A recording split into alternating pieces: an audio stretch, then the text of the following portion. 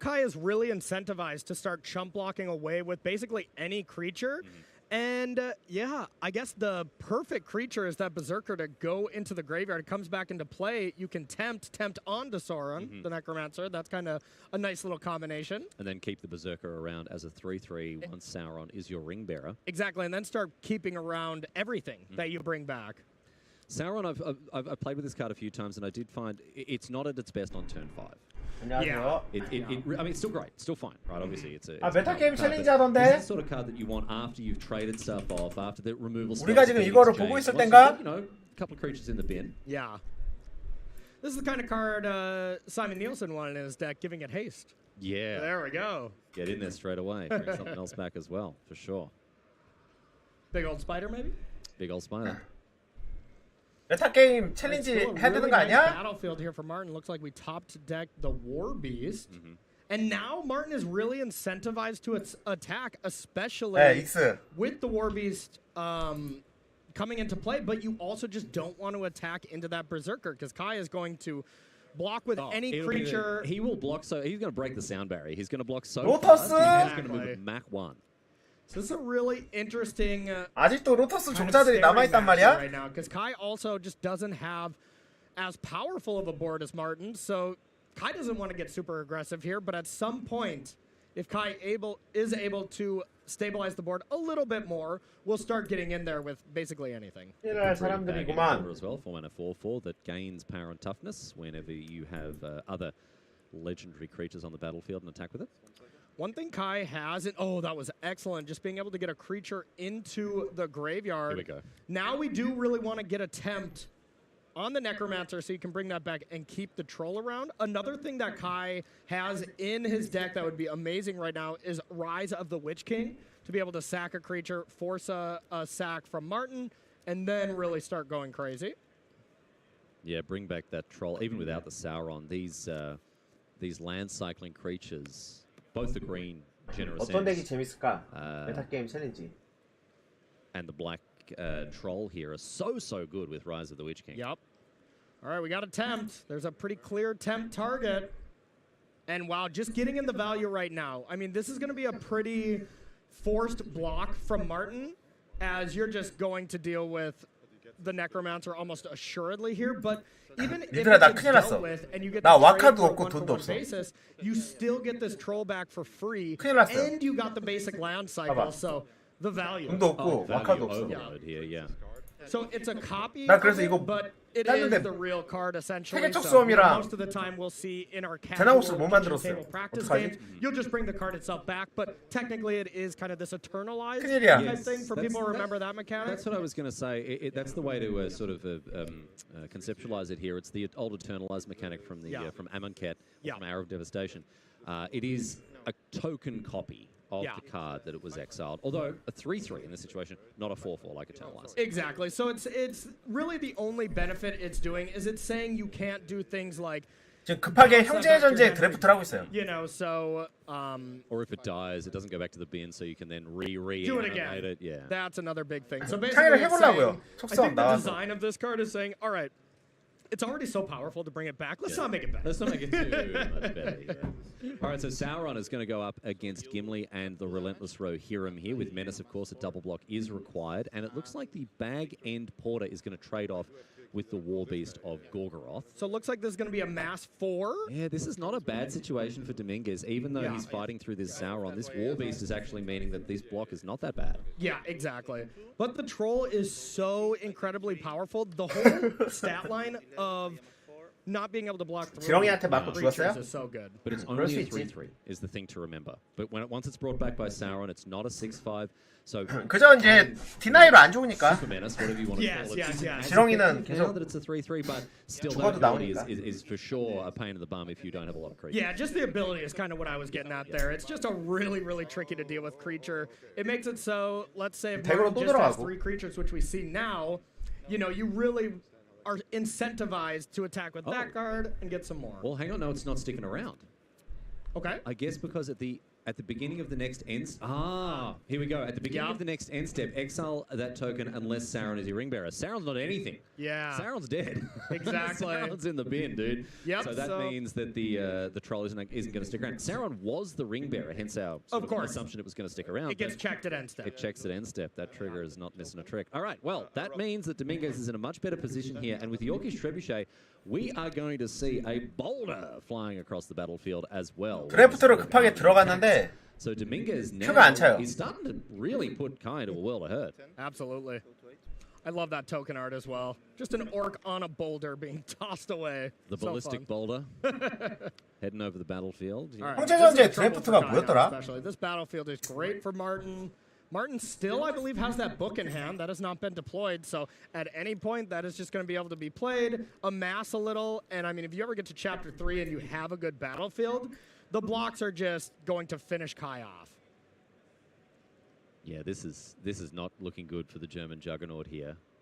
Martin Dominguez poised to put quite an incredible name under his belt here if he can take out Kai Buddha. Now, that being said, it does look like Kai has 3 spells, maybe a forest to the left there, so still things to do. This is Celebrating the Wise. And the Easterling Vanguard here. Yep. And, like, this is fine, but there are some large attacks coming in. We know Martin still has some gas. The Flyer is going to connect for sure, and Kai's only at 8. This is looking devastating. Let's read a quick chapter from the Book of Mazabal here. Amass 1 onto the existing 4/4. Yep. Coming in for 5, plus the Ballistic Boulder, plus the Relentless Row here, and plus the looting ability from the 잠깐만요. Yep. Oh, boy. Tempted, we're at level 2 for both. Discards a spell. That's not good for Kai.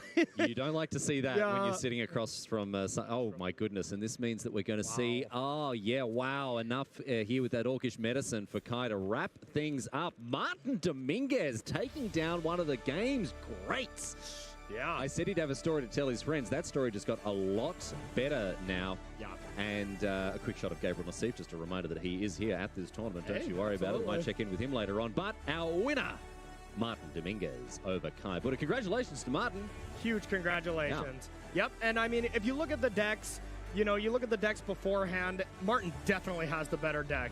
You know, now has that chance to play for the 3-0 at the table. And I got to say, I mean, looking at all the deck lists at our featured table, Martin's is definitely the best. So that would be my favorite to take that one down. Well, good news for him, and we'll keep an eye on Martin Dominguez heading into our 3rd round of Limited. But right now, we're going to jump over into another match here. I believe we've got Zachary Keeney, player that we have kept a close eye on over the last couple of days here and in Barcelona. And he's playing off against his opponent, Kazuna Kosaka, who I think we've also seen in a feature match yesterday. Yeah, playing Rakdos Evoke and playing it quite well. Yeah. So let's see how these two go on one of our backup feature matches. We're jumping in at game number 2 here, as you can see on your screen, with Kosaka taking out game number 1. Both these players starting on a crisp 7, which you love to see, and an Oliphant opening the account here for Keeney.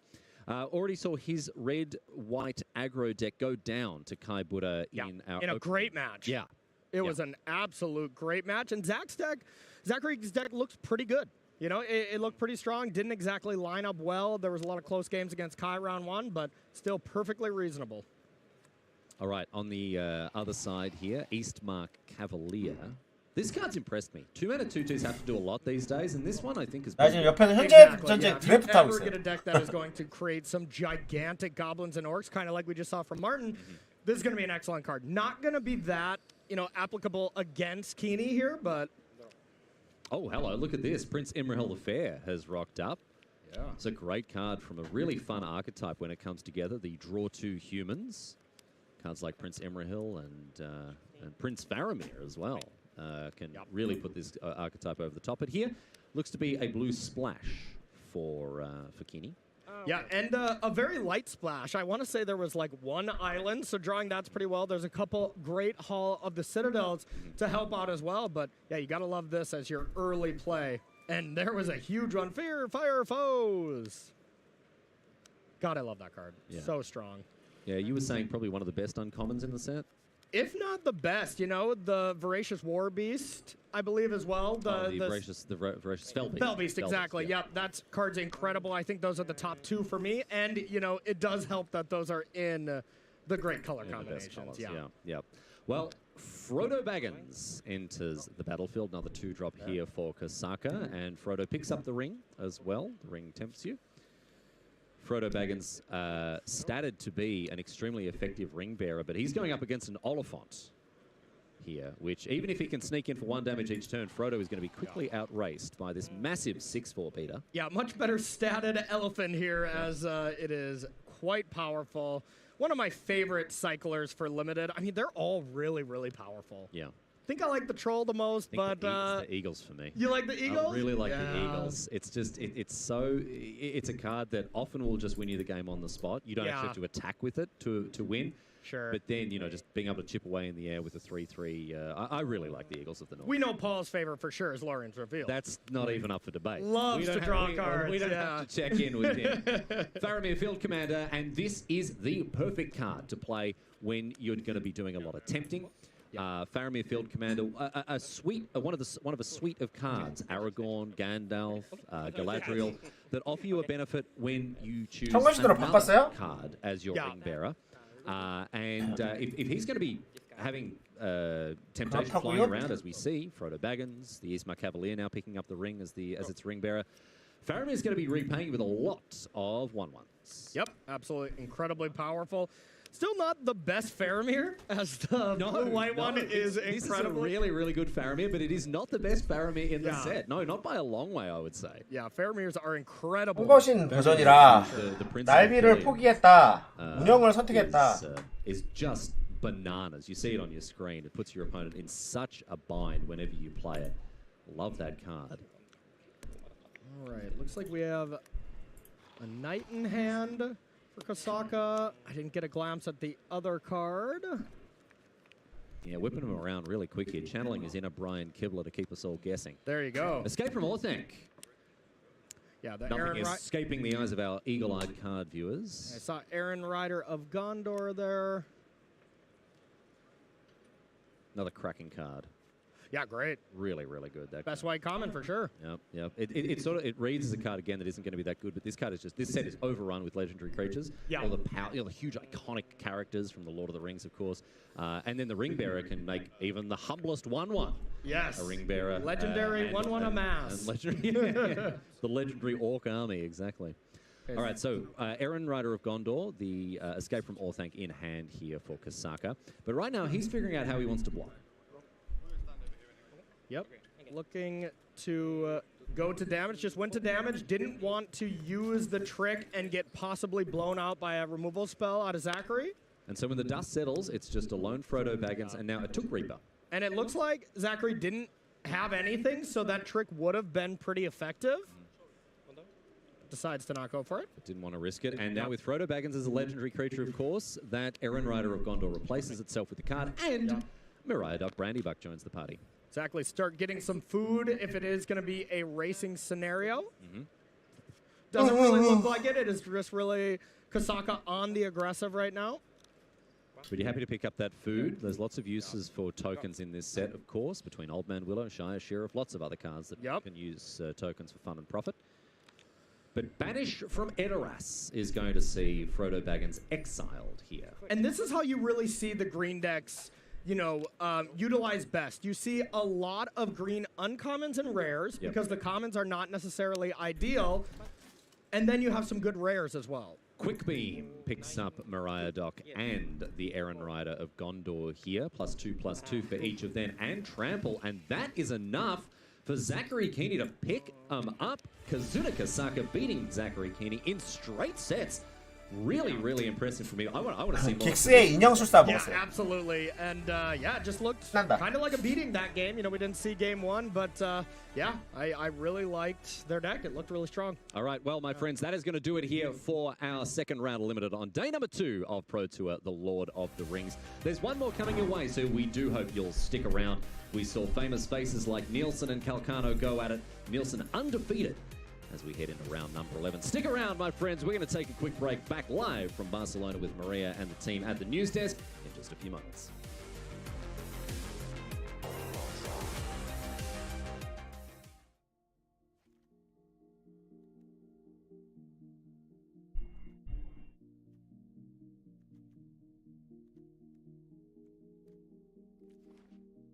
오랜만에 해서 대기 산으로 가고 있어요. 어떡하지? 나시프 82 6등이네? 잘 나가는 중.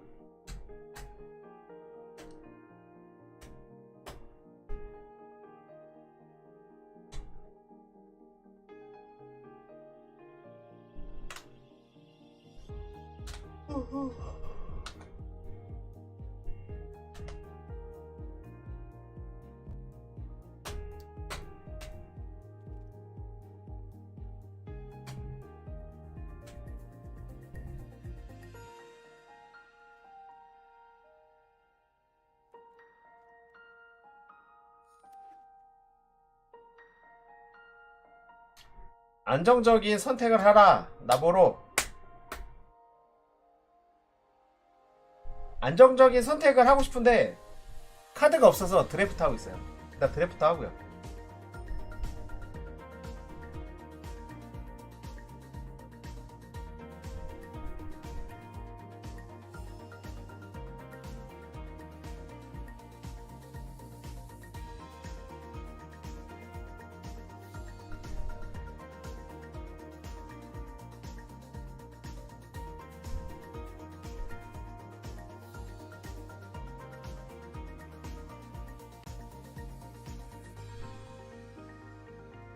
숨 털자.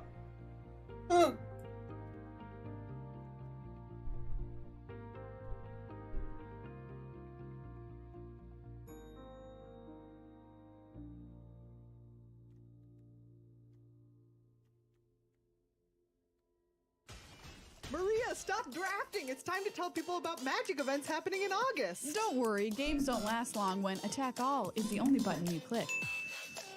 Well, that's wrapping up. I'll get started. 나 이거 사고 싶어요. 빨리 알아봐요. Magic on 저거. Barcelona featuring Pro Tour, 빨리 나 알려줘요. Lord of the 저게 Rings, 뭔지. a 75K limited open, and so much more is this weekend. There's also a beach party DJed by none other than Elijah Wood on Saturday the 29th, and no, I am not making that up. In other news, Commander Masters releases August 4th, and WPN stores are celebrating with draft launch parties. Did you just say draft launch parties? Yeah. I've gotta go. Well, that was a quick 3-0. After that comes store championships, which run August 5th through 얘들아 13th. 그런 거 콘티 짤 Plus, 시간에 Magic on Las 밸런스 Vegas 패치나 badges 좀 are 신경 already starting to 써. sell out, so get yours now. MC Vegas features the World Championship, a 100K limited open, and the grand finals of the 너희들이 cosplay 지금 저런 거 contest. 신경 And 쓸 that 때가 runs September 아니야. 22nd through the 24th. Finally, mark your calendar for the Wilds of Eldraine pre-release happening the last weekend of September. Did you 정신 just say 차려. pre-release? Yeah. I gotta go.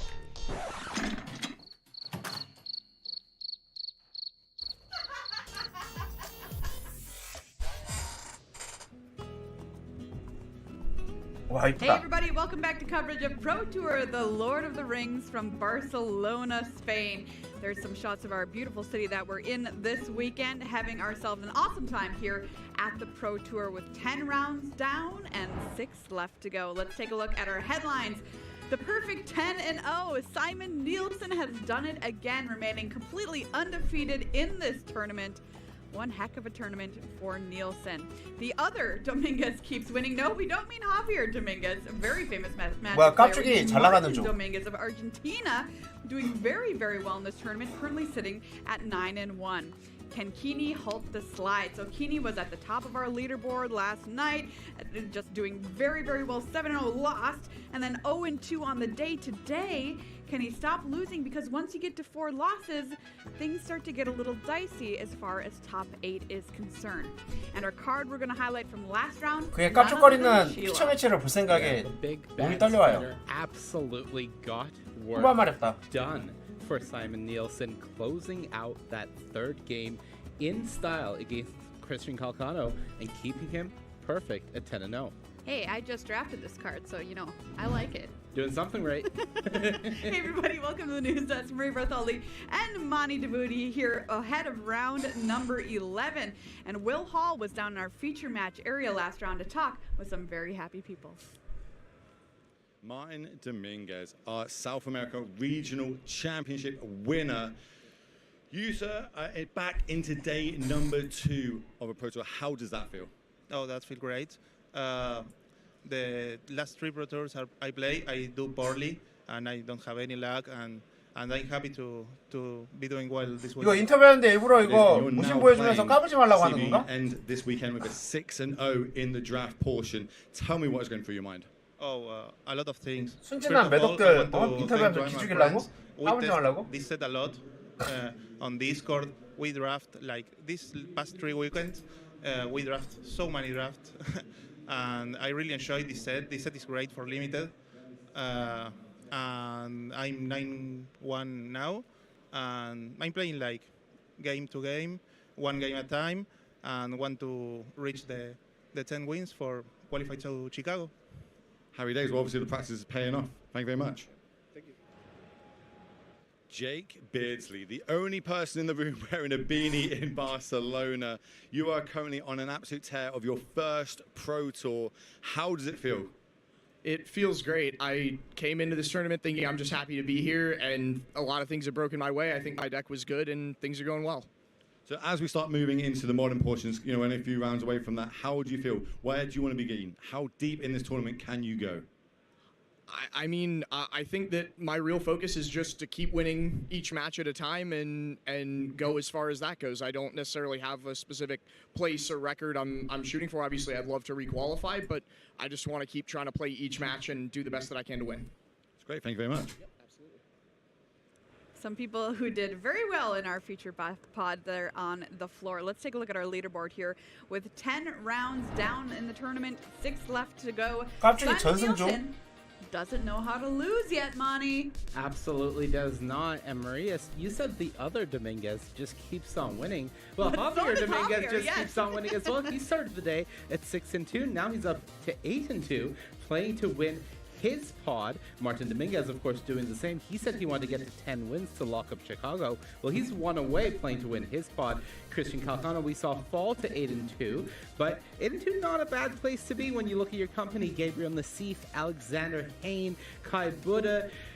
This is a pretty stacked field as this field is starting to narrow down, Maria. Absolutely, and these players too, if they're not already qualified for the World Championship, Monty, they got to be thinking about that too. Yeah, absolutely. This is the last tournament. By the end of today, we are going to have our entire field for the next World Championship locked in. All right, everybody, let's set up round number 11. Check it out. Who will be in battle in our feature match area? We have Alexander Hain versus Hall of Famer Gabriel Nassif, currently sitting at 8-2. Let's get to 근데 둘 다 운빨로 유명한 사람들 아니야? 미라클 우승자. champion in 2012. Which was in Barcelona, by the way. So he knows how to win in Barcelona. Your 2011-2012 Rookie of the Year. And guess what? It's his birthday today. Happy birthday, Alexander Hain. Hopefully you can get some more wins on your big day. And there's a look at Yellow Hat. Gabriel Nassif started playing in 1995, way back in the day. Like I said, Hall of Famer. He was your Rookie of the Year as well. Champion of Pro Tour Kyoto in 2009. Pro Tour Atlanta as well in 2005. Those are the players in the feature match area. What about their draft decks, Monty? Well, Maria, we are going to start by taking a look at Alexander Hain's deck as he is here 2-0 in the pod. And this is a teamer strategy, mainly base blue-red, but there is a slight splash for green. And one of the cards that we saw 2-0 in our main pod, well, Alex has one as well. That's There and Back again. This big saga is really headlining this deck from Alex. They so far has 지금 really 그게 중요한 게 아니에요. 내가 드라이브를 망했다는 거예요. Storm of Saruman. 어떡하지? The 6-mana Mythic Rare Enchantment. Maybe not one that we see played most frequently, but if you can get it to work, that is an extremely powerful effect. On the other side, Gab Nassif, well, he's in a very traditional color pair as well. He's brought Dimir to the table, and a decent amount of removal in this Dimir deck, some card draw. We see Constructed All-Star Lauren revealed, and maybe one of the highlights of this deck for sure, 2 copies of Nazgul to work with. Ooh, all right. Excellent decks here for the players for the pod here. We've got round number 11 on the way. Cedric and Paul with the call here to round out draft this morning at Pro Tour, Lord of the Rings. Thank you so much, Maria and Monty. Cedric Phillips, Paul Cheon, we are here in the booth, getting ready to bring you our 3rd and final round of Limited, not just for the day, unfortunately, but for the tournament. But we have a good one in store. Alexander Hain, Gabriel Nassif, Pro Tour champions at a minimum. They've done a lot of winning, but they have those titles on their resume. As Maria did mention, it is 프로투어가 재밌어 보여. birthday. And 어떡하지? we saw with Jake Beardsley, there's some birthday luck here in the room. 야 마스크 뭔데? 야 좀 큰 거 써. You know, Alex Hayne making an incredible run here. Kind of a little off the radar a little bit. It's just like he was kind of hanging in on that second page, but now it looks like he just can't lose. Yeah, he's doing a very, very nice job on what looks to be a very nice deck in the draft portion. Same be said here for Gabriel Nassif. This is kind of one of those spots here, Paul. You've played enough Pro Tours, you know that. You're playing against someone who's great.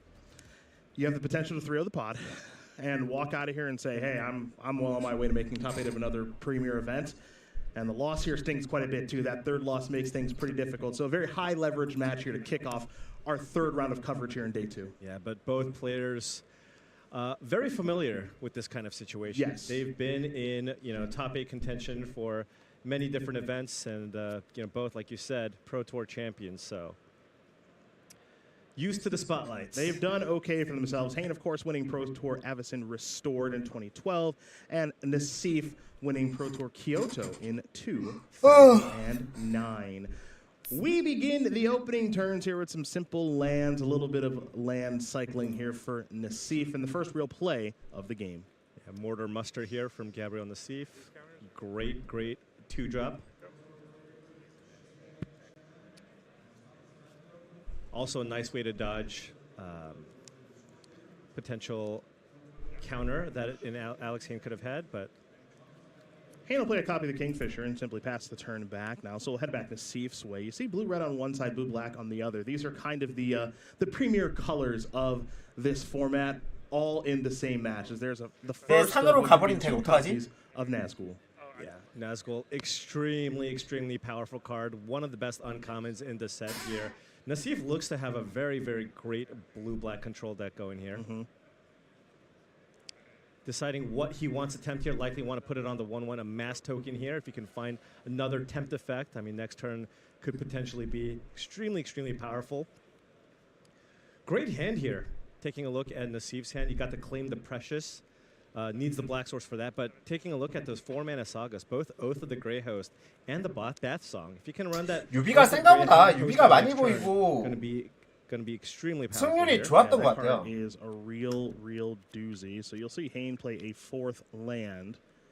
That'll be Knights of Dol Amroth. 4-mana 3/3, pretty simple. You draw a second card each turn. Put a +1/+1 counter on the Knights. Yeah. Has added value in this format because it is pretty easy to trigger that clause due to tempt being a very prevalent mechanic in this format. Boy, is it. Arwen's Gift, Friendly Rivalry, the cards left in Hayne's hand. So a teamer strategy here for Hayne, where you see a Dimir one here for Nassif. Glorious Gale, but draw step here for Gab. And dare I say that Gab is going to take a moment before making a play. Yeah, I mean, a lot of different options here. You got the Glorious Gale. You also have the Knot, so you can kind of take a turn off if you want. This creature, of course, will go unblocked here, but probably going to weigh out which 4-drop he wants to play this turn. Both very, very valid options here. You mentioned that you're a lean towards the Bath Song here, perhaps. We'll see exactly which way Gab does lean this turn after that attack for 1 with that army token. Yeah, if he wants to dig and look for that black source, could be the Bath Song, but it looks like he's opting for the Oath of the Grey Host instead. Of course, that also gives you a black source. Chapter 2 gives you that treasure. It does indeed. So both players will be granted a food token. Chapter 2 will be coming once we head back over to Nassif's way. But for now, we turn our attention over to Hayne for his 5th turn of the game. They draw a forest to turn on that Friendly Rivalry. So a piece of the puzzle that he was missing previously, he does have now. Yeah, but also has Arwen's Gift, which would be kind of a better use of his mana. Next turn, potentially set up a double spell turn with the cheap Friendly Rivalry with something else. But if you want to deal with the Nazgul and get a little more aggressive, I can also see Hayne considering just running out the Friendly Rivalry here. This is a bite effect, not a fight effect, so the Death Touch on Nazgul would not kill Haynes creature. You see that Nassif is going to take a look at double checking. Yeah, we'll do. Is this a fight or a bite? Yeah, Let's look. we will do the same. Target creature you control and up to one other target legendary creature you control each deal damage equal to their power to target creature you don't control. So Hayne will win that battle, and we're going to head back Nassif's way. Chapter 2 is on the way, so a treasure will be created here for Nassif. Yeah, but Nassif has, you know, I know Haynes trying to get aggressive here, but Nassif has plenty of tools in hand to kind of weather that storm. Has, of course, to claim the Precious as a removal effect for the 3/3 if he wants. Also can gain some life with the food, but again, at 12, doesn't have to worry about that. Nassif's draw step for the turn was a copy of Arwen's Gift. Hayne also has one in hand, of course, but Nassif is the one with all the spells 매직 and all the 스탠다드 밸런스 다시 한다고 하지 않았어요? 그게 언제야? If you're considering the 아직도 안 된 거야? And it will be a copy of the Bath Song. So yeah. Next couple turns, I mean, the Bath Song is just an extremely impressive card. I mean, just if you just add up everything that this card does, it just gives you so much. I mean, you're talking about a Saga for 4 mana, draws you 4 cards, allowing you to discard 2, and then also gives you mana. Yeah. Right? So you kind of get a discount. It's 몰라요. just a 나 little bit 스탠을 later. 안 해서 But then you 밸런스를 think, 모르겠네. wait, for 2 mana, this is what I get? Yep, but yeah, and also that 2 mana that you get a little bit later as well, you can use that on anything. Right, absolutely. Right? A lot of times you'll find a clause there where it can only be used on maybe a sorcery or an instant or something like that, and that is not the case in this instance. So if you can get to chapter number 3 with that 이거 4개 card, 먹었어. that means you got the complete payoff with it. 세크리 And with how 하는 the way 게 this game is shaping up, that appears to be in play here for Nassif. Yeah. Nassif's going to come across here once again with that army. 이런 걸 and 준내 먹어서 cast the 세크리에서 card 얘를 back. 두들겨 So this will 패려고. be a very important turn here for Hayne to draw a pretty good spell. 야, In the 얘도 먹었어. meantime, Hayne will sacrifice a Futo, can gain a little bit of life. We'll 내 head 덱 back 존나 out 약한 to 것 the 같아요. So 왜 갑자기 하기 Hayne 싫어요? will be 안 able 할래. to get the 5 points of damage. 하고 안 하기. Cast the Arwen's Gift. Can get in for an additional point of damage, triggering the Knight. Looks like Quarrel's End was the draw step this turn for Hayne. That is another way to find some cards. It's cheaper, so there's a higher chance you can double spell this turn while adding to the board. So could be something that Hayne considers here.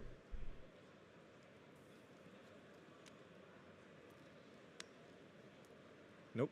Yeah, it looks like it will be Arwen's Gift. So a little scrying and then a little bit of drawing of cards here for Hayne. So let's see where these top 2 cards are headed here, folks. Yeah, but Nassif is interested in the game going longer. You see those powerful sagas on Nassif's side on the battlefield. 아, Next 님들 turn, 보고 계세요. you're 나 gonna see 포도주랑 3/1 tap spirit tokens 먹을 added 것 to 좀 the 가져와서 battlefield, 그거나 and of 먹을래. course, additional 빵과 value 포도주나 먹을래. from the Bath Song. 나 먹을 거 좀 Hayne's makes a 가져올게요. difference on the 보고 scry, one 계세요. on top, one on bottom. 어차피 2 cards 모던 보는 coming 게 into the 목적이니까 counter. Placed there on the 나 knight. 카드도 몰라서 드래곤 So 같이 that'll 가봤자 할 find 말이 at least 없어 one 내가. card that he likes. He likes getting in the red zone too. So he'll send with both of those 보고 blue 계세요? creatures. And you see the draws there from the sorcery. Generous Ent and Erkenbrand. So Haynes deck's got a little bit of power in it. It's got, the only unfortunate thing here is, sure, he was able to find some threats, but he wasn't able to add to the board. Yeah. And the longer this game goes, Nassif's going to likely be able to find the tools to stabilize here. Yeah, you would assume that's the case, right? When you got another Bath Song chapter resolving here and just building up all this small incremental card advantage, right? With these sagas, not to mention the birthday escape that has been drawn as well. So Nassif is going to make those flyers that are in the battlefield tapped. Just needs to land. Yeah, he'll draw a couple of cards there with the Bath Song second chapter. Now, yeah, can Nassif find a land here, I think, is the big question. I don't think he did. Yeah, it looks like Soothing of Smeagol. Yeah. And a Knights of his own were the Yeah. draws. I mean, no shortage of interaction here. Black Breath would be a way to kill the Fisher if he wants. Has the Hithlane Knots as a way to kind of stall. And then, of course, the card that he's had in his since his opener, Claim the Precious. I mean, claiming the Precious on a 4/4 seems pretty nice here. You don't have to worry about the Fisher next turn, right? Because you get to untap with those 3 tokens that all fly. So that is a card that you don't necessarily need to kill right away. Yeah, that card is mostly solved at this stage. Now, Nassif has finally selected the card that he's going to discard from the Bath Song. Looks like it was the Knights. Okay. All right, let's celebrate Nassif's birthday, not Haynes. Getting to the second ability here, which is big. Gets to potentially look at 2 cards this turn. the cantrip effect here from the Birthday Escape, along with the loot. Now there's your attack, and now there is your loot. Bitter Downfall too, man. Look, Naseef's deck is very nice. No shortage of powerful cards, both in deck and in hand here for Gabriel. The question is, as we have seen a couple of times in Limited so far this weekend, is Naseef able to convert these resources? And what I mean by that, of course, is casting these cards. Right. Hayne would love for the game to end with Naseef being stuck with a lot of these cards in hand. If Naseef's able to cast them, I think chances are high he's going to win this one. Definitely. And this is a tough decision here. There's just so many good cards here in Naseef's hand. He's got to really figure out what's the card he's least likely to cast here over the next 2 or 3 turns. Which one of these cards matters the least? And it looks like the redundant copy of Hithlane Knots was his decision. Naseef has found a land there in the swamp, so that's the land drop for the turn. And we will turn our attention back to the match in just a moment there. It's a slight technical difficulty. Javier Dominguez, you're going to have to wait, buddy. Okay, we're going to get to you, Javi. We'll get to you, we promise. But while we do work on this slight technical difficulty, Paul, the texture of this game is shaping up to be a pretty good one. Yeah, no, absolutely. And you really have to favor Naseef's side there, right? I mean, he's got a hand just completely full of action, and Hayne's kind of running out of gas there, right?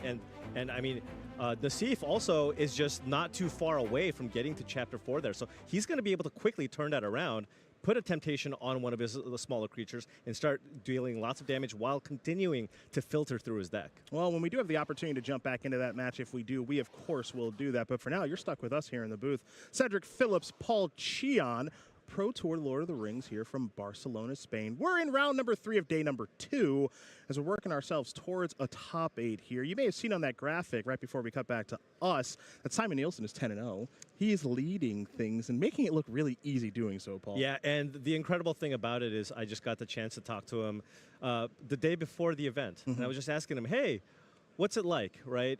You're already qualified for the World Championship. Yep. I mean, there's not, you know, what are your thoughts kind of coming into this? He's like, you know, it's nice for once that I don't have to worry about my result at this event. Yeah. It's like, yeah, I did some testing, but coming in, I just want to have fun and I want to relax. And I guess that's when you're at your best because now he's 10-0, right? Well, it is interesting, right? When you do play an event like this, if it's your first one or if you've been fortunate enough for it to be your 20th one, you do kind of put some pressure on yourself to do well because you don't know if you're going to get to play in another one of these, right? Now, as you did mention, Simon has already qualified for Worlds off the back of a fantastic performance at Pro Tour March of the Machines last time we were out doing coverage of a high-level event. But he's making this look pretty, I don't want to say easy because it never is, but he's certainly comfortable in his own skin. And that energy that he always brings, it's still here once again. Oh, yeah, for sure. And I mean, he's been on a pretty incredible run, right? He has. He had the top 8 this year. He top 8'd a set championship last year as well, qualified for the World Championship last year, and still has the opportunity to play this year, and then also has the opportunity to go back-to-back top 8 here. Really great position here. Absolutely. Now, speaking of great positioning, we are back to our match. Thanks for bearing with us on the technical difficulty. Gabriel Naseef on the top, Alexander Hayne on the bottom.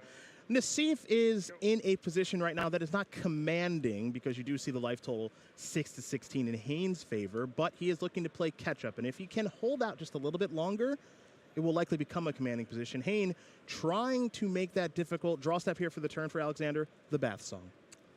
Yeah, got the Bath Song here, but Hayne wants something to try to close the door here on Naseef. I mean, Naseef's going to be able to untap and just have the entire world at his disposal with Bath Song going to Chapter 3, giving him extra mana to cast multiple spells in one turn.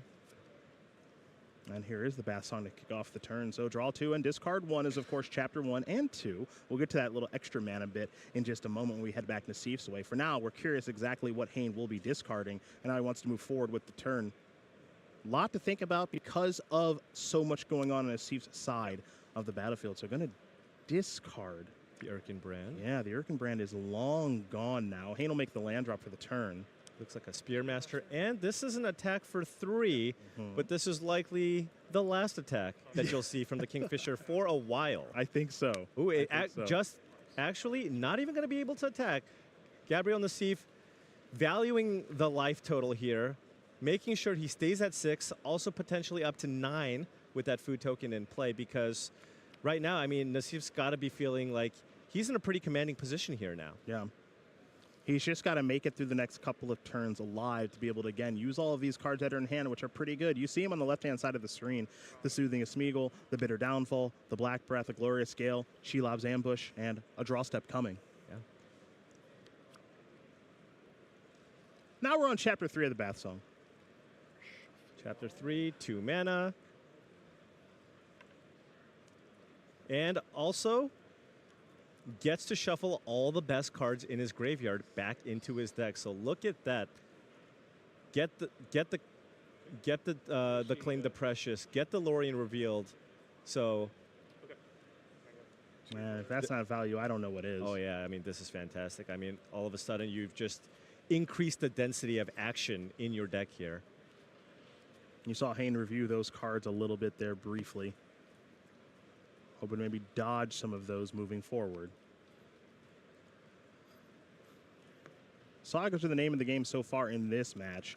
Nassif has resolved 2 all the way through. Hayne working through a Bath Song and perhaps a there and back again soon enough. Yeah, so no permanence that Nassif can play this turn. Has 2 blue mana sitting around. Can choose to cast the Black Breath here. Get the Kingfisher off the battlefield, and not irrelevant, very important actually, getting to that 4th ability of the Ring. Indeed. This now turns the Ring Bearer into effectively a 4-power creature. Yeah. Now, this turn at least, you have to keep in mind though that the Spearmaster is a 1-power creature because the Black Breath was cast. So Hayne does have the ability to block this spirit this turn. Nassif, at least 1 spell played this turn. He's starting to get now into multiple spells per turn territory. We saw with the back-to-back Saga turns, spending a lot of mana to get those established. He's through both of those, of course, now. And so now he can play multiple spells and really start to take a hold of this game, it looks like. Yeah. There is the block. Oh, and did not block. Oh, yep. Shelob's Ambush too. Yeah, this is rough now. Hayne with no board. Nassif at a virtual 12 life with 2 food in play, and the aggressor. Nassif will play a swamp. Will there be a follow-up, or is that about it? That's going to be it for right now. So Hayne's going to need a little bit of help. He's going to draw a card and trigger Chapter 2 here on the Bath Song. So that, of course, means he'll draw 2 more cards and discard 1. So can Alexander find anything to catch him up in this situation?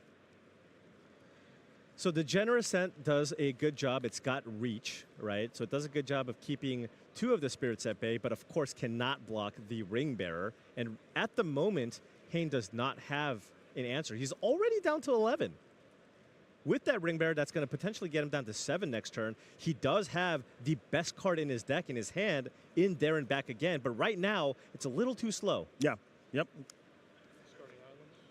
Well, it's going to be time here to discard a card and draw a couple more.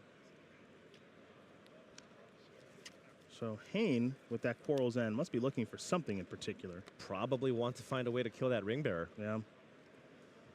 Unfortunately, it was just double Mountain there for Hayne. Yeah, and given that probably is just going to cast the there and back again, as can't really, seems to be the best option. Erkenbrand doesn't really matter, as all of Nassif's relevant creatures have flying at the moment.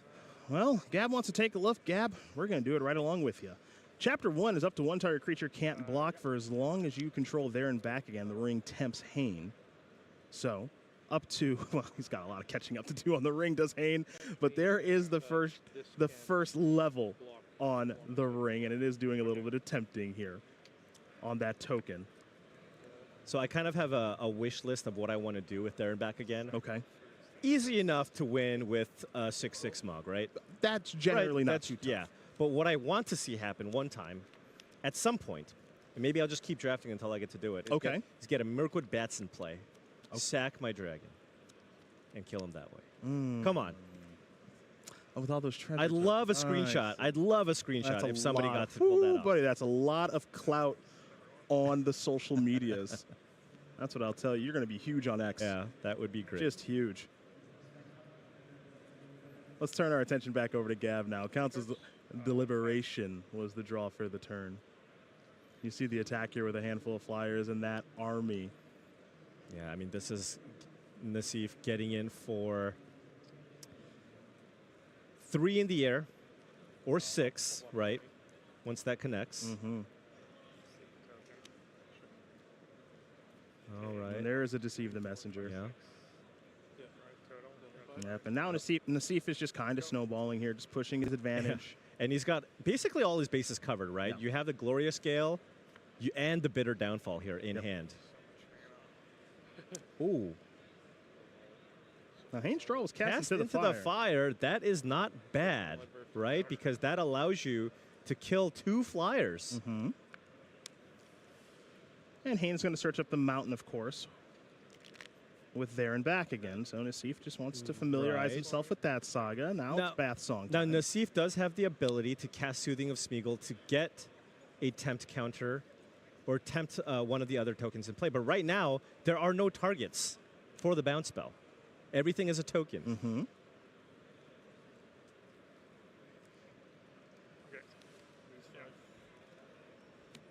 So, Bath Song is complete. It'll head to the graveyard. Now that Chapter 3 has been read. All right. Hayne has found the cards he wants to shuffle in. He'll shuffle and present over to Nassif here in just a moment and continue with his first main phase of this very crucial turn. And you see the hands here for both players on the left. Can Hayne catch back up here? He tried racing in the beginning, Paul. Did not work out great. It did not. Yeah, and it's kind of funny. If Hayne runs out Erkenbrand, I think Nassif might just be interested in letting it resolve. I don't think you care about that because you're winning with your flyers anyways, right? And that's just a ground creature. It doesn't right, really it's matter a ground all that creature. much. And now if Hayne does have an answer to the Ring Bearer, you can bounce the Erkenbrand and put the tempt on the remaining flyer. Well, Nassif is going to solve that problem pretty quickly. Tempt the ring, right? Yeah. There's a Glorious Gale. Oh, counter target creature spell. If it's legendary, you get the tempt, which Nassif technically can do. Did Hayne play a land this turn?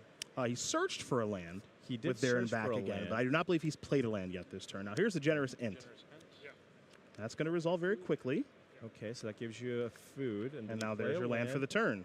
All right. And this gives Hayne 2 options, of course. You can sacrifice the food to gain some life, or perhaps bluff a spell otherwise. You're going to see now here from Nassif. And I think Nassif wants to go for the Bitter Downfall here just to get that extra damage in on top of that. So that'll put Hayne down to 3. Can potentially go up to 6 with the food. Yes. But I don't think that... Oh, if you go for the Soothing here... If you go for the Soothing, it's not lethal because Hayne can go cast into the fire, kill 2 spirits, and go down to 2? Yeah, and this is the other card that Hayne had access to, of course, right? He does have this cast in the fire. You mentioned its ability to kill these flyers. That's exactly what's going to happen here. There is no ring tempting anything, so Hayne's going to fall down. Looks like to 2. But it does go down to 2, and Nassif does have Bitter Downfall for Smog. Yep. Nassif may do a little birthday escape right now. You do see Bitter Downfall here. Destroy target creature. Its controller loses 2 life.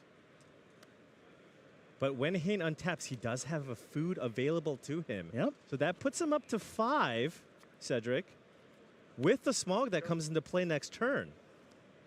So, let's go to Chapter 3 of There and Back again after Hayne does draw a card. All right. Got to be careful when you crack this food. It's true. Right? It is true. If Hayne just fires off the crack, of course Nassif can respond with the downfall for the game. Smog is on the battlefield. It's a 6/6 red dragon creature with flying haste, and whenever it dies, all those treasure tokens. Nassif shaking his head because had he gone for the Bitter Downfall, he would have already been winning this game. Here's a Generous Ent from Hayne. That is another food token. And now here's an attack for 6. Yeah, well, maybe an attack for 6. Can't block the flyer. It's true. Can Bitter Downfall the flyer. How do you feel about this attack, Paul? Hayne's going for the win here. He doesn't have a real great answer to the 1/1 flyer, right? Because that's going to get in. That's a guaranteed 4 points of damage. Looks like Nassif's going to take that and fall down to 6. Probably going to go for the end here, end of turn. Hayne's going to respond by sacrificing a food, right? Go up to 5, then go down to 3, then he can go up to 6, and that's 2, 3, 4, 5, 6. So I think Hane is just dead here. It is looking to be lethal. Yeah. So you're... Interesting. So you're dead? Interesting. Okay. Yeah. Yep. Hane already did the math. He knew he was dead. Yep. He knows that he is dead. So Gabriel Nassif's going to win game number 1 here over Alexander Hane, as now we turn our attention to game number 2 between two of Magic's absolute best. And Island to start things off here, Nassif, a mountain for Alexander Hane. It'll be an island and simply passing the turn back over to Nassif, who's got a pretty good hand once again, Paul. Yep. It's almost the exact same hand. We have a turn 2 muster into a Nazgul into an Oath of the Grey Host. Looks like Lauren Revealed is going to be land cycled away. So an island will be headed to Hane's hand. You see Hane does have a Storm of Saruman. I have never played that card. I am really curious how it plays out in Alex's deck. Well, you do see the enchantment here, 6 mana, ward 3. Rarely do you see a weird enchantment that has a ward like this. Whenever you cast your second spell each turn, copy it, except the copy isn't legendary. You can choose new targets for the copy. And a grindy affair like what we saw in game 1, this could be a game breaker. It could be. It could be. Hane will simply pass the turn back. Now, Friendly Rivalry in hand doesn't have the green mana just yet to cast it. Just something to keep our eyes on if it does show up. Nassif just considering a potential counter spell here, but this is just, he doesn't really have anything else great to do, and it's just such a great curve here for Nassif. Yeah, it's not a bad start at all here for Gab Nazgul. Now 3 mana, 1/2 with Death Touch, Tempting, and a whole bunch more. What a card this one is. And Hane has a really awkward hand here. Just has no plays for until turn 5, right? Yeah, that's just really what it looks like. Can't do anything here. I mean, you have a club with no permanents. You have a rivalry with no creatures or forests. His first play is a turn 5 Darren back again. It's not the most exciting of plays right now here for Hane. A little bit of organization of mana and just going to pass the turn back. So the reason you see that, I think, is a little bit of gamesmanship by Hane. Absolutely. Reaching, thinking, passing. Got to make you think I have something, so maybe you play around it. Yeah, it may seem minor because we know that he doesn't, but it could be major here for Nassif on this his 4th turn of the game. Right.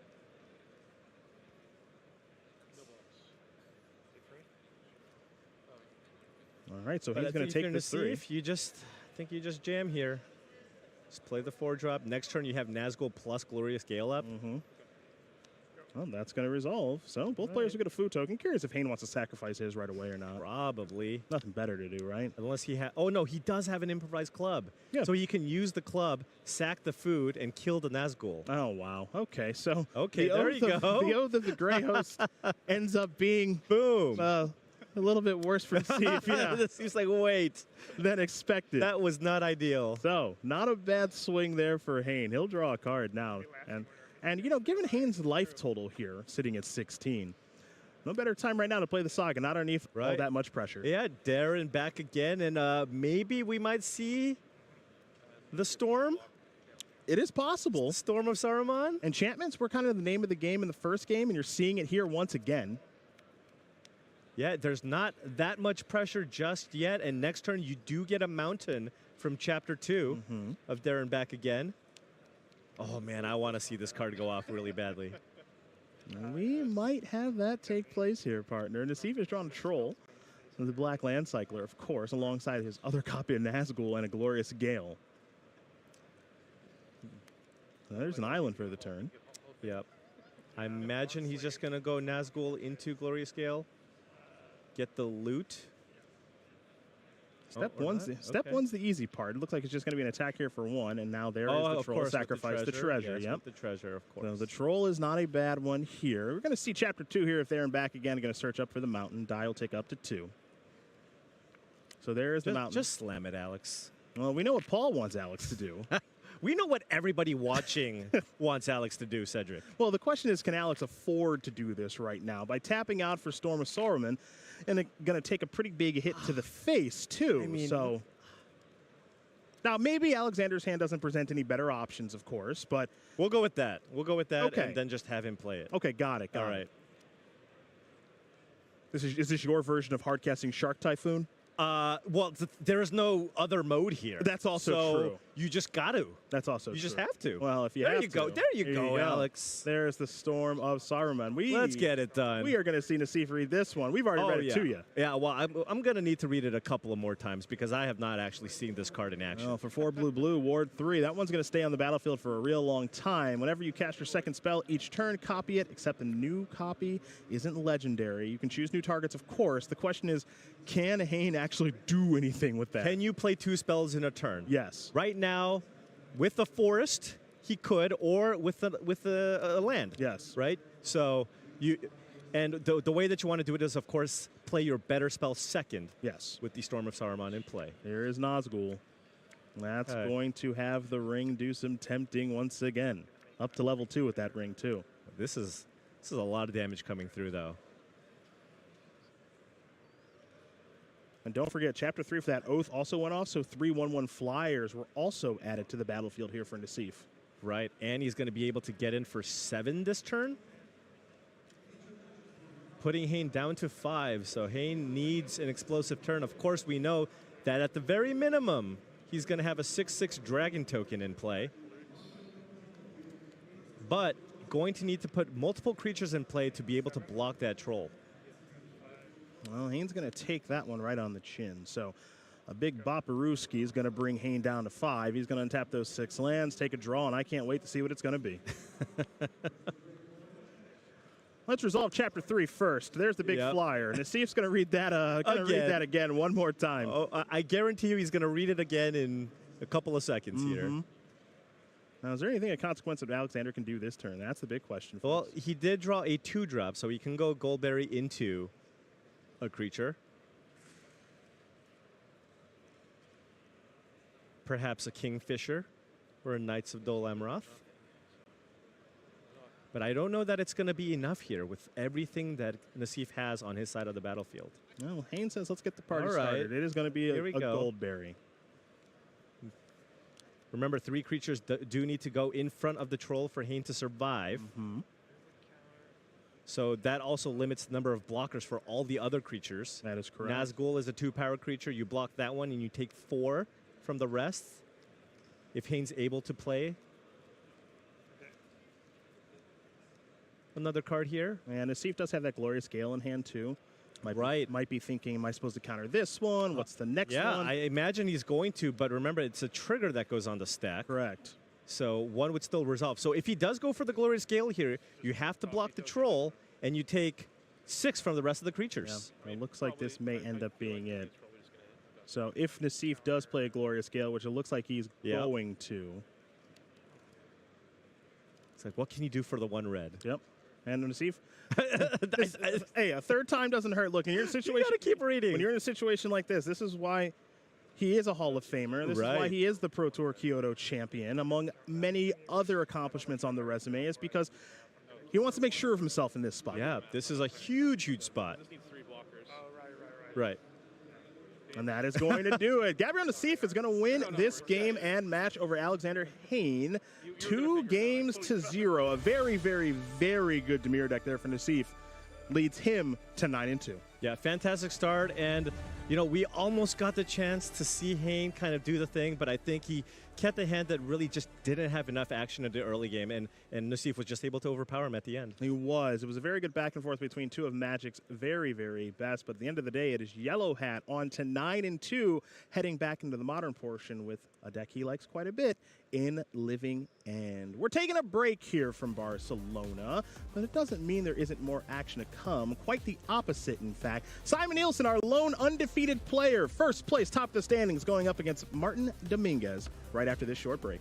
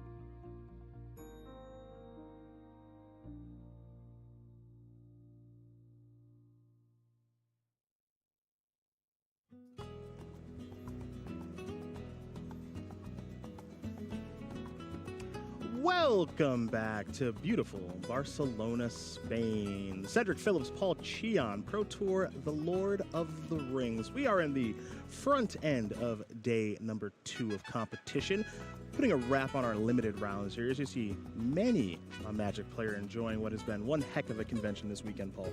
Yeah. I am trying my best to kind of, on my off rounds, to kind of go out there and see what's going on here. Just looks so exciting. So many people. It's really incredible to just be a part of all of this. We are excited to be here in Spain, excited to be crowning a Pro Tour champion here soon enough. But in order to get there, we got to start here and close out round number 3 of day number 2 of our limited portion. Simon Nielsen is the name of the game here this weekend. Mr. Checklist Card has not lost a single match. Martin Dominguez is looking to put a cramp in Nielsen's style. Now, to Martin Dominguez's credit, has only lost 1. Yeah, and I mean, Martin Dominguez with a fantastic Rakdos deck, the best color combination. If there is an archetype that could potentially take Simon down, this might be the one. Well, Simon Nielsen is a green-black deck. Now, we did have the opportunity to see Nielsen's deck in the last round against Christian Calcano.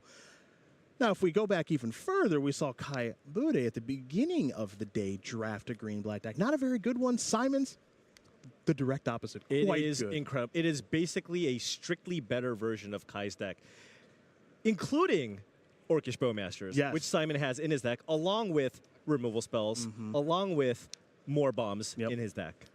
So Nielsen has an ideal green-black strategy. Dominguez in the color combination I think everybody wants to be in if they can, in red-black. Something has got to give. You'll see that Nielsen is already up a game. Is our lone undefeated player here in Barcelona. Dominguez is just going to play Swamp and pass the turn back. Speaking of the Bowmasters. No creature to pick off here, but still, this just puts a good amount of pressure. Martin down to 18, facing 3 damage here. And this is not a bad start. Here come the beatdowns. In for 3, Dominguez. Looks like going to fall down to, I think we might have they've got a slight life total discrepancy, so there we go. Down to 15. These players will communicate and figure it out. A force and a follow-up, maybe? Oh, yeah. Oh, yeah. Can't afford to. I mean, this is so much power on the battlefield here. Mirror Guardian. When it dies, the ring will do some tempting. And Martin with a bit of a clunky start here. Nothing until turn 4. Not where you want to be. Well, if Martin's going to turn this around, it's got to start here as far as getting something deployed on the battlefield. The question is, what's it going to be? Perhaps a foray of orcs, but I see a couple of 5-drops in hand. He has the powerful Aomir in hand, but can't play that this turn. So, yeah, really action-light hand here for Martin. He's going to have to use this to kill a Bowmasters, which, sure. Yeah, but you're still facing 6 damage next turn. You are. Breaking the Fellowship does a little bit of tempting and solves a minor problem, but not the major one, which is, of course, that 4-2. So Nielsen is going to serve on in here for 6 points of damage. Gonna bring Martin down to 9. And now there's your follow-up. So this is just creature. This is 1, 2, 3, 4? Yep. 1, 2, 3, 4. Gets the scry. Maybe try to find the 5. Oh. But now Martin Dominguez does have a 5-drop in hand, and he might just need to run it and just cross his fingers and just hope that Simon doesn't have a way to basically get that creature out of the way and attack for everything. Here is a 5-drop. So finally, a little bit of stabilization, or at least an attempt. Does Simon have a removal spell here? I mean, it's going to be so hard to come back. I know if you kill the War Beast, it will amass 2. It does do that. It'll still leave a 2/2 in the wake of everything, but still. And to Martin's credit, if a 2/2 army is left, it's actually pretty good right now. Right. So that's a Gothmog. So now that 2/2 has Death Touch and just attacking with the team. Yep, send them. Push your advantage. That's 4, 7, 5, 6, 7. So Martin's going to fall down to 2 if this is the block right now. Yeah, almost want to block the 4/2. You still will have a 2/2 left over. That will allow Simon to tempt, though. But it would only be on the first ability. Yeah. Yeah, back against the wall. This is tough situation here for Martin Dominguez. That's interesting, right? Because this format is a little bit of a slower one, so rarely do you see games like this that don't involve a red-white deck of kind of just being run down. But Simon Nielsen just went 1-drop, 2-drop, best 2-drop, 3-drop, 4-drop. Best 2-drop, Yeah. 3-drop, 4-drop. 3-drop, 4-drop, but it's just really giving Martin Dominguez the business here. Yeah, not sure if Martin already mulliganed this game, but that hand seemed a bit sketchy to keep. Yeah. So Martin's got a little bit, and I say a little, I should change it to a lot of bit to think about with this block. What does exactly do things look like here? So let's say this 4-2 gets blocked.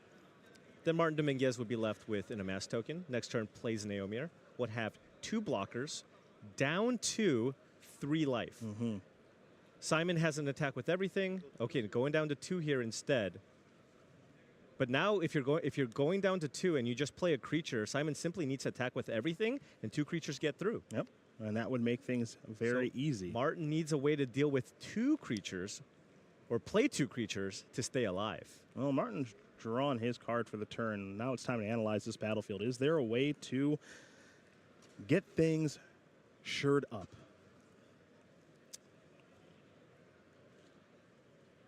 Yeah, this is a double spell turn that is needed here from Martin Dominguez, or perhaps a card like Fear Fire Foes, right? Cast it, kill a thing, remove a 1/1 so that you could potentially stay alive. Yeah, it may require something that powerful in order to get back into this. I do see a Smite the Deathless in hand, so that would kill a creature, but a Smite the Deathless alone is still not enough. If it can be Smite plus a creature. Smite plus a creature would be okay. But I think that was a Sam's Rescue mission. There's no creatures in the graveyard. Excuse me, Sam's Desperate Rescue. Does he have something else along with the Smite? I don't know that he does. Did he need to block the 4/2? Yeah, blocking the 4/2s there instead of the 3/4. You do see armor of the Rittermark. Yeah, which is, I mean, that's an incredibly, incredibly powerful uncommon, but just not in this situation. Right. I'm trying to figure out what that last card he has in hand. Okay, he's just passing. Just hoping, basically. Well, Simon, I hope you don't attack with all your creatures to go 11-0. Simon will draw. Picked up a swamp, already has a swamp. So that might actually, what that may mean, drawing a land that turn, already having one, is my options are limited. And they are limited, and that is going to do it. Simon Nielsen is going to win this game and match 2-0. Our undefeated player is still undefeated. Unbelievable run here for Nielsen off of the last tournament that we saw him in Pro Tour March of the Machine, and now this tournament, our lone undefeated player, 11-0. Yeah, 11-0, and of course the magic number for this tournament is 13. So he is now 2 wins away from securing a slot into the top 8 of this event. And maybe most important of all for you limited fans out there, Black Green got a 3-0. It did the impossible. It did. It put one on the board. That's right. There were 0 black-green decks from yesterday that went 3-0, so finally Simon Nielsen getting one done for the Golgari color combination. Well, it is time for a break here from Barcelona. Our limited portion is all done. Modern is coming up next. Our leaderboard update, deck techs, and a whole bunch more from our friends at the news desk. Do enjoy.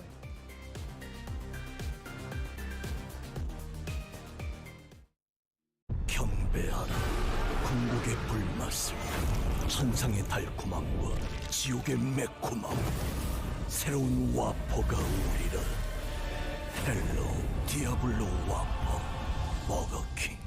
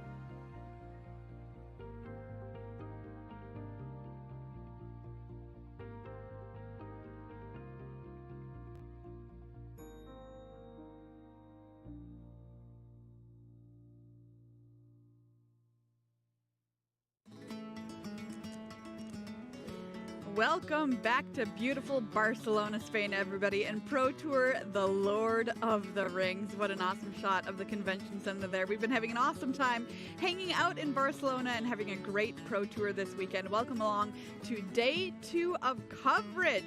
11 rounds down.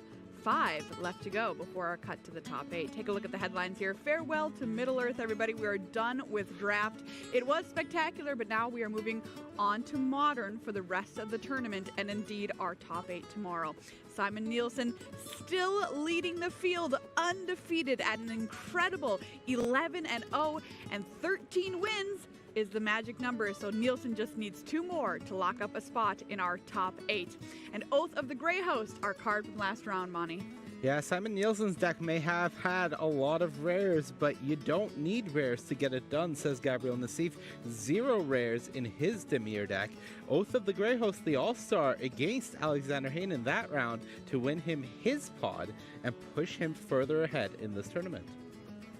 That's a look at your headlines from the last round. Welcome back to the news. That's Marie Bartholdi, Monty DeVuti, and Will Hall. And Will Hall's been our roving reporter out amongst the players who was down with a couple of them in our feature match area last round and had a quick chat. I'm here with Hall of Famer Gabriel Nassif. You came into day number 2, 6-2. You've just finished the draft 3-0. How does that feel, meaning you're potentially in with another shot at another top 8, even though you've got 16 top finishes? Yeah, no, it feels great. I had a really easy draft today. Just open a Nazgul, got past some good cards. It was one of these drafts where you barely don't have a decision. Games were really close, actually, but it worked out, yeah. Well, that's the end of draft. We're now going to be moving into Modern. Obviously, you're playing Living End. How do you feel now going in the last 5 rounds with Living End? Okay, I was more confident for Limited than Constructed, but I played Living In a lot. I think there's a lot of Tron decks at the top table, and I'm not sure how this matchup goes. I think it's probably close. Every matchup is close with Living In, you know, so we'll see. I'll try my best. Thank you very much, Gab. Simon Nielsen, our only undefeated player left in the field. You've gone 6-0 in draft, something you haven't done before. Tell me how that and what that means to you. Honestly, Will, that just feels incredible. When I started playing the Pro Tour, back in 2015, I was awful at Limited. I, could not buy a 2-1. And I'm just, really proud of the growth I've gone through. And then, during the pandemic, when, all the tournaments did have no draft, I was really, eager to, come back and, keep proving that I can actually do this draft portion pretty well. So. Well, it's worked out well for you. And you told me this is going to be your vacation Pro Tour. God help anyone when you come off vacation. Talk to us about that and why you're calling it your vacation Pro Tour. Well, I mean, since I top 8'd the last one, I'm already qualified for Worlds, already qualified for the next 3 Pro Tours, and I don't have that much to achieve in terms of invites here. And also, this summer, I'm working on my bachelor thesis. I've been, I've been writing at it between rounds sometimes. So this is why I told people, I'm just not gonna, spend too much time on Magic here. I'm just gonna, take it relaxing. It's Barcelona, it's nice, and I'm playing decks I enjoy, and I just want to draft twice. It's basically my goal. Great, thank you very much. Simon working on his bachelor's thesis in between rounds and being undefeated, just absolutely unbelievable. You cannot stop this guy, everybody. Let's take a look at our leaderboard now as we get ready for round number 12. Check it out, Simon Nielsen, lone undefeated player sitting at 11-0, and like we said, 13 is the magic number, Monty. These players have got to start thinking about that. Absolutely, Simon Nielsen as the lone 11-0. Actually, the only person with less than 2 losses now. Simon's leading the field, but that is actually good news for everybody that follows, as maybe they start looking at, okay, 13 is the lock, but 12, maybe 11 and a draw. So when somebody starts pacing the field, everything gets that much closer, and that's great news for Gab Nassif, Kai Buddha, Javier Dominguez, Christian Calcano, Greg Orange, Jake Beersley, Alexander Haynes sitting at 8-3. He picked up a loss there, but he's still in pretty good shape on the first page of the leaderboard here. Absolutely. There's a look at your standings here as we head into round number 12. Well, we are transitioning away from draft this morning and into Modern this afternoon and through the rest of the tournament. So let's take a look at the Modern metagame and find out where we're at. Monty, any surprises here? How does this look to you? I don't think there were too many big surprises coming into the weekend. A lot of players expected Rakdos Evoke to be the top of the field, 4-color Omnath to be there as well. I did hear some players express surprise Rhinos at almost 11%. Maybe they expected 5. Sure. Mono Green, Tron, Golgari, Yawgmoth being popular as well. And this metagame, the one thing it really showed us is the prevalence of the Lord of the Rings Tales of Middle-earth. Nearly 94% of decks in the field were featuring cards from the new set. Wow, that's incredible. All right, Monty, which of these decks do you want to play? I would, right now, I would like to be playing the Handshake Tron list, but I think going into the weekend, I would like to be on Dimir Control. Yeah, that's a sweet deck, too. There's a look at your modern metagame, everybody. Well, when it comes to the modern metagame, some players this weekend, at least as far as day one is considered, figured it out. They went undefeated, and we're going to take a look at some of the undefeated day one decks right now, proving you can bring almost anything to the tournament and do really, really well with it. Boros Burn is the first deck that we're going to take a look here. Went undefeated in modern. Will, take it away. Yeah, Maria, I love an aggro deck as much as the next person, and that next person is Mike Zielinski, managing to go 5-0 with Boros Burn, full copies of everything in Burn, put 4 copies in your deck. Absolutely. Burn getting it done undefeated on day one of the competition. Let's take a look at another 5-0 modern list here. Zen Takahashi's Living End deck. This deck, you know, coming into the tournament was one that I had a personal vendetta against as a Boggles player. I absolutely hated it. The match is unwinnable. But then I started to see it in play and I was like, you know what? This deck is actually really sweet and it looks like a really fun combo deck. It's got a bunch of new toys to play with in this tournament, so it's definitely one I've got my eye on. Cycle, cycle, cycle, violent outburst, hit Living End, put it all back into play, win the game, force some negation to back up anything that might happen to you. I'm interested, Monty. I'm just interested. Let's take a look at another questions. Just asking some questions. Keeping my my feelers out there, my options open. Sussing it out. Mono Green Tron, though, of course, in the hands of Simon Nielsen, Monty doing very well this weekend, undefeated in his hands. Yeah, Maria, I think there was a question on the back of all of our minds at the end of yesterday. Is it Tron or is it Handshake? Sure. And, you know, what we saw is Mono Green Tron, one of the more popular decks in the field, but the Handshake list and the Handshake players, 75% win rate. The rest of the Tron field, around 46%, I think. Just incredible. Their list is really good, but it's a little bit of both. Sure. You've got to hand it to them. You've got to handshake it to them, honestly. I'm really sorry I said that. Mono Green Tron doing so well this tournament. Let's take a look at another undefeated list. The most popular deck in the field, Rakdos Evoke, Will. Yeah, as you were saying, it is the most played deck going into this Pro Tour, but only one person managed to go a full 5-0 in Modern with it. That's obviously Kazuna Kazaki taking it all down. Rakdos Evoke. A lot of people expected it to be the most played deck, and they were right. There it is, Rakdos Evoke. This is your perfect 5-0 list. Next up, Rhinos, baby, Monty.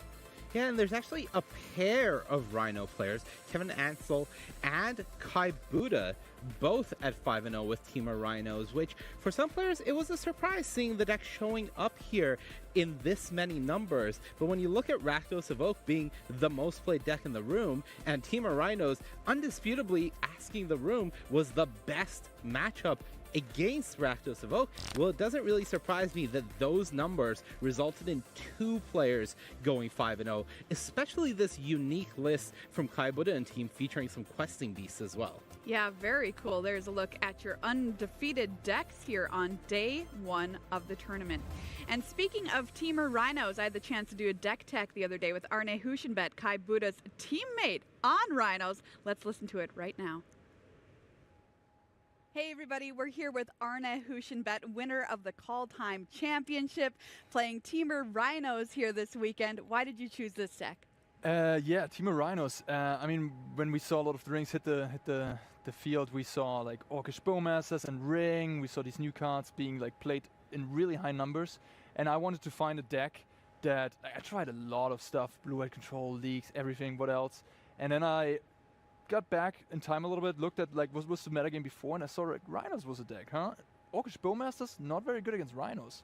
You have Force of Negation for Ring, and yeah, just tried it out, and it worked pretty well in our testing, so here we are. All right, excellent. Let's talk about the deck a little bit, and kind of the reason for the deck being Crashing Footfalls. Talk to me about this card.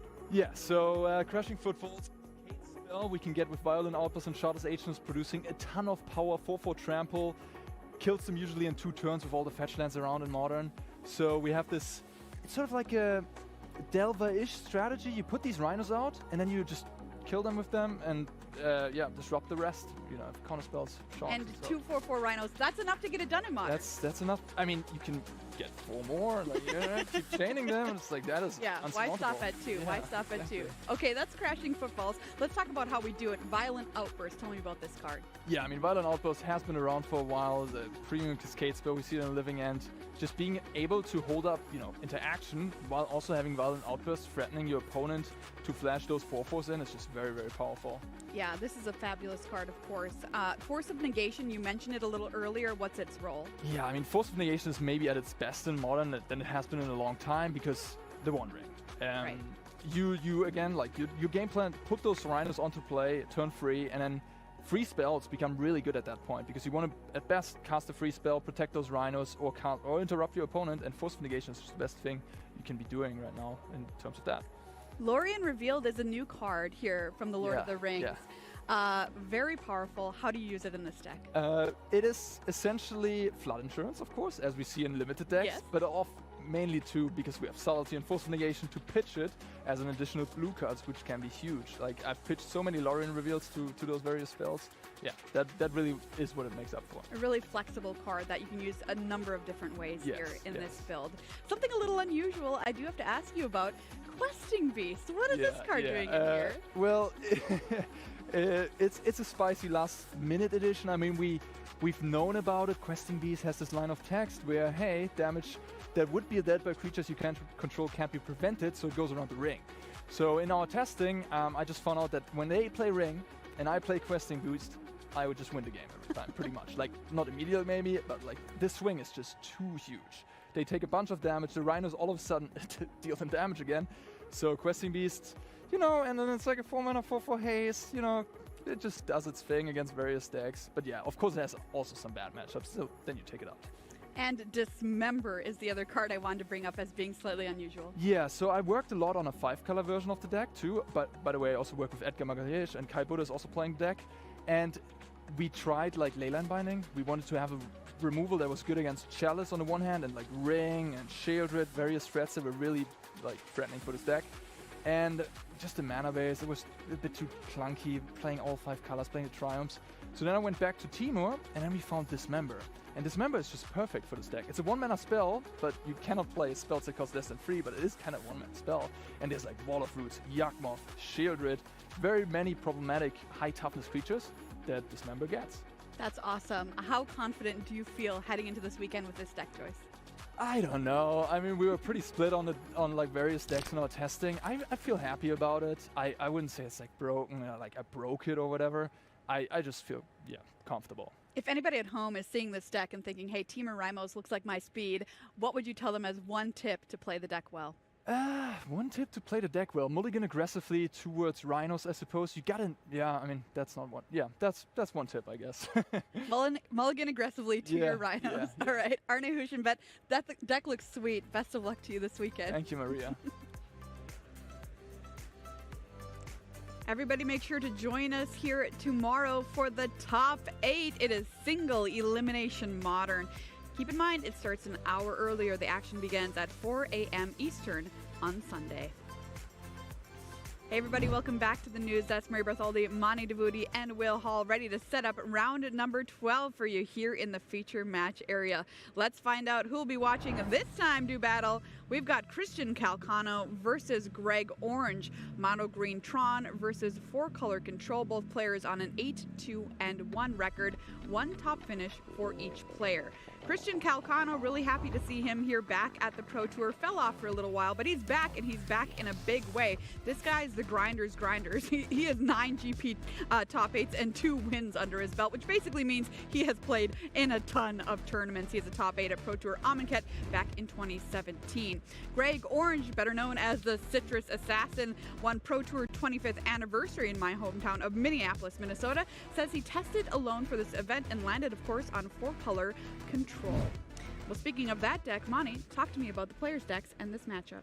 All right, well, we have to start by taking a look at Christian Calcano's deck. He's playing Mono Green Tron, but their build is a little different from the Team Handshake build. This is the build that some of the players on Worldly Council are playing. But the core of Karn the Great Creator and the One Ring, as well as, of course, the 12 Urzatron lands, are all here. Karn the Great Creator really changed the makeup of this Tron build, making it a little less focused on getting to 7 as quickly as possible, giving it more game, as well as having that very powerful sideboard Wish package. This build specifically has a copy of the One Ring in the sideboard, so essentially with Karn and the 3 you already have in the main deck, you have access to 7 copies of the One Ring, which is quite powerful. On the other side, we take a look at Greg Orange's 4-color control build. A little different from the 4-color Omnath deck that we're used to seeing. There's no Delighted Halfling here. Instead, we have Counterspells. Greg, big fan of Counterspells, is featuring the full 4 copies of Counterspell in this deck, as well as more interaction. One of the big things to really be looking out for from this deck is Renin 6. That allows you to loop lands, the big one here being Boseiju, as that can really destroy the lands from the Urza deck before they can get going. All right, so there's a look at the players and a look at the decks here as we head into round number 12. Mani, for people at home, what should they be on the lookout for here in this match? Well, Greg is really going to be trying to use that Renin 6 plus Boseiju loop to keep Calcano off of Tron. But Karn the Great Creator has just been an absolute menace when it comes to ring mirrors, because it disables the card advantage from your opponent's ring and can lock them down in really tough situations. So for Greg, the big key is keep Karn off the board, keep your opponent off Tron. Okay, absolutely. Keep them off Tron. All right, I'm writing it down. Easier said than done. I'm writing it down. Easier said than done, of course. It's time for round number 12. We've got Corey and Riley in the booth. Hey, guys, take it away. G'day, everyone, and welcome back to the tournament floor here. Riley Knight and Corey Baumeister ready to dive back into Modern. Corey, very much looking forward to some more constructed rounds, of course. We've had a great time delving into the Lord of the Rings, the Tales of Middle-earth draft. But now we turn our attention back to 60-card Modern. Yeah, absolutely. And here is where things really start to heat up. You know, these last 5 rounds are where you determine if you get requalified, if you make the top 8. Huge prize jumps for each step. This is where it really starts to heat up in the Pro Tour, Riley. Exactly right. And we are going to feature two of Magic's favorite faces. We've got Christian Calcano. You can see him on your screen. Great to see him back playing Magic at the highest level. We caught up with him briefly during the draft rounds. And on the other side of things, Orange by name and Orange by nature. Look at this fellow, Gregory Orange, the Citrus Assassin. This bloke has exceeded he's done so well at the highest level once. Oh, absolutely. Yeah, he's done an exceptional job of proving his mastery of this game, and he's here to do it again. Both of these players sharing the 8-2-1 record. We might get into what that means for their chances of making the top 8 in just a little bit. But now let's kick things off with our Tron versus 4-color control list. Corey, when I first cast my eyes over Gregory Orange's list, I saw Omnath, I saw Solitude, I saw all the usual suspects, and I thought, right, okay, 4-color Omnath, easy peasy. Not so, not so. Nope, not really the same. This is really blue-white control splashing a green and a red card, which seems kind of strange, especially when Renin 6 is a 2-drop, so a blue-white deck splashing for a green and red 2-drop. Usually a little odd, but with the fetch lands and Triome's mana base, it's very easy to do. So a counterspell, I should say, being pitched to the Force of Negation to take care of this Sylvan Scrying. So you can see Orange really wanting to make sure that Calcano doesn't hit Tron. This is what the people at the desk were saying. Marnie and Maria were talking about the importance of keeping Calcano off Tron. Yep. And Sylvan Scrying there, Orange two-for-1ing himself to make sure the next Tron piece wasn't searched out by Calcano. And it's really hard to know if, let's say, you just have Tron already wrapped up, but when you start with a forest and one of the Tron pieces, you have a pretty clear indication that Sylvan Scrying might be a little bit needed.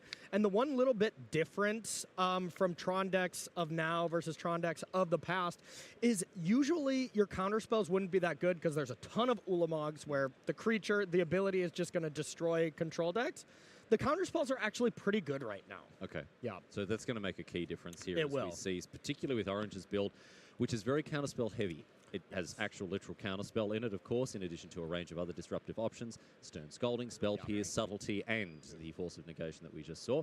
But it is a Renin 6 on turn 2, right on time here for the Citrus Assassin. Back over to Calc now, who is going to cast Ancient Stirrings, a Tron mainstay.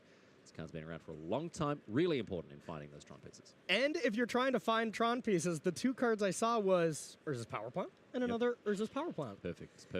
Do we... Oh, yeah. Are we going to pick one of those? Probably not. So we'll see if there is any other Tron land, and there isn't. I'm going to take another Power Plant. So for those of you who haven't seen the Tron deck in action, oh, how I envy your sweet innocence. My sweet summer child, not knowing how this deck goes. But no, look, to newer viewers, viewers who aren't familiar with Modern, welcome. By all means, welcome. It's so good to have you along. But Tron used to be something of a villain of the format. A couple of years ago, it was kind of the bad guy, I guess you could say. And it works by assembling Urza's Power Plant, Urza's Mine, and Urza's Tower. This is referred to as the Urzatron lands. Yep. The deck still carries the name to this day. But drawing 2 of the same Tron land is not ideal before you've drawn 1 of each type. Yep, exactly. It's exactly what you don't want to see. You want to see the right combinations of lands. You don't want to see the 2 redundant copies. And the same for Greg. You don't want to see as many lands as Greg has in hand. When you have Renin 6, you're able to really function off just 1 fetch land. I think Greg has all lands in hand after pitching the Force of Negation, or pitching the counterspell for Force of Negation. But as we see, it's very huge to keep Calcano off, you know, even 2 Urza lands, because, well, then you're 1 top deck away from the world. Half Tron is about finding those lands, having ways to find those lands. We see things like the Chromatic Stars, the Chromatic Spheres, they can cycle through the deck. But in addition to that, Sylvan Scryings, Expedition Maps. There are some lists, believe it or not, that are playing Inscribed Tablet from Dominaria United. We might see some of them a bit later on in this feature match. Yeah, absolutely. Which is pretty wild. But O-Stone now, a disruptive element in the Tron deck. It doesn't play too many dedicated interactive elements. Whooping Whale, another disruptive piece.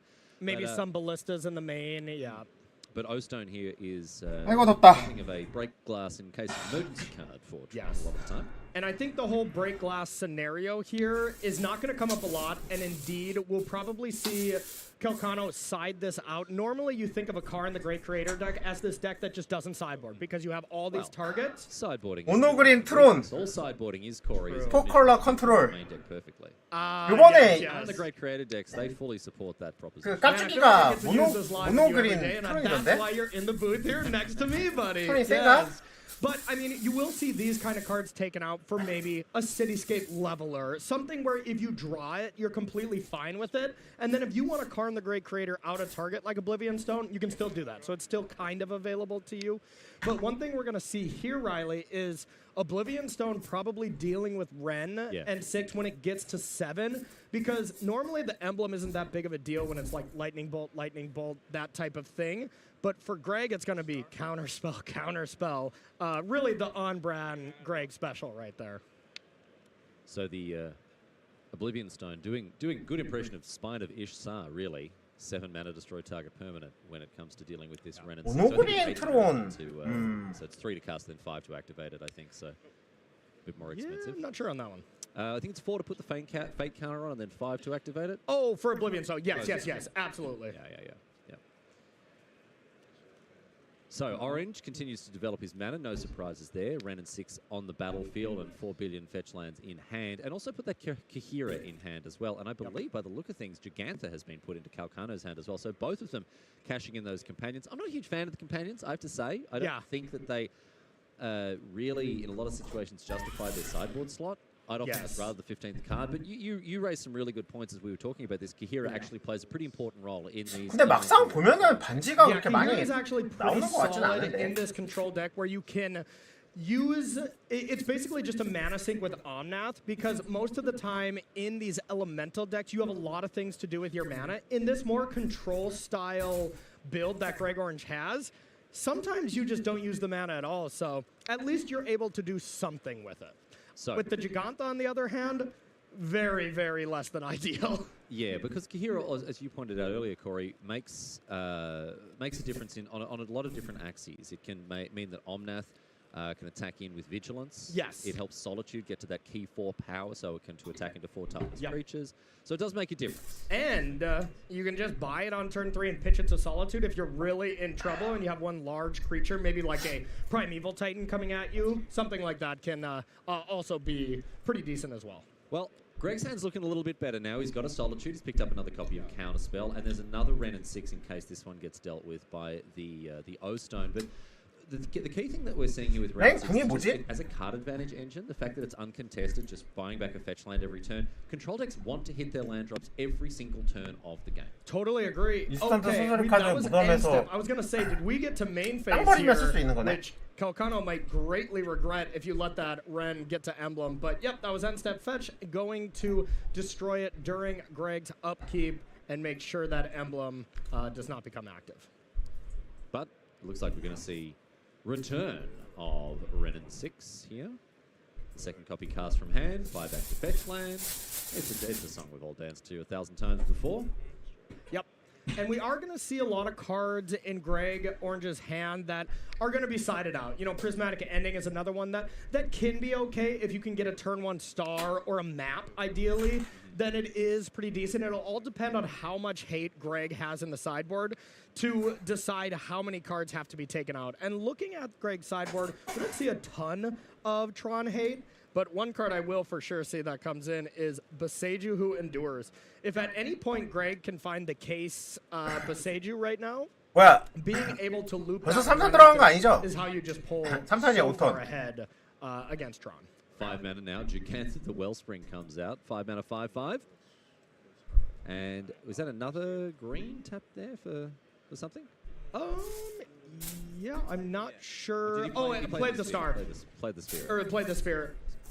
But most importantly, in the mana base was looking about as bad as it can until we got Urza's Mine. Now we are 1 Tron land away from, I see, a very, very hungry Ulamog. 그런 것 같은데요? In hand. Always. I've heard that his hunger is in fact ceaseless. Yeah, very, very ceaseless. There's no ceasing to the hunger of Ulamog here. So Orange is going to have something for it. Counterspell's not super effective. 포도주랑 빵이랑 먹으면 진짜 맛있어요. Because they have on-cast effects. Yes. So even if you've got the Counterspell, you're still having 2 of your permanents exiled. You don't have to deal with the indestructible 10/10, of course, but you're still going to be up a certain creek without a certain paddle. Yeah. If you're having key permanents exiled. Although, having said that, what is the Ulamog exile here that is really going to set Orange back that far? Yeah, exactly. Like, you take out a Wrenn, you take out the Rock. 안 나오고 있는데요? 나 지금 그건데? 나왔다 안 났는데? In the past, these 빵 사오느라고? control 빵 versus 차트라고 Tron 하는데? matchups used to be abysmal for control decks because they would just loop together Ulamogs. You know, you would play Ulamog, you would have Sanctum of Ugin, I believe was the land that you would play. You'd go get another one, and you'd just keep double stone raining your opponent and also forcing the Ulamog to be dealt with because 와, 저 스타필드에 사람 빠글빠글해. A race to see if the Ulamog wins the game based on the exile, decking your opponent, or the 10 damage. Or the 10 damage, yeah. So you can't let it connect. Even if you're chump blocking every turn, it's still chomping up your library. That hunger, as we say, ceaseless. Ceaseless. Solitude comes down now. Hardcast Solitude here for Gregory Orange and deletes the Jugantha sent to the exile zone.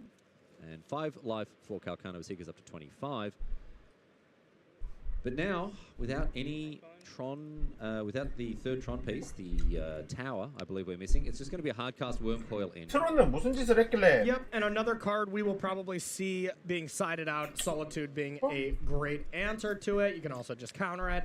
Not necessarily ideal. Wormcoil Engine, a card that is very much for the Rakdos Evoke decks. Yes. Ends up being excellent against them. Yeah, historically we've seen Wormcoil Engine's fortunes wax and wane with the dominance of white-based decks, right? Yes. Because in the olden days, sit down, children, and Grandpa's going to tell you a story. Are you going to give us a path of some variety? Back in the day, we had a removal spell called Path to Exile. So Path to Exile was the premium 1-mana, essentially unconditional removal. Exactly. In Modern.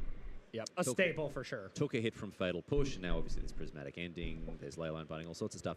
But Wormcoil Engine was a sideboard card in Tron back in those days because you just couldn't play it against Path to Exile. You play a 6-mana card and it gets removed for 1 mana, yes, you feel like the biggest idiot on it. Yeah, absolutely. But against these Jund decks, against Rakdos decks, against Golgari decks, Wormcoil Engine is so hard to grind through. Yeah, any aggressive non-white deck, Yeah. it was an all-star, absolutely.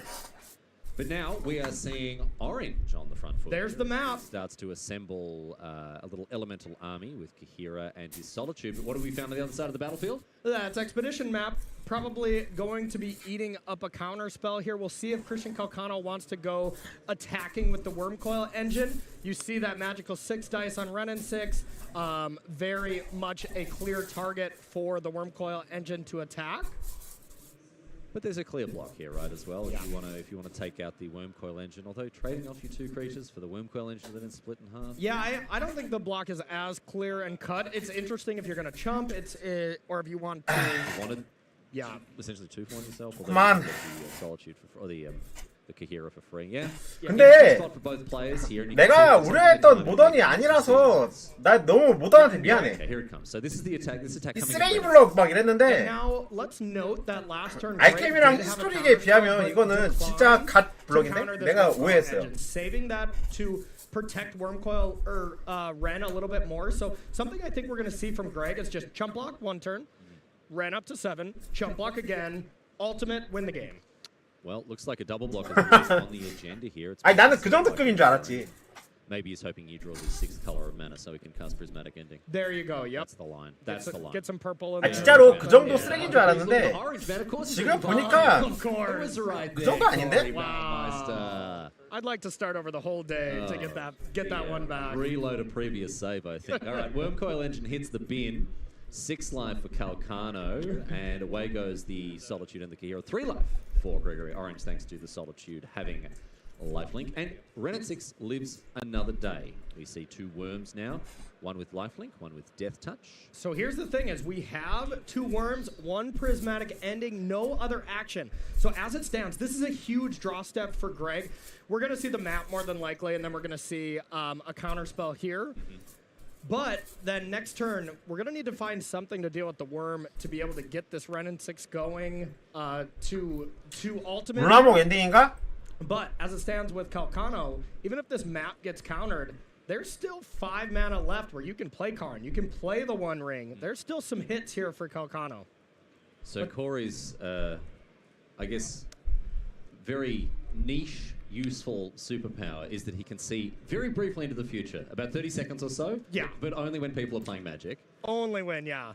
Because here is the expedition. 이걸 카운터 치느냐? Yeah, I'm getting ahead of myself. Thank you. The prophecy was true. The elders were correct. The prophecy was true, and the counterspell takes care of the expedition map. But look, you know, we're very happy about that. Mani Davuti. Yeah. He's sitting back in the green room, pumping his fist, right? At the desk, he was saying the one thing that Orange needs to do is keep Calcano off of Tron, and that's what we're seeing happen here. Orange is really heavily prioritizing keeping Calcano away from those 3 Tron lanes. Well, I mean, maybe I can see maybe 30 seconds into the future. Mani's a very, very smart human. He's like 2 minutes in. 2 minutes in the future, at the very least. Exactly. Ostone now the follow-up play here for the Calculator. And still a hand that looks pretty good. Khan, the One Ring, and Ulamog, of course, unlocked as soon as we hit Tron. So this was really interesting that Calcano went for Oblivion Stone. Basically, he was giving Gregory Orange a lot of credit for having a lot of counter spells in hand or a Spell Pierce to play around that. Yes. And as it stands, Karn the Great Creator would have actually resolved there. The One Ring would have actually resolved, so that's a big reprieve for Greg. The 1 Spell Pierce drawn this turn. Yeah. Yeah. So that's the one of there, the very scientific one of from Gregory Orange, Spell Pierce. It just feels so bad, like especially in an open deckless tournament, right? You put a Spell Pierce in your deck, and people look and say, yeah. Now I have to play around this the whole time. Exactly. It's a huge mind game, and credit to Greg for doing it. Yeah, he'll be putting opponents on the back foot. You get a lot of equity from putting even like one of Spell Pierce in the deck because you know the players at this level, the highest caliber of players. They do play around a lot of things, sometimes to their own detriment, you know? Because in a situation like this, if you have open decklist and you didn't know that there was a Spell Pierce that you had to play around, you just shove and you'd be in a better position. But here, no, Calcano shows it respect. But now, We have now Tron is unlocked, and this is going to change everything, Corey. Okay, absolutely. So we're up to 7, 9, 10, 11 mana here. So this is going to be a turn where we are more than likely, I would think, you can either start with one of your big spells, start with Ulamog to get rid of Ren right away. That's a pretty safe play. And go from there. I like this. Doesn't play into Spell Pierce. Just deals with the most problematic card and says, all right, do you have anything for this? We know Greg does not. And the answer from Gregory Orange is, I do not. Away go the Ralgrim Triome and the Renin 6. And Ulamog, the Ceaseless Hunger, has entered the battlefield. 3 damage coming across now. Gregory Orange dead next turn unless he can find something. So hungry. So hungry. It is 3 o'clock here in Barcelona, Spain. The lunch menu is closed down for Ulamog. He missed. 근데 핸드에 칼은 2개 다 절대 반지 있어. 이거 못 이기는데. He's still hungry. Still hungry. Looking for dinner.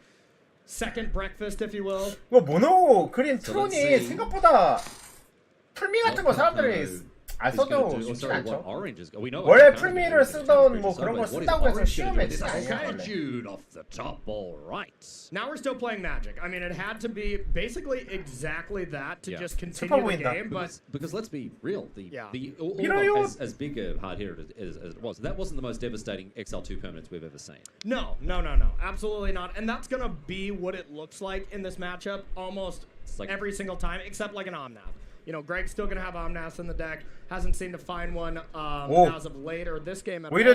But this is all just to put a temporary stop on the game here because Christian Calcano's hand is insane, and you are able to just deploy all of these threats now. So probably going to test the water with Karn the Great Creator. Going to get the good news that it has the green light.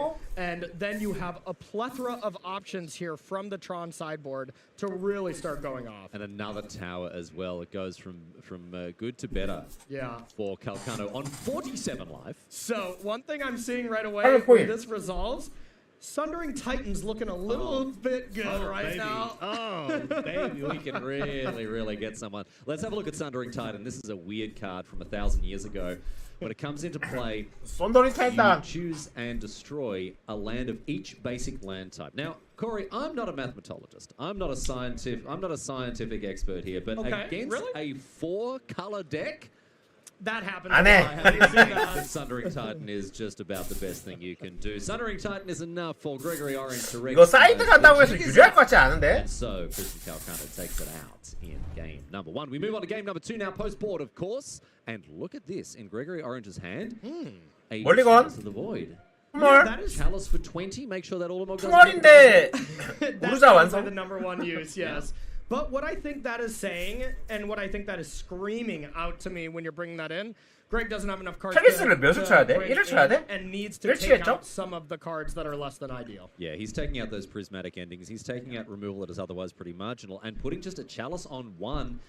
And, you know, we sort of look at this and go, it's not doing that much, but it counters all of the chromatic spheres, all the chromatic stars.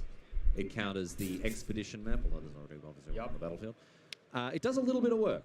Yeah, absolutely. So here's the one thing that we're noticing is this is the ideal draw here, Riley. It is the 2 separate Tron lands, expedition map.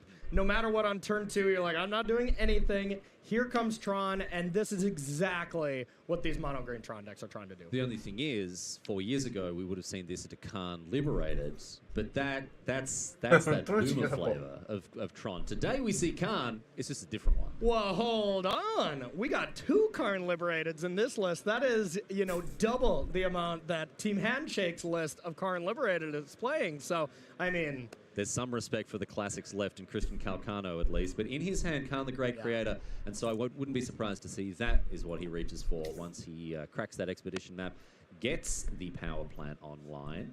And to be fair, especially if we have it, it doesn't look like Karn Liberated is here. So if it's on the top, this is why the blue-white control decks and really control decks at all would really struggle back in the day is because you'd go Karn Liberate on this battlefield, -3 on a land, they're left with 2. Next turn, maybe -3 again, play another one, -3, and be taking out 3 lands over the course of 2 turns.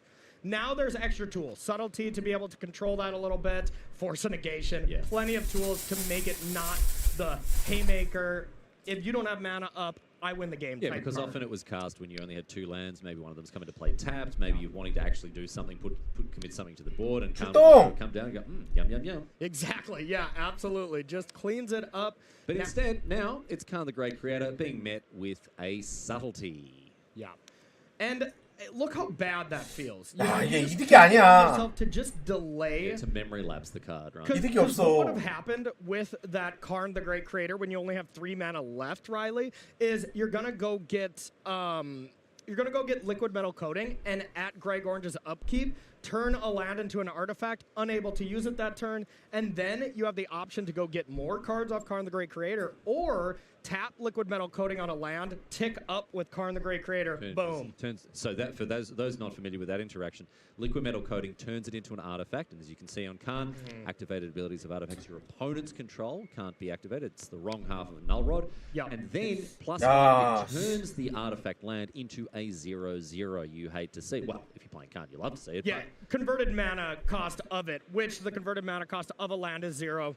0 just goes right. 아니 근데 왜 트론이 주류 덱이 아니었어요? 애들이 왜 트론에 대한 대비가 많이 없는 거 같지? He knows is lurking on the top of Christian Calcano's line. 블러드문 같은 게 별로 없는 것 같은데? Kahira's not going to do it. Kahira's super duper not going to do it. This is what I love here. You know, this is such a Greg Orange play here. Like, you have the choice between this new flashy mythic that just came out of the new set, the One Ring, or what about Kahira? But it makes sense. Karn's static ability shuts down the One Ring, and this is why Tron is so good right now, is it's the best Karn deck you can be playing, and it's the best deck against other Karn decks.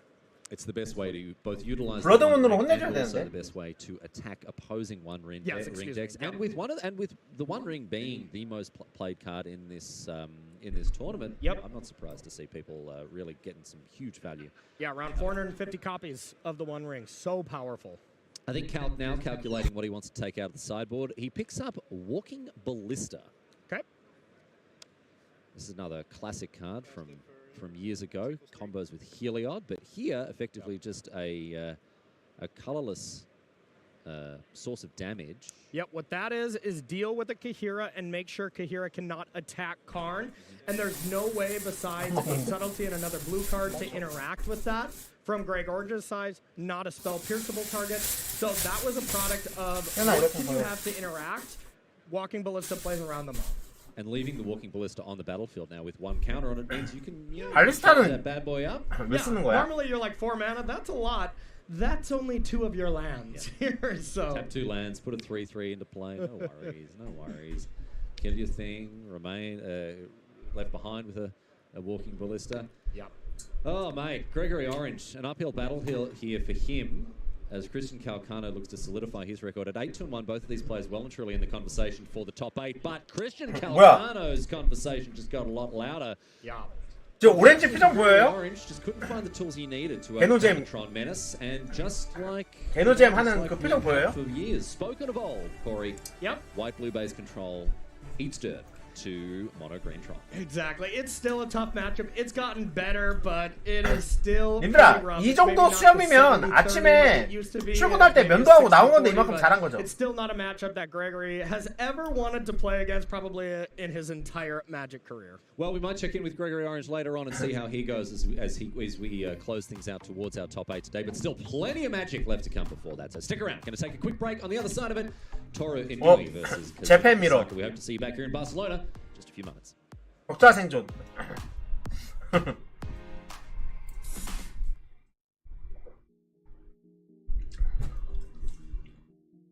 와, 쟤 한 번만 더 이기면 8강이네. 쟤 잘한다.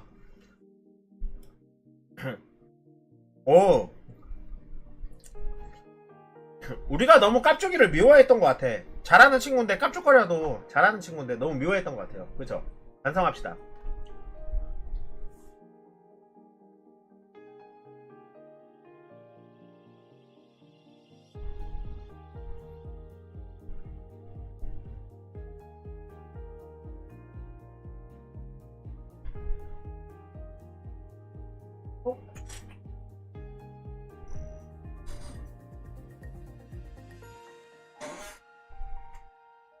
먹고 있어?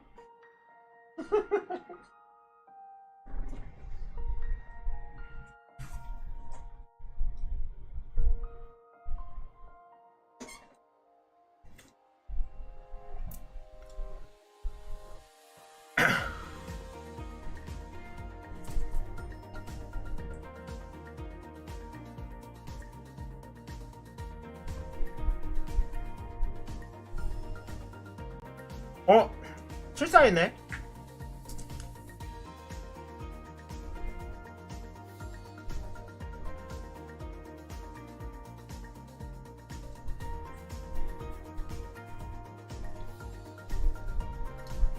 아니야, 아직까지는 가능성이 있어요.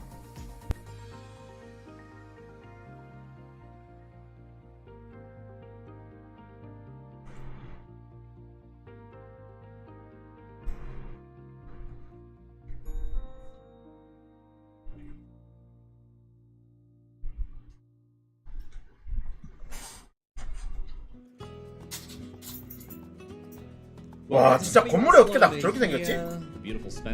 님들아, 이게 말이 돼? 님들아, 진짜 이게 말이 돼? 뭐 체스판이야 이거?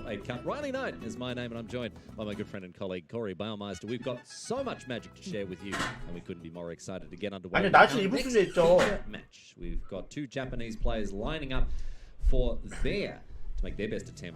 나 지금 나시고 있단 말이에요.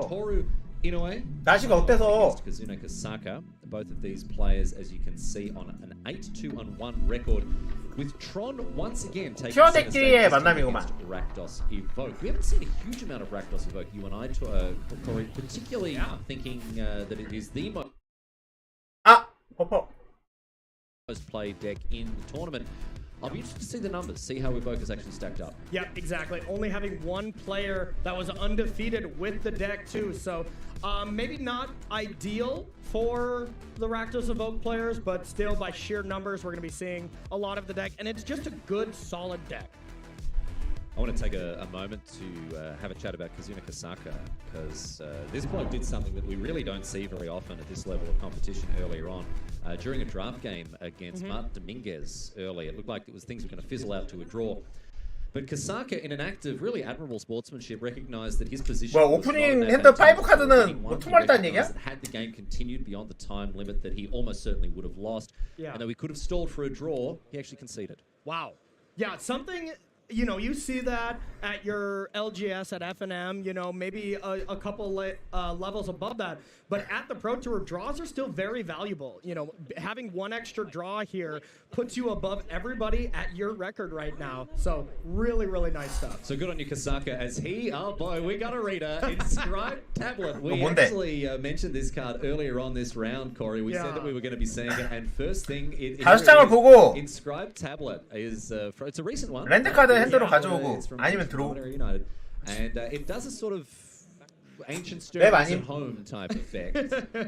Although you are guaranteed to get a card off of it no matter what. Yeah, it's interesting. It's almost, you know, like Chromatic Sphere, Chromatic Star, number 9 and 10. A lot of players are cutting and down to about 5 of those effects. Toru's like, nah, I'm going way up on this. This is actually the only tablets in the entire tournament. You surprised me.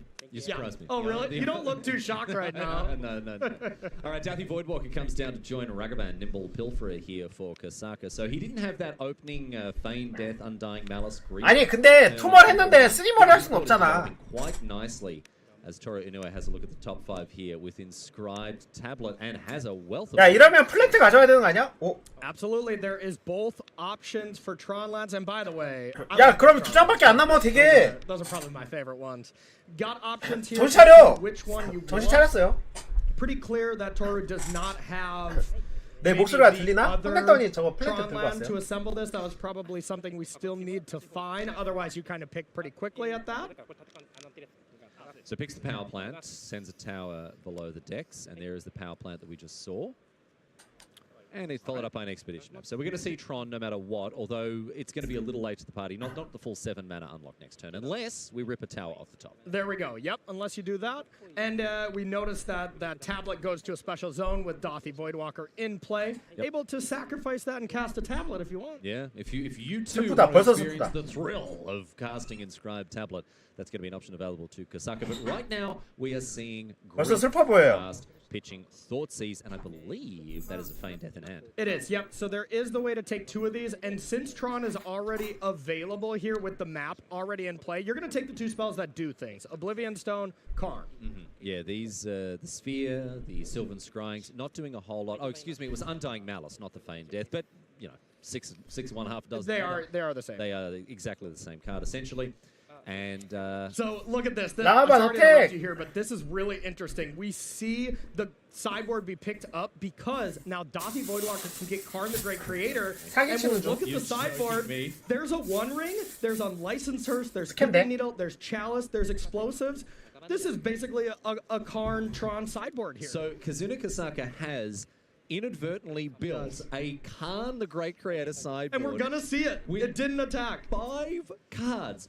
5 cards in the sideboard that can be plucked with this card. And Karn shuts down the map to get the tower next turn. It's going from bad to worse here from Toru Inoue. This is not something that he had on his Pro Tour bingo card. Having his own cards locked up by his own Karn cast by a Rakdos Evoke player. So downstairs, let's go and get the One Ring out of the sideboard. Oh my goodness. 뭐야, 사이드보드에 왜 있어? We're expecting this. And let's point out once again. 뭐야 이거? This has all been done with Kasaka having 1 land. 얘 왜 사이드에 있어? Yeah, Ragavan ends up being really, really good against Tron because it's just going to connect a couple of times 천재인데? and get it. But now there's a chance Toru just stone nothing, except maybe play a Sphere, which you can't activate. Yep. These are just going to sit there and... Oh, unreal. I love the interactions. This is the strength of Dathi Voidwalker, one of the most powerful cards in Modern right now. And it's not the sort of card that you think, oh, 님들아 덱 존나 재밌어 보여. 어떡하지?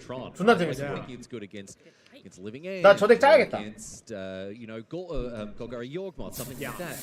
But it's doing so much work here, and I don't think any of us were expecting this to be the case. So one thing it is good against Tron is we were talking about how good Wormcoil is against Rakdos strategies. Okay. You can just terminate Wormcoil, and it goes to exile now instead, and you don't get those little worms. That's a really good point, actually. That is an actively important thing that Dathi Voidwalker does in this matchup. But still, it's not the turn. If you could choose, like if you could sculpt your perfect hand against Tron, I don't think Dathi Voidwalker is like super high on that. No, yeah, that's maybe your turn 4 play, but if you can sculpt the fun interactions, Goodness, man. this is at the peak of it. Oh my goodness, it's so sick that Kasaka is taking this line, which is just bonkers, but also almost certainly objectively correct. Oh yeah.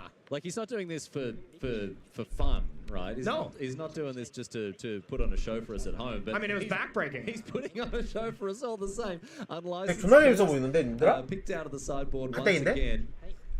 And that is enough for Toru Inoue. The power of Karn the Great Creator was ultimately decisive here, but not for the player you might have thought. Nope. And honestly, I love Ragavan scenarios like that when you have your deck playing with your opponent's deck, getting these weird interactions that never really come up.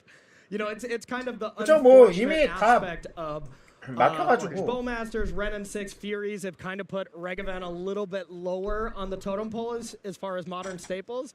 Because it's just so fun to see stuff like that. It's so sick to Kasaka. Kasaka's just like the commander player who turns up with the bribery deck. It's like, why would I bother playing my cards? Your cards are much more fun. 니들로 막았어요. Your cards are much more fun to play. That's super fun. All right.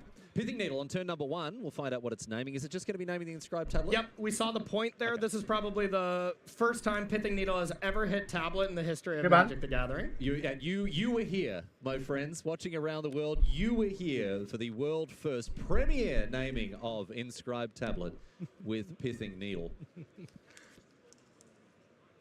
And Sylvan scrying the follow-up play now. Here's a Fury, exiling Fury, and okay, yeah, so Feign Death on the Fury just for a 4/4 double striker. Yep, and honestly, that's not the most exciting thing that I saw in hand. Next turn, there's 2 cards in hand, 그냥 사바사로 깔아서 3, 빨리 but 패야 되는 land, 거야? Blood Moon. Oh dear, okay, well, looks like Kasaka is going to very, very quickly and very firmly plant his authority on this deck. Inscribed tablet in 저럴 필요가 있어요? was the pick with 잘 몰라서. There was any doubt about that. And with the Boseiju already in play as a land, that's Inoue's best bet against a Resolved Blood Moon. He's in a lot of trouble. And with the Forest in hand from Toru, you know it wasn't the type of scenario where it was like, 진짜 존나 빨리 패겠다 이건가? No, the Forest was drawn later, and you had to cast Sylvan Scrying, so... And Stone nothing this turn, just putting Gigantha in hand. Although, can cast a Gigantha off of all of these mountains he's about to have. So, there's that silver line. That's true, but Fury will also kill Toru before that happens. 문 깔어! I'm trying so desperately, man. I'm trying so hard to find something good for Toru here. Oh, man. I mean, the good thing for 문 깔면 끝 Toru 아니야? is that you still have 8 wins at the Pro Tour, and you're still doing great. But wow, everything has gone wrong for Toru in this matchup. And this matchup can be Really tough. I don't think Tron really wants to play against this because you have Thoughtseize, you have Hand Disruption, and you just have most of the time access to 4 Blood Moons. Yeah, thinking about that, it's incredible that Tron has been doing so well. 발동이 있으니까 빨리 패서 죽이려고 깔았나 보네. But I guess it's the way that the Tron decks have been built and the fact that you are playing against a huge diversity of decks at this. That's the main thing. If you think about 20% when you play 10 rounds of Modern, you play it twice. Yeah. You know, so you can't prepare for one deck and have one deck in mind too much. You want to do something powerful and proactive. Yeah, and that's what Tron is doing a lot of the time, but not here. Right now, what's happening right now is Toru Inouye is being fed his own teeth by his opponent, Kazuna Kasaka, who has not let up the pressure. Blood Moon, the play now from the player to the north of your screen. And with a basic swamp in hand, Kasaka's laughing all the way to the bank here. Oh, yeah, absolutely. So Fury still on the prowl. But a basic forest for Toru means that he can, I don't know, channel Beseiju if he's got another copy of it. Yep, I believe there are 3. Yeah, there is 3. So if we draw one, it's a little bit online, but it has to be here right now. Fury has dealt 16 points of damage. There'll be one last draw step. No end step Beseiju. That's probably going to wrap it up. Yeah, I think this is going to be it. Kasaka has played a blinder here, recognizing that he needed the 2 key elements. The 2 key elements that you need to beat a deck like Tron. You need Disruption and you need Pressure. One without the other will not get there against Tron. We saw the Disruption with Blood Moon and with Grief, and we've seen the pressure with cards like Fury, Ragavan, Douthie Voidwalker. So hats off to Kasaki. He recognized his role in this matchup. There's the Okay. Able to do it. Now that is the Fury. So here's the interesting thing. We could discount to find some other thing. Okay, actually there is a Shieldred as well. So it looks like it's all wrapped up here because you can attack with these 2 creatures. It's a forced clock. Oh yeah, or Ragavan. Dashed in Ragavan is going to wrap things up here with Toru Inouye on just 4. Doesn't matter if that 5/5 blocks the Fury. The Goblin and the Monkey are going to get it done here for Kazuna Kasaka, who gave us quite a show there. 진짜 퓨리로만 죽였네요. 퓨리 까는 게 맞았네. In a fashion that I know many around the world will have found endlessly entertaining. Yeah, 2 very different games there. You know, using Karn, the Great Creator, your opponent's cards to leverage game 1 and shut down basically the entire Tron deck, and then just using the power of Blood Moon plus Fury, getting that Undying ability, creating just a really fast clock. Really had it all. Yep, exactly right. Blood Moon, some people love it, some people hate it, but no matter your opinion of it, it was decisive in that game there. We're going to jump into another match now as we continue our coverage here, and here's a name I've not Jacob Wilson이랑 Jacob Wilson 이탈리아 형 is back at the Pro Tour, and it's great to see Marco Del Pivo sharing his record at 8-3, and it's a Rhinos mirror between these 2 players. Last I checked, Jacob Wilson was Canadian, although maybe he's sort of straddling the border at this stage. I'm not sure. Not 100%, yeah. But it's great to see him back. Wilson is no stranger to success at the highest level. This bloke, I believe, has 3 top finishes, almost $250,000 in prize money. Tested by himself for this event. 힘들어 큰일 났어요. 술 먹으니까 졸려요. 어때요 볼게요. Really good to see this fella back. Absolutely. Really nice person as well as a phenomenal Magic player. And yeah, it's going to be a fun match here. You know, a stampede, if you will, with all these Rhinos. Marco Del Pivo on the other side of things. Not quite the resume that Jacob Wilson has, although that's not a knock against him. Wilson, a very accomplished player. On Team Worldly Council, and a big fan of Ragavan the Nimble Pilferer, he tells us. And he qualified at Pro Tour March of the Machine with a 10-6 finish. Very respectable. He's on track to do better here. Yeah, absolutely. I believe tested with for this. 저 많이 쓰더라고요. Lorien Reveals, a recent addition to Modern, coming to us in, of course, the Lord of the Rings Tales of Middle-earth, and has demonstrated to us the power of 1-mana land cyclers. 로로 쓸 수도 This 있으니까. Cascade deck and the other one, Living End, have greatly benefited from Lorien Reveal, Generous Ent, Oliphant, of course. These cards have been pretty good. Yep, absolutely, and we're seeing an end 나는 step 캐스케이드를 할 거야라는 this matchup, 의지. you know, mirror matches as they usually go. A little bit of luck-based, and especially these decks don't, you know, have any really unique cards. You don't build them in any crazy way because with the Cascade, you're forced to build your deck in such a way. Really interesting interaction here. The ice targeted the land there in order to draw a card, and Wilson actually decided to tap the land anyway, cast a Mystical Dispute purely to prevent Del Pivo from drawing a card. Yep. So that what Wilson basically said there was, no, you won't draw, I'll just discard a card from my hand. So it's the same number of cards that are being exchanged. Yeah. But Wilson obviously preferred for himself to be in the dispute rather than for Del Pivo to draw an extra card. Yeah, and the main thing is dispute is just not that good. It doesn't counter the Rhinos as it is a green card that comes off. So you might as well do everything you can to minimize the chances that your opponent, Marco, is going to put 8 power into play. Okay. Or 10 if you have Shardless Agent. And it looks like this was upkeep Crashing Footfalls here before Jacob would have access to land 3, where then Mystical Dispute would actually do something. Yeah, so I suppose it was actually pretty heads up there for Wilson to make use of a card that otherwise is just kind of a bad mana leak in many situations in this matchup. And no third land here for Wilson. No third land for him. Exactly, and it could have been that scenario for Marco. Marco could have needed land 3, could have needed the Violent Outburst. You never know, and you just got to kind of hope that your opponent stumbles a little bit or doesn't have the perfect draw. So right now, the Italian in the driver's seat here with 8 power trampling Rhinos ready to rumble. Yep. Without 3 lands, there's not a whole lot that this Rhinos deck can do. There's a little bit of disruption. There's things like Stomp or Raise and Borrow, what have you. Here's the 3rd land for Wilson. He'd be very, very happy to see that. And he ships as well. So are we going to see probably a Violent Outburst from him? Yes, indeed. There it is. Okay. So what's the reason to do that in the upkeep there?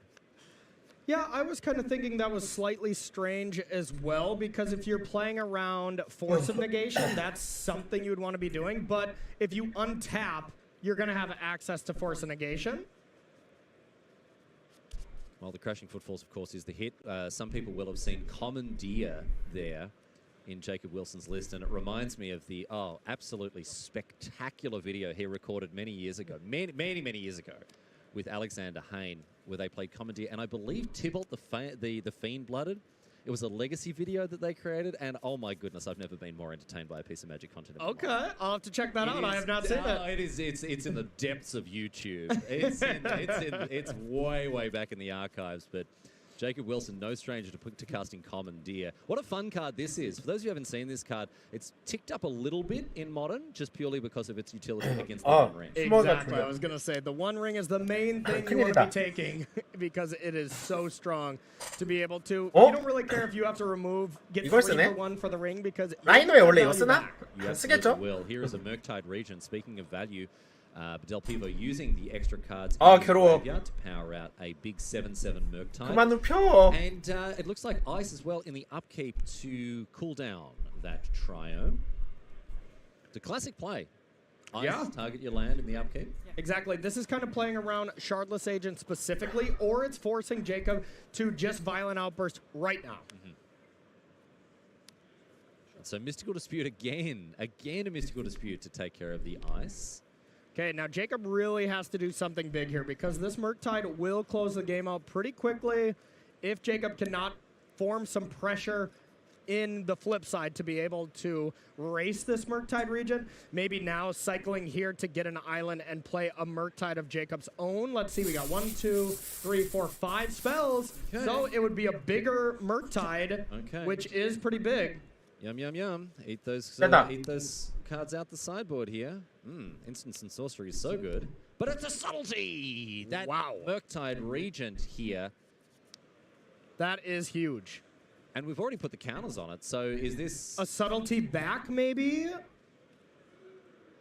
No, doesn't look like... I think I saw Lorien revealed in the hand. Surely this is in response to the Murktide. It's just usually when the counters go on the card, it's like it's resolved. It was kind of Jacob assuming. Assuming it's You can't make those assumptions in Modern these days. Okay. You cannot make those assumptions that your opponent's going to let your spell resolve even when they're tapped out. And in comes the Murktide Regent. And I saw the hand from Jacob. It was Bone Crusher Giant, Force of Negation, Land. There is... Oh, boy. And there's almost no top deck that's going to put you in a situation besides Shardless Agent right now that can make it so you can start racing. Because I believe the life total has not been adjusted there with that hit from Murktide Regent. I think he's down to 10, yeah. Yeah.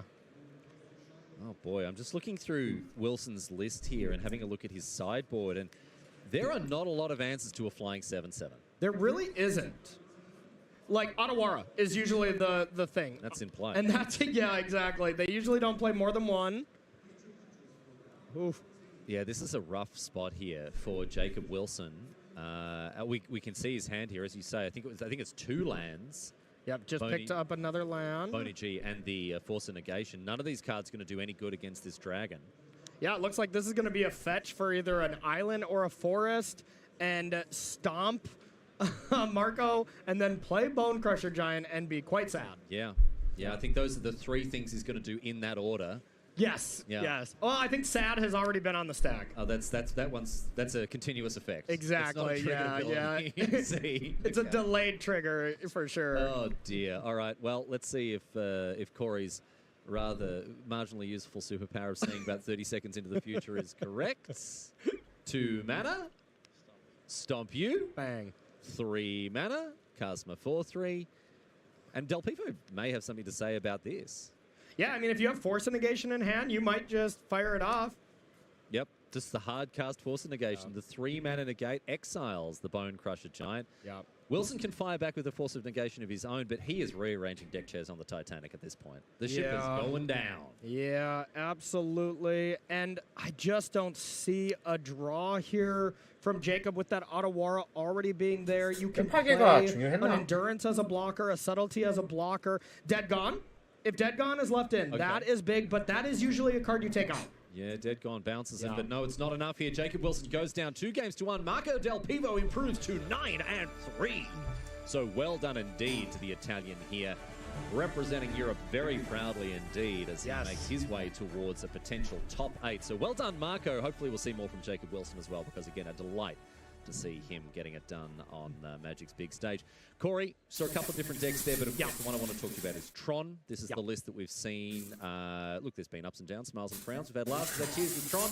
We had it winning, we had it losing in the feature match area. What's your take on this deck, and how worried should we be about it heading towards the top 8? You know, I think it is very strong. I think it's at a pretty good spot in the metagame. Whether or not you make the changes that we've seen from Team Handshake, or you're playing the more traditional Tron list, there's still about at least 40 to 55-ish of the same cards. So really powerful, really proactive, and it takes advantage of any deck that is trying to be a little bit slower. So especially with these Rakdos Evoke decks that maybe aren't having the best tournaments, and that seems to be one of the not so great matchups if they can just, have 4 Blood Moons in the main.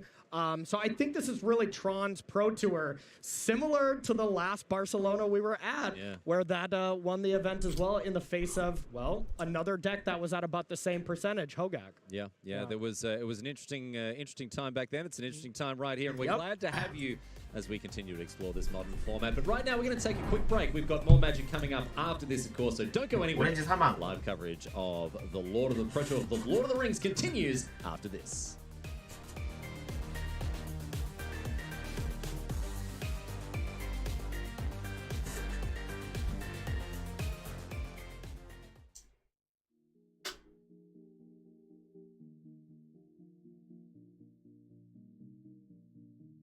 와, 12승 했네.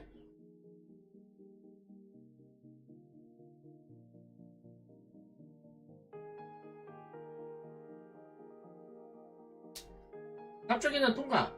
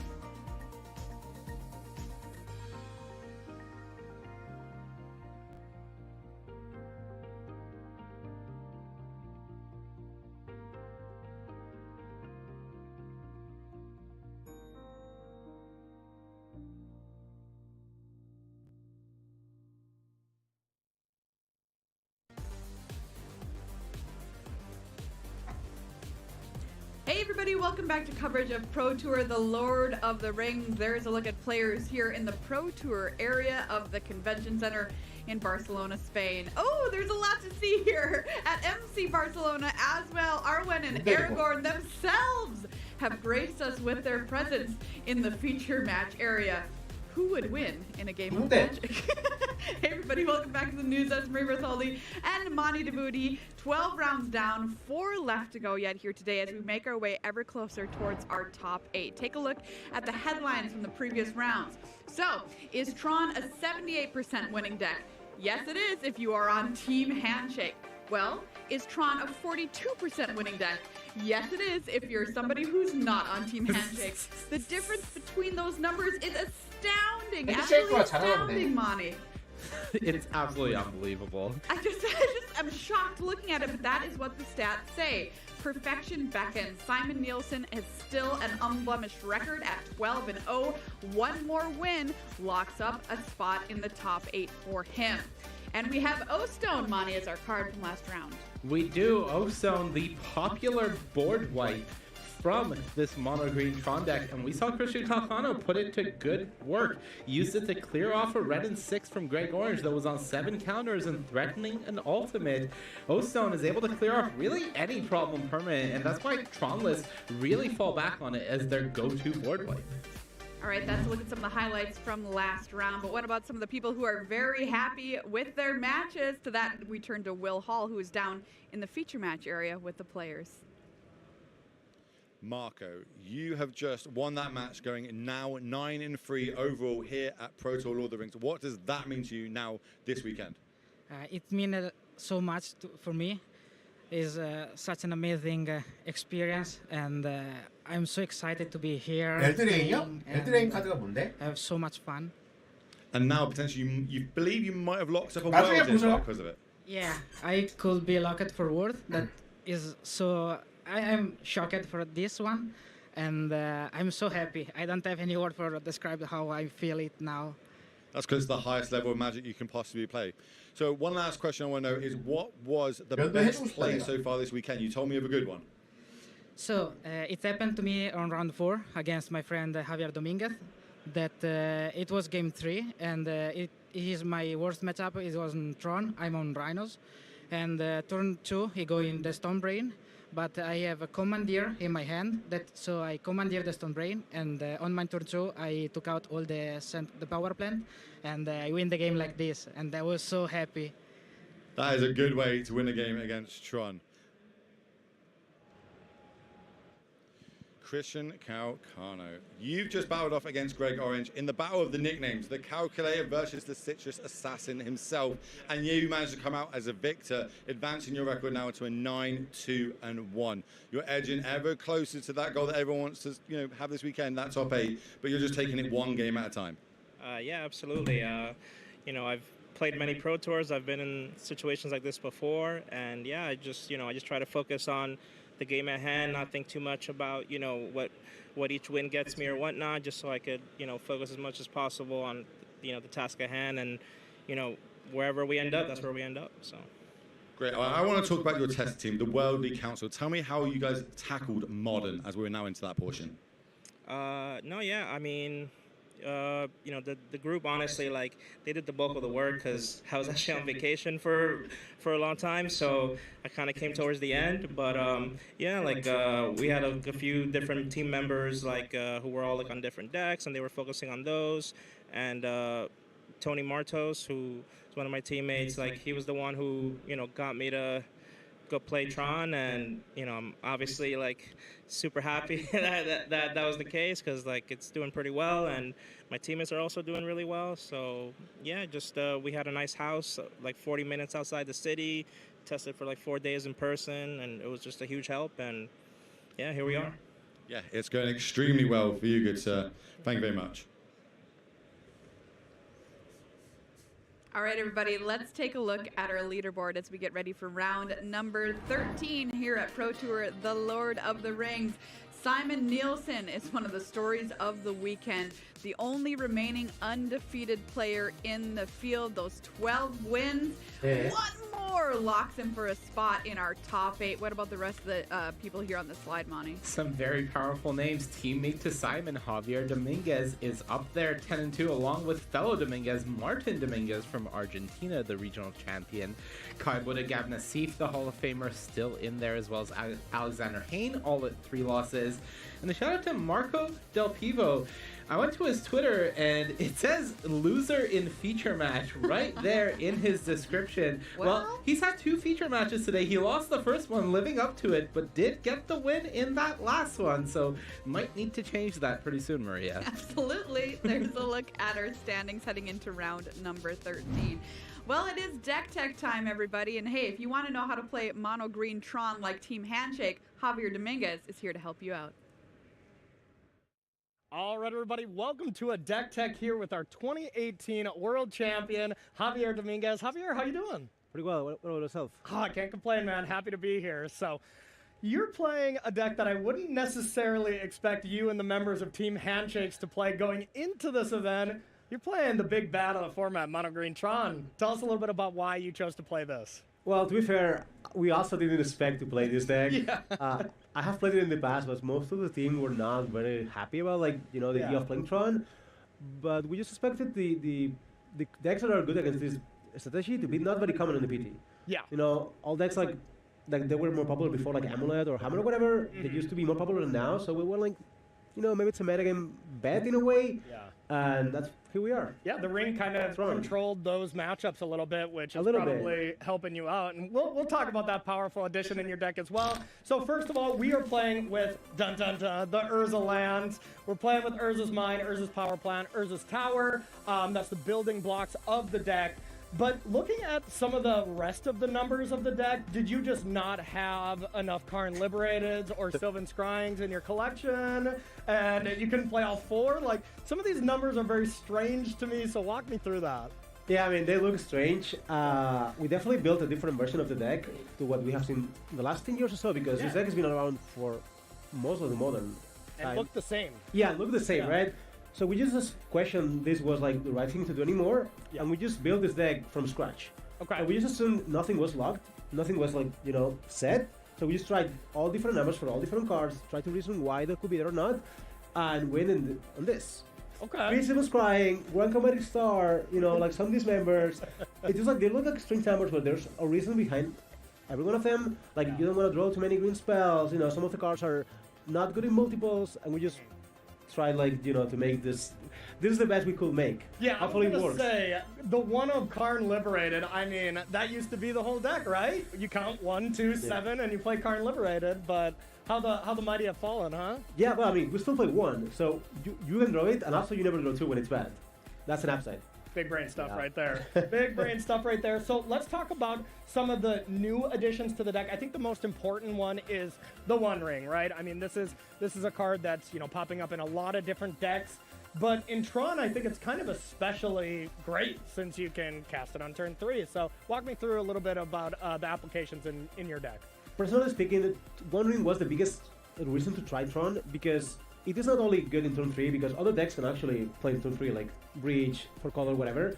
I think Tron is the best ring deck because, 1, the protection actually makes a lot of sense here, because you often need time only to just cast your Ulamox. Yeah. And 2, since the Tron lands, like every turn that goes on, you have more mana. The difference between your mana and your opponent's mana is bigger every turn.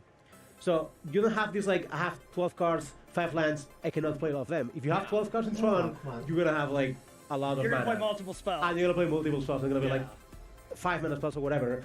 And that is, I think the One Ring and the Urza's Mine, Power Plant, and Tower go very well together. Okay, and like this is a deck that just kind of keeps the One Ring in play, right? You don't have ways to bounce it back, but your plan is to just win the game before the ring kind of deals enough damage to you. Yeah, but also like other decks, if you are mid-game with a ring with 3 counters, you have 6 mana or 7 mana, you have to spend half of your turn just casting the second ring, because often you cast second ring to survive. Yeah. But here, you have 12 mana, so just pay 4, play another ring, and then you have 8 mana to play like whatever you want. Yeah, fair enough. Okay, so another thing that is very important to this deck is Karn the Great Creator. You have a sideboard that is kind of all the one-ofs, maybe with one exception with the Haywire Might.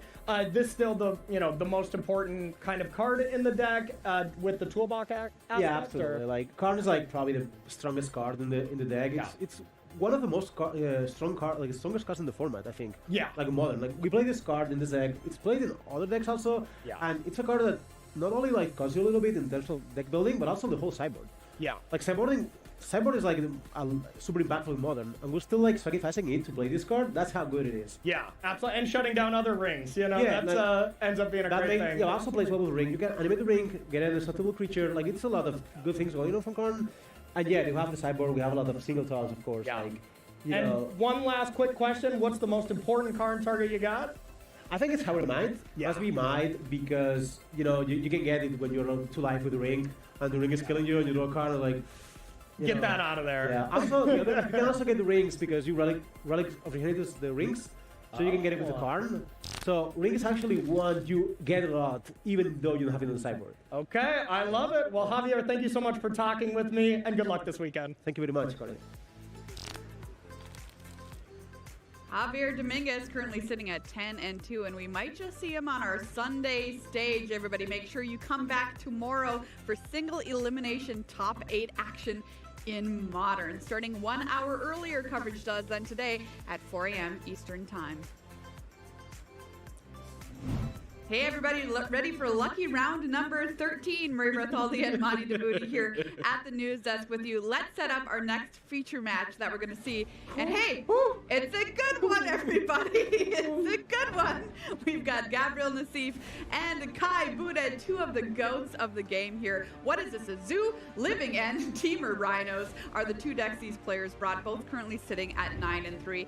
Gab Nassif, better known to some as Yellow Hat, has been playing the game almost since its began in 1995. He's a member of the Hall of Fame, your 2004 Player of the Year, and 2-time Pro Tour champion, Gab Nassif. Versus the German juggernaut Kai Buda, also started playing in 1995, Hall of Famer, 1999 World Champ, 4-time Player of the Year, 6 Pro Tour wins under his belt, 3 individual, 3 as a team. This is a huge matchup. When Monty saw it, your face just lit up, Monty. Yeah, this is just unbelievable to be in year whatever of the game and getting a matchup between 2 of, I think, inarguably the top 5 players of all time is just astounding. And they're both live and in good position for another top finish here. Incredible. Gab's already had one this year, by the way. And, by the way, they're teammates, because of course they are. Of course. Talk to me about their decks, Monty. Yeah, we're going to start by taking a look at Gab Nassif's deck. Both players did end up on a Cascade strategy, but Gab is the only one on his team that ended up on Living End, trying to use the power of the cycling creatures to fuel the graveyard, and then use Violent Outburst or Shardless Agent to cascade into a Living End. This deck is definitely the less interactive of the 2, using Grief to attack the opponent's hand while still having access to Force of Negation and Subtlety. On the other side, Kai has brought Rhinos. Few members of the team playing this deck, and definitely the more popular of the 2 Cascade decks in the field. Taking a look at Kai's deck, same idea. The Cascade strategy is using Shardless Agent and Violent Outburst, but this time you're trying to cascade into Crashing Footfalls. This is the more interactive of the 2 decks. You do see the same 4 copies of Force of Negation, but also 4 copies of Mystical Dispute, an additional copy of Subtlety, and some removal. So we've got 2 Cascade decks here, Monty. Which one do you like better in this matchup and why?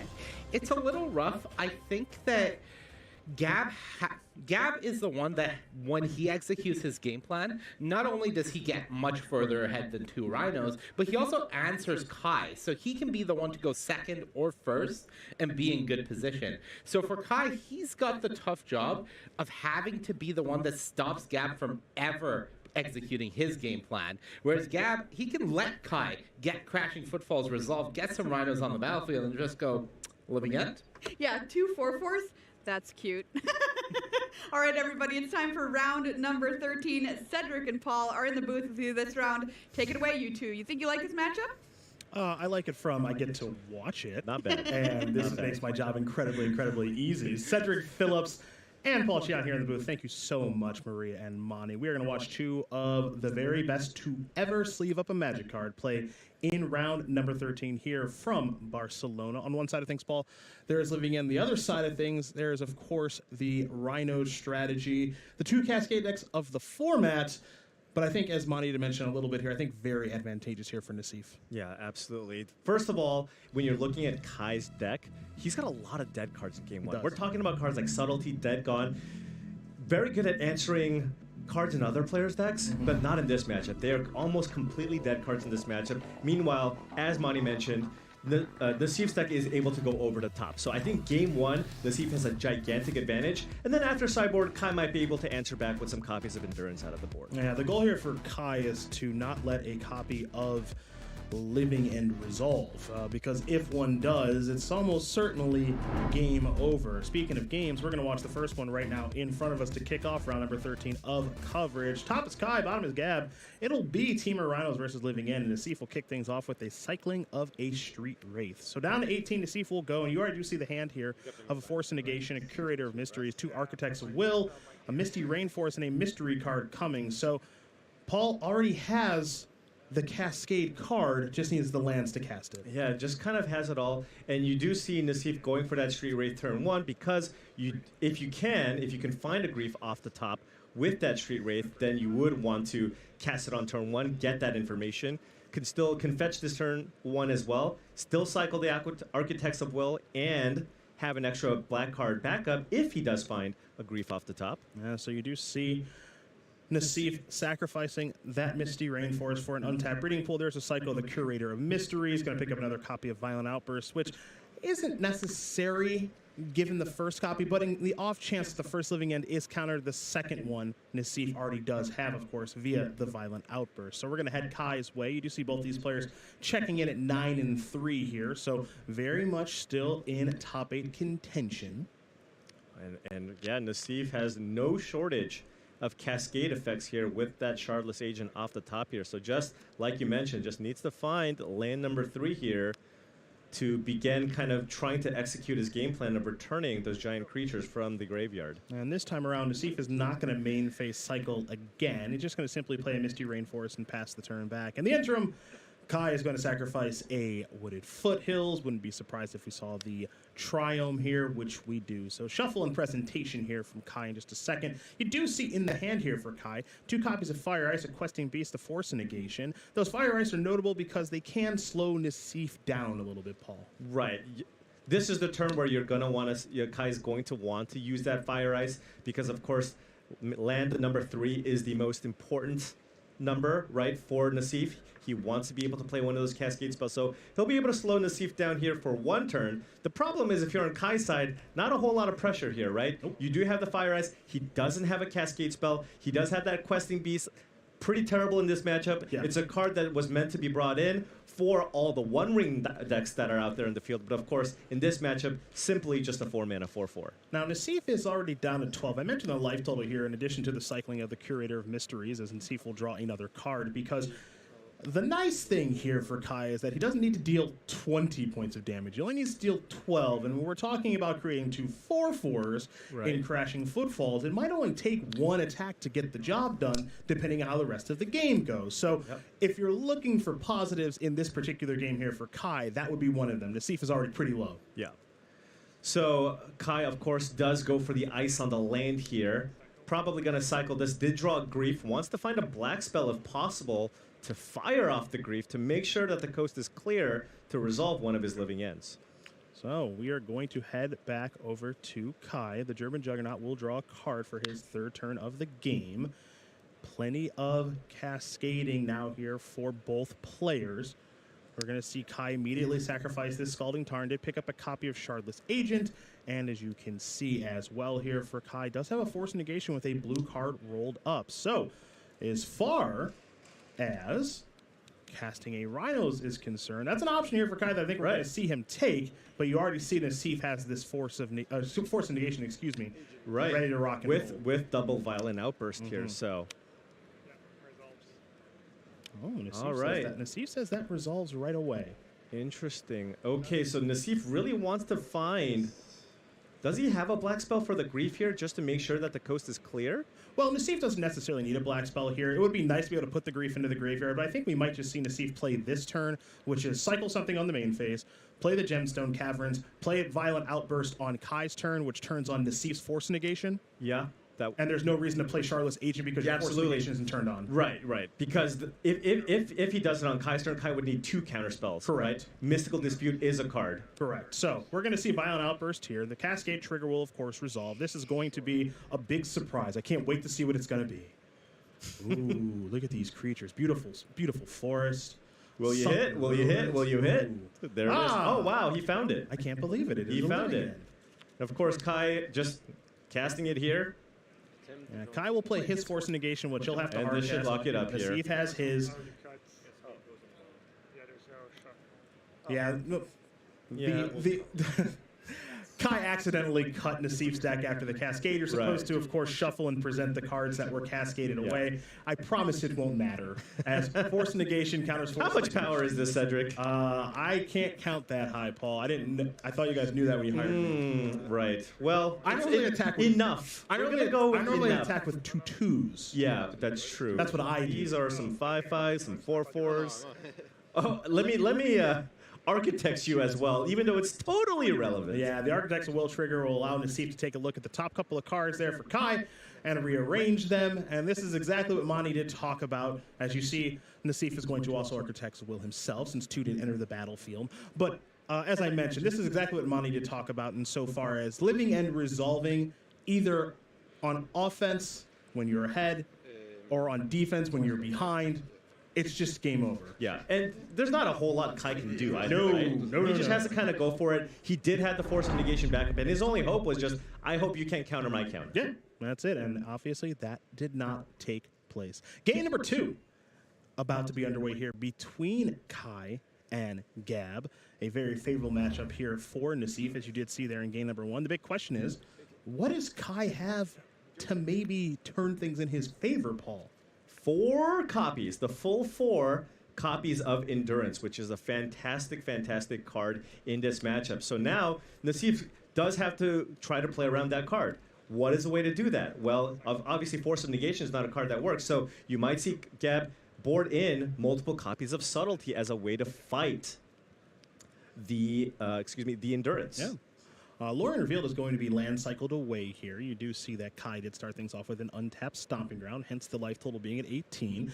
Kai going to figure out exactly what island to search for, and it will just be a basic at this stage of things. I think part of the reason for that decision is that red enchantment that is in hand, Paul, in Blood Moon. Going for the surprise Blood Moon here, potentially, to try to shut Nassif's mana off. The problem, though, is that this Living End deck also just plays land cyclers that allow you to just get the forest or the island if you really, really need. Yeah, when these land cyclers did get printed in the Lord of the Rings, I didn't know how good they were going to be. It just kind of seems like, a couple of big creatures might be important for limited, but turns out a real boost to a lot of decks in the modern format. Yeah, absolutely. I mean, now you get to just play. You just made a deck that was already pretty consistent more consistent, right? Because now you get to ensure that your graveyard will be absolutely loaded. You get to basically cut 6 lands for 6 cards that get you lands, and so when you cast that Living End, all of a sudden you have an extra 5/7 on the battlefield. Yeah, it is. Very good are these land cyclers in this Living End deck. No slouch in Teamer Rhinos and other strategies here being played by folks this weekend as well. As you've seen, Nassif is going to sacrifice a Misty Rainforest, Curator of Mysteries, and Generous Ent already in the graveyard. Nassif falling down to 17 in the process of this fetch. See if he wants to go a little bit lower, or perhaps is he eyeing up playing around Blood Moon? Like this, look at this. He's the two old. It's not his first rodeo. That's right, the 2 old guns. They still know how to do this thing. It's like, I think I can play around this Blood Moon. Not a big deal. And again, main phase cycling here in case something like Grief works itself into the equation. Oliphant was the draw, so we're going to head back over to Kai, who did suspend a Crashing Footfalls last turn, so that's why you see the counters go down from 4 to 3. Now, Kai does have that Blood Moon that we did mention, but Nassif appears prepared for it. Questing Beast looks like it may have been the draw step for the turn, and now Kai is going to play and sacrifice a Misty Rainforest. Could go towards Charlotte's Agent here. Now, if you do elect to do so, That's no blue card for Force Negation, Paul. Yeah, no Force of Negation. Might just need to go for it anyways. Knows that the Blood Moon is basically ineffective, as he does know that Nassif went and fetched a forest off the land cycle on the Generous End. So it might be just one of those, all right, I'm going to do this and hope you do not have... Hope that you do not have a Cascade spell to living end your creatures from the graveyard back into play. Well, Kai has said, you know what, enough of this playing around Blood Moon nonsense. I'll go get myself a breeding pool. Here is a Shardless Agent. Trigger, it could be anything. We'll take a look-ski. All right, and this might be a pretty quick game if Nassif just goes for it here and doesn't try not to play around the Endurance. So, a couple of copies of Endurance. That's 2 Endurances, yeah, that helps and you, that right? gives you a little bit of information. If you see all 4, you know the coast is clear. That's right.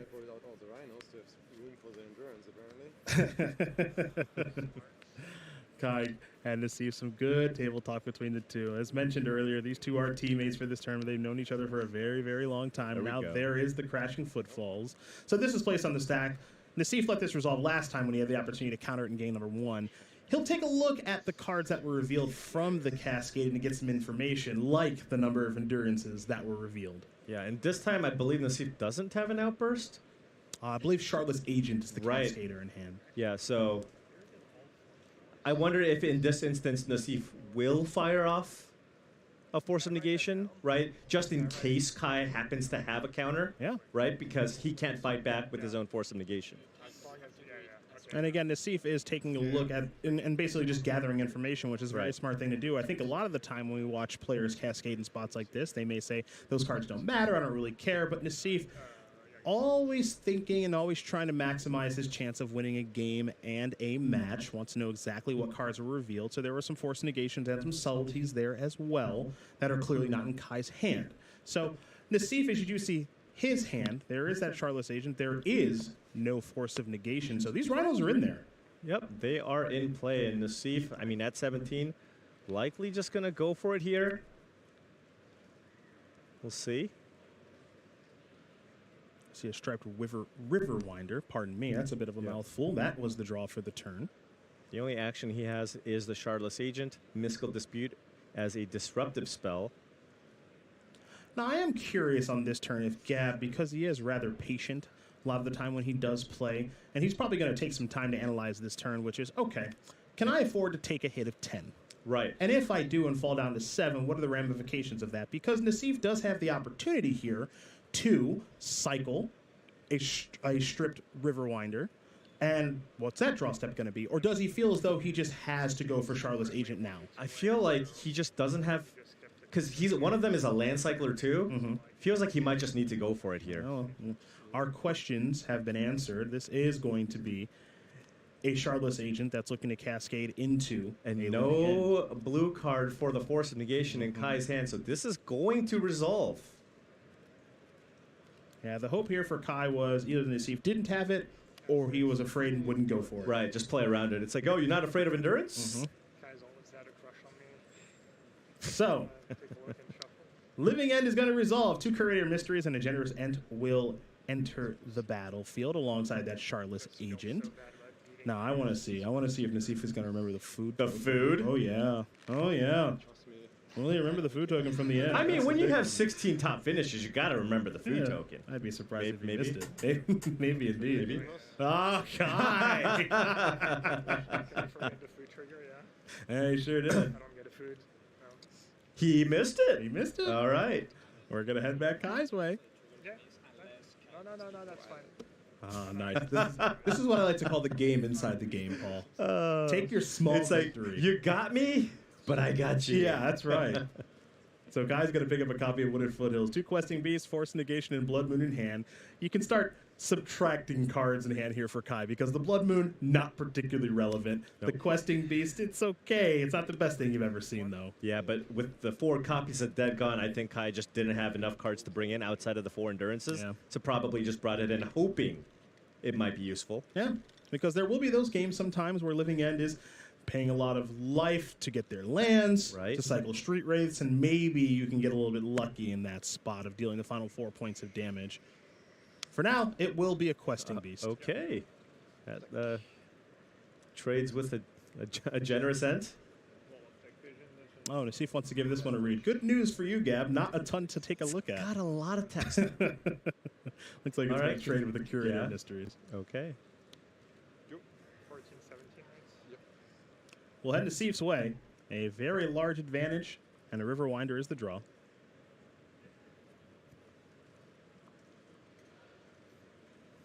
I suppose if Nassif can cycle into a Violent Outburst, could end it right here, right?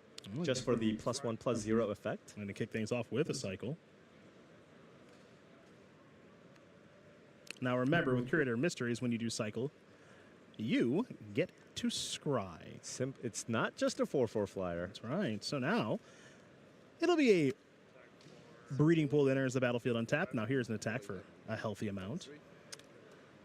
Getting for 11. Kai down to 3 here. Rhino's almost resolving. One more turn, Kai. That's right. Here is another questing beast. And a Mystical Dispute is going to take care of that. Gab Nassif and Kai Bude are going to chit-chat about this game. Yeah, their hand's not great to pass the turn. Yeah, like I figured, like lands, Blood Moon, and Force is probably a key, but you played around the Blood Moon, so that didn't really do anything anymore. Yeah. And yeah.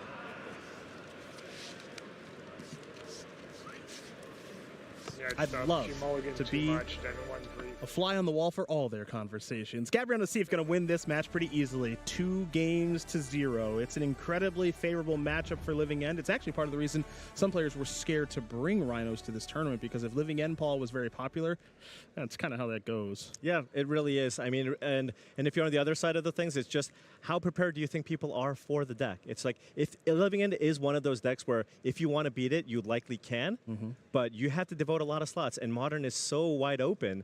There's just so many decks to prepare for, you know. You can't just overload your deck to beat that deck. Yeah, so we do see Gabriel Nassif, another victory for the Yellow Hat. Living End moving on to 10-3. We're going to take a short break here, but there is more magic to come, and the one and only Maria Bartholdi is going to tell you all about it. Hey everybody, you're not going to want to miss this coming up next. Andy Garcia Romo on Rakdos Evoke versus Dominic Harvey on Amulet Titan. Fun fact, he's got an 80-page, 32,000-word guide to Amulet Titan, so he knows how to play the deck, Monty.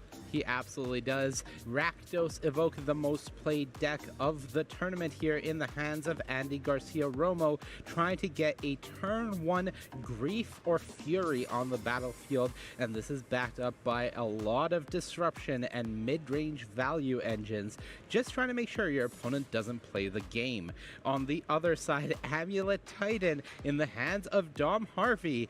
This is a bit of a blast from the past, using Amulet of Vigor alongside the bounce lands from original Ravnica to start generating some mana, and once you add some additional land drops in the mix and Primeval Titan, this can lead to some very explosive turns, finishing your opponent off either with a double striking hit aided by Sunhome or Valakut the Molten Pinnacle. That's Rakdos Evoke versus Amulet Titan after this.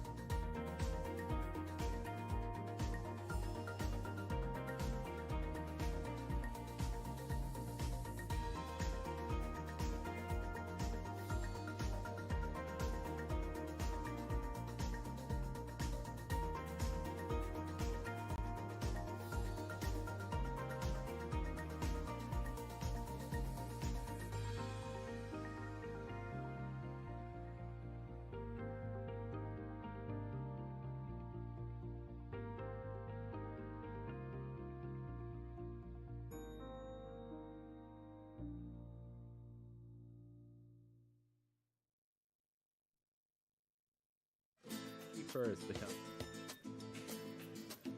Hello, everyone, and welcome back to Pro Tour, the Lord of the Rings, here in beautiful Barcelona, Spain. Cedric Phillips alongside Paul Chion, as we're going to dive into more modern action here, round number 13 and day number 2. We just had the opportunity to see Gabriel Nassif dispatch of Kai Bude. Now we turn our attention to two players that are playing some very fun decks. On one side of things, we have our most played deck in Rakdos Evoke in the hands of Andy Garcia-Romo, playing in his first Pro Tour. On the other side of things, it's Dominic Harvey playing a deck that he knows incredibly well, an Amulet Titan, far from his first Pro Tour, Paul. Yeah, and not surprising that he's playing this deck. And not gonna lie, when I was preparing for this event, I go, this is the Pro Tour I'm finally gonna learn how to play Amulet Titan. Okay. After multiple misplays and opening up Dominic's 80-page document, I was like, you know what? Maybe this isn't going to be. I think just leave it. I'm just gonna leave it to the pros. That's right. So Dom Harvey has played a ton of Amulet Titan. That deck is actually what kind of helped him break out into the competitive Magic scene a couple of years ago. For Andy Garcia-Romo, it could be this weekend that causes his breakout with a 9-3 start. A couple more wins would be a requalification one, but hey, we could see Andy in the elimination rounds depending on how these next 3 rounds do go. Harvey kicking things off with an Urza Saga and Amulet of Vigor, the namesake artifact of the deck, and now this exactly what you want is some griefing to be done. We'll take a look at Dom's hand here. Looks like another Amulet and a Boreal Grazer, a Summoner's Pact among the options here for Harvey. I believe that's a 1-ring. And does appear to be the case. But doesn't have another land. No, so the fun thing about this deck is you can keep a hand that looks like this sometimes, and especially if you do draw a Simic Growth Chamber or different Ravnica bounce land, can go kind of crazy from here. Right, so Dominic choosing to keep this for the immense upside if he can find a bounce land off the top. That is correct. Because if he does, I mean, he just can do everything. You kind of go nuts. This is also a deck that does play a boatload of lands, sometimes over 30 of them, right. And against a deck that you know is going to be playing copies of Grief, you don't really want to mulligan particularly much. Yeah, and I wonder if you're on Andy's side, if you take, okay, going to go for the Amulet here. I was wondering if he was going to consider some of the kind of the win conditions, given that there is an Urza Saga already in play with an Amulet. We will head Dom's way. That Urza Saga is going to tick up to 2. Bounce land? That's the best draw. I mean, almost any land would be good. And again, you're just playing the numbers here. You don't know exactly what land you're going to draw, if any at all. And it looks like Harvey did not draw one. So Ragavan is here. And Ragavan is attacking. We all know how this song and dance works. The reveal will be a Dryad of the Elysian Grove. Could play it if you really wanted to. You could. Yeah. A treasure is created here for Andy, who's dodged the bullet thus far. And now there is an untapped Blood Crypt. And sure, he's might as well. All right, now so Dominic's gonna be on 0 lands after here. We'll find likely a third copy of, or a second copy of Amulet here. Yeah, that does lead to a lot of upside. So, gonna float a colorless mana Will Harvey. Looks like he picked up a copy of Primeval Titan for the draw step. But what does Dom want to search for? That is the question. Things are pretty straightforward on Andy's side of things. Just try to kill Dom as fast as possible. Okay. And now Harvey has found another Amulet. So needs to find a bounce land here to kind of try to unlock his hand. How about no? How about no? How about no bounce land? Just 2 amulets, and let's figure it out. Because if Dom did find a land, would have access to 4 mana, yes, right? Because you have 2 triggers with the amulet, and then he's got the Arboreal Grazer. Yep. So he can use the Grazer to put the bounce land into play again, and all of a sudden you have 7 mana. Get a Primeval Titan, and we go off to the races. And then on page 17, paragraph 3, Dominic will show you the line. That is correct. Right. It'll be a Fable the Mirror Breaker here for Dom, or excuse me, for Andy. That'll generate, of course, the 2/2 Goblin that does make treasures. And it'll be on Chapter 1 with a very powerful 3-mana Saga and passing the turn back. Is it a bounce land? Is it a Simic Growth Chamber? Really needs one, and it is not. No. Still has a turn here, perhaps. Now we'll see Chapter 2 of Fable now. Multi-format All-Star is that red Saga. So we'll see if Andy would like to do any drawing, discarding. We'll answer that question pretty quickly. Not interested at all. So into the red zone for 6, Primeval Titan gets revealed. Can play it. Oh, well, it looks to be prime time, baby. Stop hitting yourself. So, now it's prime time. Look, this is a lot. I can't believe I'm going to say this, but I'm gonna. If Dom draws a bounce land, I think Andy is dead. Which is ridiculous. Yeah. Draw. Bounce land? Growth Chamber, Celestia Sanctuary. Okay. There's a rot farm. That's the Golgari Rot Farm. All right. Buckle up, everybody. We're about to have a whole bunch of fun. All right, and I'm not even going to try to figure out what's going to happen. Partner, that's what I'm here for. All right. I'll do my best Dom Harvey impersonation. I ain't great, but I'll try. I'll just let Dom Harvey do the Dom He Harvey can do his thing, too. But I know that with the Grazer and the Rot Farm, we'll have access to 7 mana. You saw the Summoner's Pact. You get a Primeval Titan. At least, well, he's drawn a Primeval Titan in the interim as well. Oh, he does have one. There's at least one Primeval Titan working itself into the equation. So you can even get more mana if you pack for example, an Azusa. An Azusa, right? a Dryad of the Elysian Grove, Cultivator Colossus could potentially work itself into the equation. There's a lot for Dom to think about, and given that he's facing something that is resembling lethal damage next turn, he's going to have to do a whole bunch this turn. Right. Oh, yes. I love it. Give me those mana counters. Okay. No, I believe I believe Andy had a Terminate in hand. Could have kept that. All right. So 4 mana at this stage of things. 2 green and 2 black. Land drop for the turn. That is correct. And you see there, that other die is for the number of land drops. So down to 1 green. It's a Boreal Grazer. 2 triggers from the amulet. Oh, man. So 2 more each. And do it again. So Harvey is now up to 4 black and 3 green.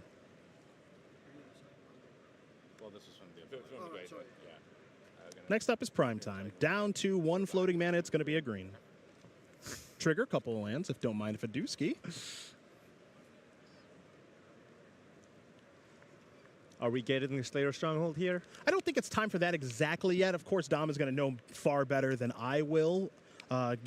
Given the experience with the strategy, but I think he might want to go towards lots of mana, especially with the Summoner's Pact in hand to maybe give both of the Titans haste on this particular turn. Sure. So I think at some point we'll see that, assuming he hasn't drawn either.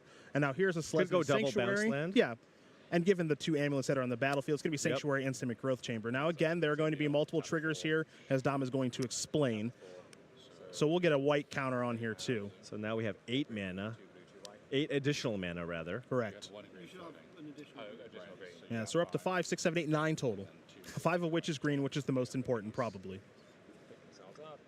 This is off of 1 land, Cedric. That's all it took. Just 1 land. Now here's a free Summoner's Pact and a search up. This could be a prime time. Again, this could be a Dryad of Elysian Grove, but it will be prime time. There we go. Given the 2 amulets, that's probably the highest impact, highest upside thing to do. Yes. So here's prime time. We'll see what floats after casting this. And keep a white available. All right. So 2 green and a white floating, 2 more lands coming. Now could be the time for Slayer Stronghold and Boros Garrison, potentially. Right. Need the red source here. One card that Dom does like to play quite a bit in this strategy is Crumbling Vestige. Sure. And it is pretty good alongside Primeval Titan as well. Now, I don't know if this will be the time for it or not, as it looks like he was thinking. It gives you 1 red source. It gives you 1 red. It gives you 1 red, yeah. Looks like he may have been thinking Slayer Stronghold and Boros Garrison. Right, because with that, you can stack it in such a way where you can target both Primeval Titans. That is correct, and that's exactly what we're going to see happen. So those under the battlefield tap, target 1. They'll both get +2/+0, Vigilance, and Haste. Oh, he'd like to attack. That's interesting. Oh, yeah? That's 4 lands now going to be coming into play here.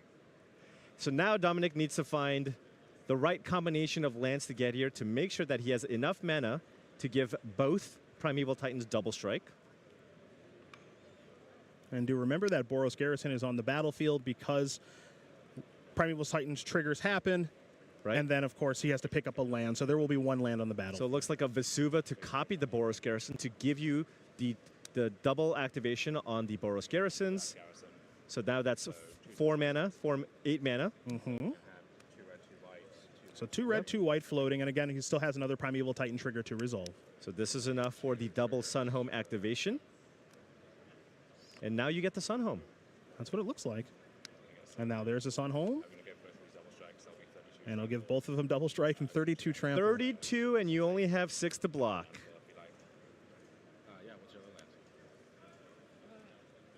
I do like that Andy asked, what is your other land that you're going to get? Looks like it's going to be a Golgari Rod farm. Dom Harvey's going to win game number 1 here in very impressive fashion over Andy Garcia-Romo. That is part of the appeal, folks, of playing Amulet Titan in Modern. Yep. Just needed a single bounce land. Now, things change here after sideboard. They absolutely do. Andy Garcia-Romo has 2 copies of Magus of the Moon and a Blood Moon in the sideboard to bring in. And, of course, the Amulet Titan deck has an extremely difficult time dealing with those permanents. That type of card is the scariest card for Amulet Titan to play against in the Modern format. Harvey looking to dodge that style of effect basically all weekend long.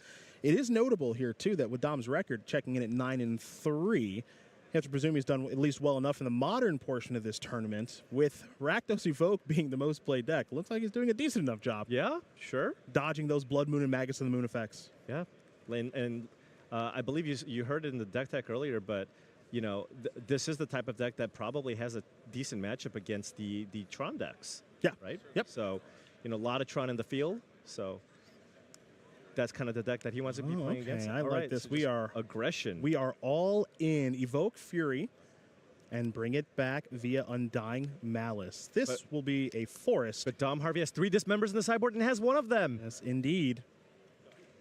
Taking care of that Fury and that all-in game plan here from Garcia-Romo. Just the clean 3-for-1 there. Yeah. Wow.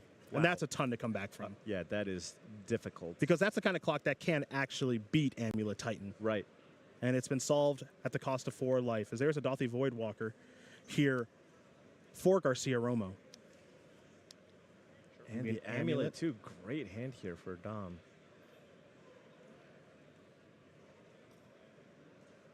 And what will the follow-up play be here?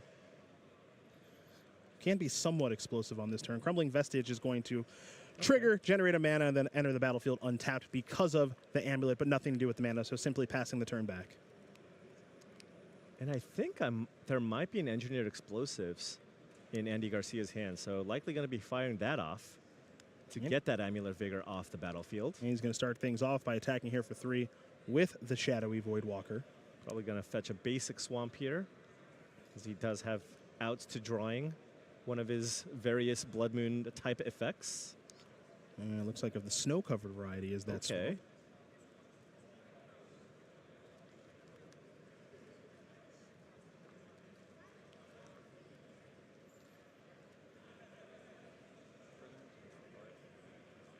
And I don't think Andy has too many other options here, so now I would just be really scared of just having an Amulet in play. Yeah, well, if you can kill an Amulet, it's almost certainly just best do to it. just Yeah, do it. get it off. Yeah, so as we saw just how powerful that card was last time around, now we'll have a Void counter on it from the Void Walker, but more importantly, it's off the battlefield. Yeah.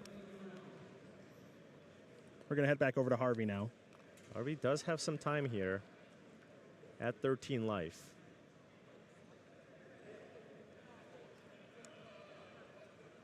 Looks like Golgari Rod Farm just going to pick up the Vestige and pass the turn back over to Andy Garcia-Romo, who again is playing in his first Pro Tour. I don't think it's his first time doing this, though. Going to dash a Ragavan. Oh. In a 1 ring. Almost, if he had a land, right? It looks like that'll be the turn. Okay. Now, we don't have a great idea what the texture is of Harvey's hand at this stage of things. We know that things can be very 4 explosive. Mana. Is this 1 ring? 4 mana, and this is the 1 ring. Okay. And that, we're going to see a Bowmasters in response. Okay. Yeah. This will buy Dom this turn, right? Because Andy cannot attack him this turn. At least this turn. At least this turn. But it is also pretty punishing when you do activate the 1 ring, because now you're triggering the Bowmasters. Mm-hmm. So Harvey will have some decisions to make on how to use this very powerful artifact. And again, remember, as over the course of this game, Andy is still always drawing towards those moon-style effects. Right. That will change the entire complexion of the game if he's able to finally find one. Just hasn't been able to yet.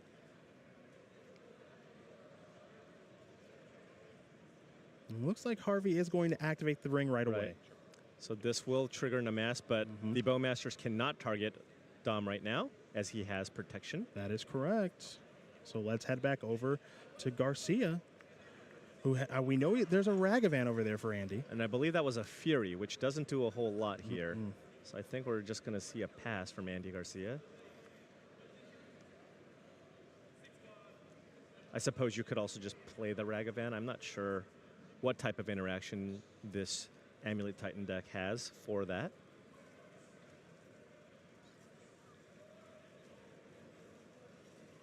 Garcia Romo going to give this one a bit of a think. As you mentioned, Paul, with the Bowmasters out there against the ring, you are still getting some damage done now. The protection is off. So at 6, if you activate this, you draw 2, but you would take 2 more damage. Go down to 4, but then it's a question of whether or not Dom has enough to combo off. Needs, of course, to find that amulet. Now you can see a little bit of a look into Harvey's hand there. There is a Valakut hanging out. It looks like multiple copies of Summoner's Pact at this stage of things, but killing that amulet with that Engineer Explosive is very, very important for Andy Garcia Romo in this game because it really slowed Harvey down in a very meaningful way. Absolutely. There might be a Terra Sunder as well in Dominic's hand.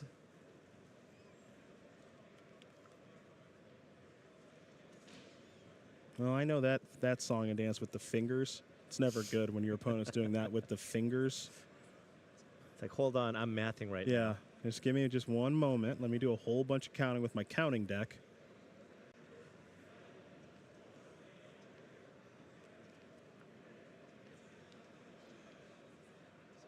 You have to imagine the question here for Harvey on this particular turn is there a way I can kill you? Because I am in some trouble as far as the life total is concerned.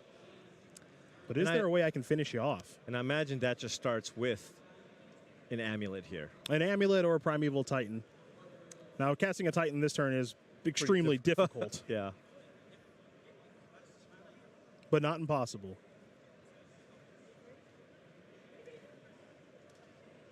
And you can see the hand there for Garcia Romo. 2 cards, it's a Fury and a Ragavan. That's it. Yep. And because I think Andy just has him dead next turn, right? Because you can just attack with everything. Even if you kill the Voidwalker, if Andy chooses to dash in the Ragavan, that's an attack for 5. And then on upkeep, Dominic would die to his ring. Yeah, those burden counters, aptly named. So this is a big turn. That's why you see Dominic taking his time here. We're going to kick things off with a copy of Summoner's Pact.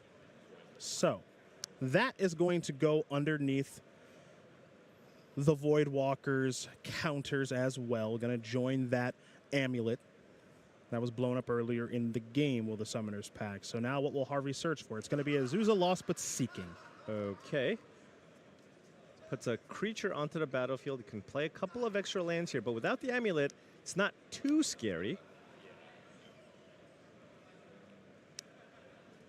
So is that where Harvey's going to start the turn is the question. Harvey's going to start by getting some mana counters. Looks like this is going to be a colorless that's floating. Okay, is it an amulet?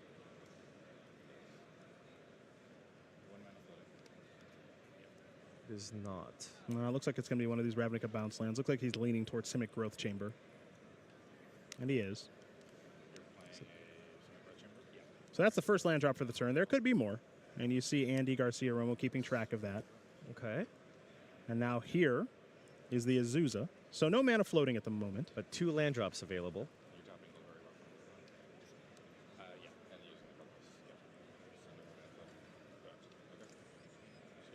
So there's another land drop in Beseju. That's 2.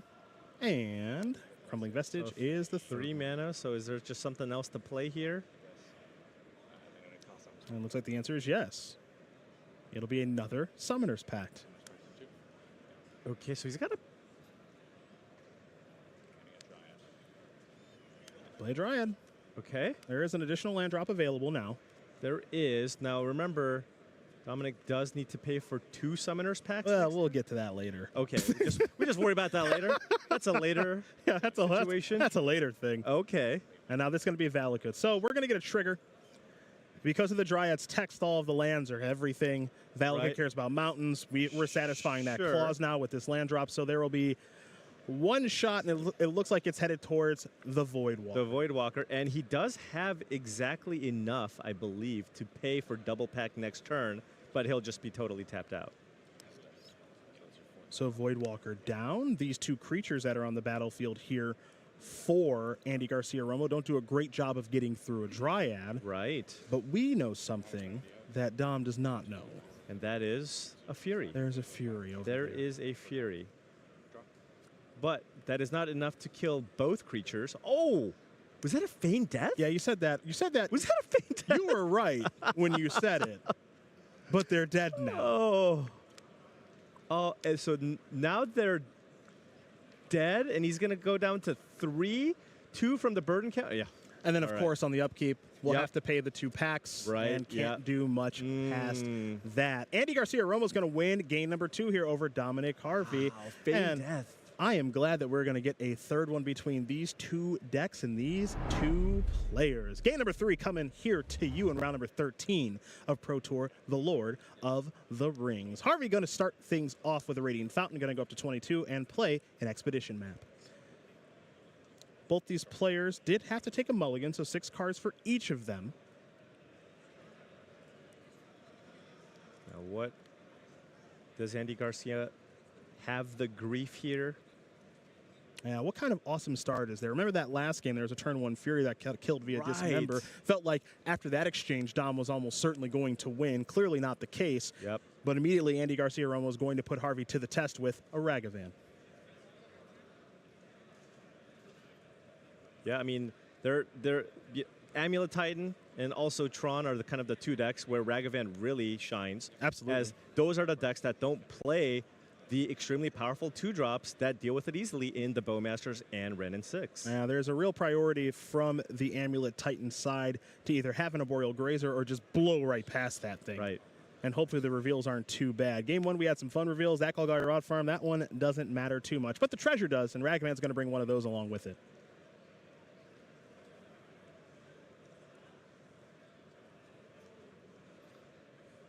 Not a whole lot of disruption here, though. No, it from doesn't Andy's really side. look like it. If I take a look at Andy's hand here, I'm trying to find if there's any Blood Moon or Magus of the Moon effects, grief-style things going on, Thought Seize. There's an Explosives. There is an Explosives, and it's just curious if Explosives is supposed to take care of that Expedition map or not. Right, or do you just hold it for the Amulet? Oh, it It's looks actually like just going to get a little more aggressive here Well, instead. Seasy peasy. That's Seasoned All right. Pyromancer, for those of you not in the know. Is not a bad find here. A couple of cards to discard.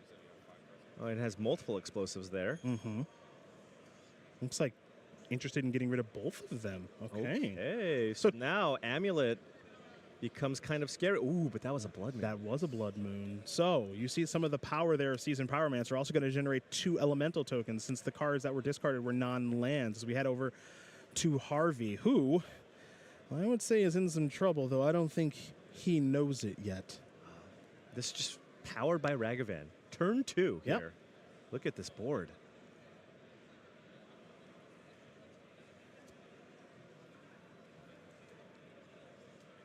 Now, the one thing we do know that does exist in Harvey's hand right now is that Radiant Fountain. That was picked up a little bit earlier in the game. So that'll be redeployed. Harvey's going to gain 2 life back to 22. And, well, here come the math, the number counters here, the mana counters, pardon me. Right. Not going to be an Amulet here, as he would have played that ahead of time here. But nice blocker for the Ragavan. And it looks like it's going to be Transmute Teleria West. So this will allow Harvey to find any land or any 0 mana card in his deck. Converted mana cost 0 is all that matters here with this. So you can get a Summoner's Pact. Okay. It's one of the more common targets for the Teleria West. So the big question now is there a third land in hand for Andy Garcia-Romo? And the answer is yes in Marsh Flats. There is, and Blood Moon. So now Dominic has to find a way to not only stop the offense from Andy's side, but find an answer for the Blood Moon before he can try and combo off. Nice thing about the Expedition map, though, that's in play, you can use it to search for a Boseiju. Yep, or a Basic Forest. Right. Either one. Whichever one of those you may be missing. Now, if you're missing both, I don't have any solutions for you. As you see, a snow-covered swamp search for there with the Marsh Flats. Have to imagine Blood Moon's on the way here, Paul, and that's a world of difficulty here for any Amulet Titan player. But as you saw from the previous game, Dominic does have cards like Terra Sunder. Yep. To deal with these problematic sideboard cards.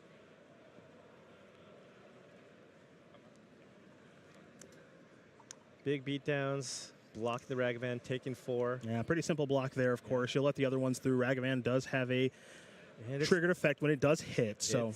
It's time. Yes, it is. It is Blood Moon. So now this is the true test, of course, because the Amulet Titan players, they've played against Blood Moon. Otherwise, what are they doing here? Right. Now, what is your experience level on beating a resolved Blood Moon? That's what we're going to find out here from Dominic Harvey. Gonna need Green Source plus. Now, if you have Green Source plus a card like Terra Sunder, you can just use that to kill the Blood Moon. Don't necessarily need the Boseiju here. So it really just depends on what Dominic's working with in hand. Valakut's going to be the land for the turn. Because of the Blood Moon that's on the battlefield, Valakut's enter the battlefield tapped text is obsolete. So that's why you do see that land enter untapped as we head back over to Garcia Romo. But 4 mountains in play here for Dominic Harvey.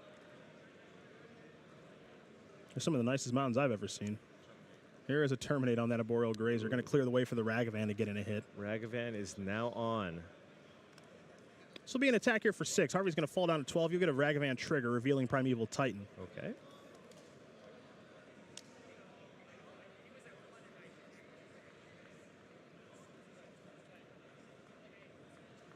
Is there a follow-up here for Garcia Romo?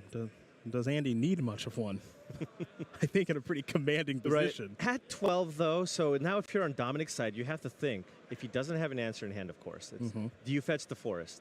Do you fetch the forest to try to find something like a Terra Sunder? You could still draw a Boseiju off the top, right? But having access to that green source does give you the outs to draw to kill the Blood Moon.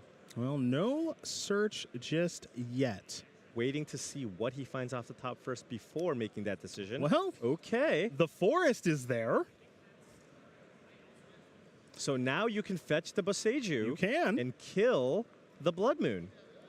And Harvey's just going to pass the turn back. Sitting at a modest 12, as it looks like another Fury or Ragavan may have been the draw step. So, Garcia Romo needs to turn up the heat here a little bit. He does, though. In for 6 more. Trigger, Summoner's Pact, not you. No green creatures in Andy's deck, last time I checked. But with the treasures now, can also just choose to hard cast Fury if he wants to put a little more pressure on the battlefield.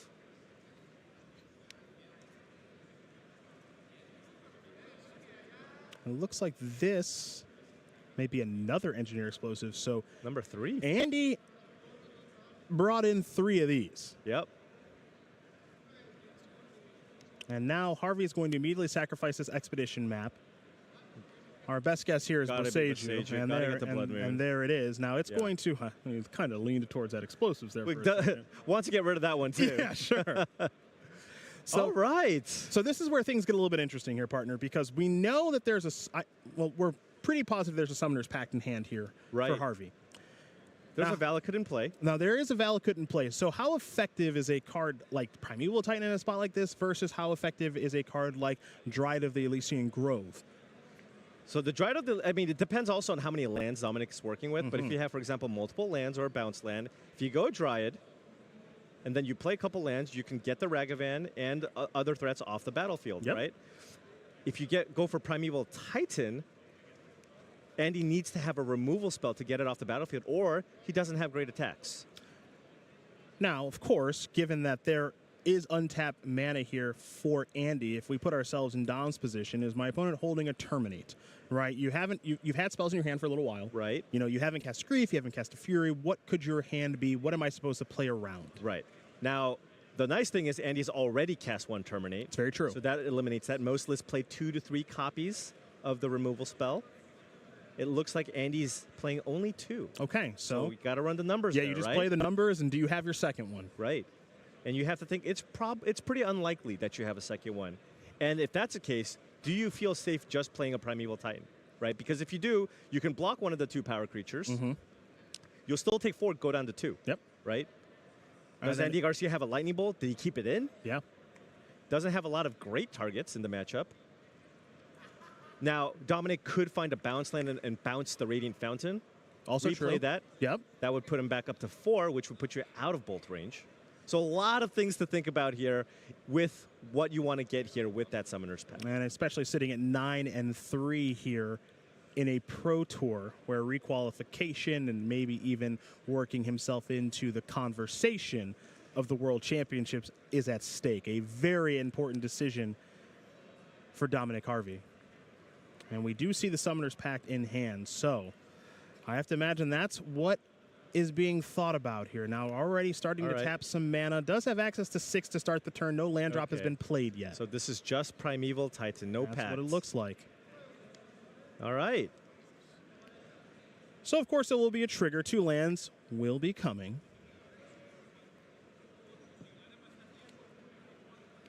I think certainly one of the cards is going to be a way to pick up that Radiant Fountain this turn.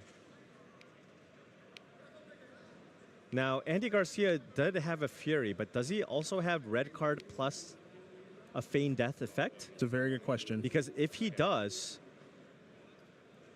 that does get the Primeval Titan off the battlefield. I believe it's still not a lethal attack, though, because if Dominic gains 2 life here, he will go up to 8, will take 6, and will still be alive. And there are ways to get some other knuckleheads in the way, like this. Colony Garden? That's right, an 0-1 plant, who'd have thought, would be so problematic. But with the Fury and the Fury returning, that's still going to be enough to get both of those creatures off the battlefield. That is true as well. So, the Garden and the Growth Chamber are going to enter the battlefield. A couple of triggers, one for the Garden, one for the Growth Chamber. Going to pick up the Radiant Fountain, replay the Radiant Fountain. As you mentioned, Paul, and Harvey's going to go up to 8. And Harvey's just going to go, please don't Fury me here. Yes. Please do not Fury me. I'm so close to stabilizing. I did what I could. This was the best possible play, but Andy's got it. Well, we are going to head over to Andy now, and Andy will draw. Can Andy Garcia Romo, in his first Pro Tour, win this game and move on to 10 and 3? Qualified for this tournament, pardon me, at the most recent regional championship in the United States. Maybe he doesn't know. Well, here is Fury. All right. There's the exiling of Ragavan. Oh, and I'm sure if you're Dom, you're like, no, not there like is the Feign Death as well. Gonna clear all that up. Now he's still alive. It's true because of the Radiant Fountain. Right? Still alive. Still alive, down to 2, still has a turn. Here's the attack, trigger the Ragavan. That's going to reveal a Valakut, which that may matter. Right, absolutely. Most Amulet Titan lists nowadays only play 2 of those. One of them, of course, already on the battlefield. Marsh Flats, pass the turn back. Okay. Harvey, what can you do?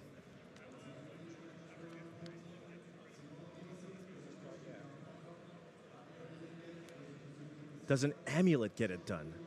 Well, I think it'll help. If you go Amulet, Pact, Titan. That's an attack for 16. Andy's at 17. Oh, no, the finger dance is back. It looks like Dom may have drawn a copy of the One Ring. The One Ring does buy you a turn. It does. Now here's...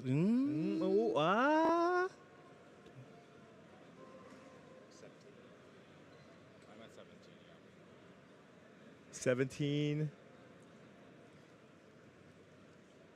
does mean a fully juiced Primeval Titan is still 1 damage short from lethal, just from the +2/+0 and the double strike. The Slayer Stronghold and the Sunhome. Right. So, gonna play a Forest, Will Harvey. And now this is a Summoner's Pact for a prime time. Going to do a little shortcutting here. Of course, Dom is just going to search his deck again, so that's why you see no shuffle plus present. Just going to figure out how to cast this Primeval Titan. Also, just a second ago, for clarity, you saw Harvey play that Forest, pick it back up, and then replay it. That's his land drop for the turn. Yep. Absolutely. So Dominic's plan here is to go Primeval Titan, get some value here. Maybe a bounce land plus a Tolaria West. Looks like the card that he's most sure about is Tolaria West. The second one, I think he's a little bit more uncertain. Yeah, but you want to be able to pick that up, right? I presume. Here is a Selesnya Sanctuary, going to pick up a Tolaria West. And then you got the One Ring here to not die. and then you have to pay for the pack, but you do have a potential attack next turn with Primeval Titan. And so there is the one ring. Okay, still alive. Still alive indeed. Die on top of the deck to remember to pay for the packs. Very smart, as we're going to head back over to Andy Garcia-Romo. Paul arguably had the best turn possible last turn. Right. Going to need one heck of a draw step this turn. What you got? Just a lightning bolt off the top? It's a Dothy Voidwalker. So not the most relevant card here, as he's got plenty in play for lethal.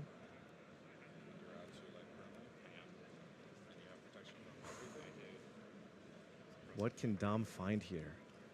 Well, if Dom gets another turn, this game almost certainly ends. As long as he doesn't forget to pay for his pack. And you see him very quickly untap because I think he knows how favorable the situation is now. So he'll pay for the pack. Remember that he did put Teleria West back into his hand. So this could be... Ooh, he's getting excited here. Yeah, with how fast he's moving, this is almost certainly going to be search for Summoner's Pact, get a Dryad Elysian Grove. Okay. My lands allow me to Valakut you into Kablooey. How many...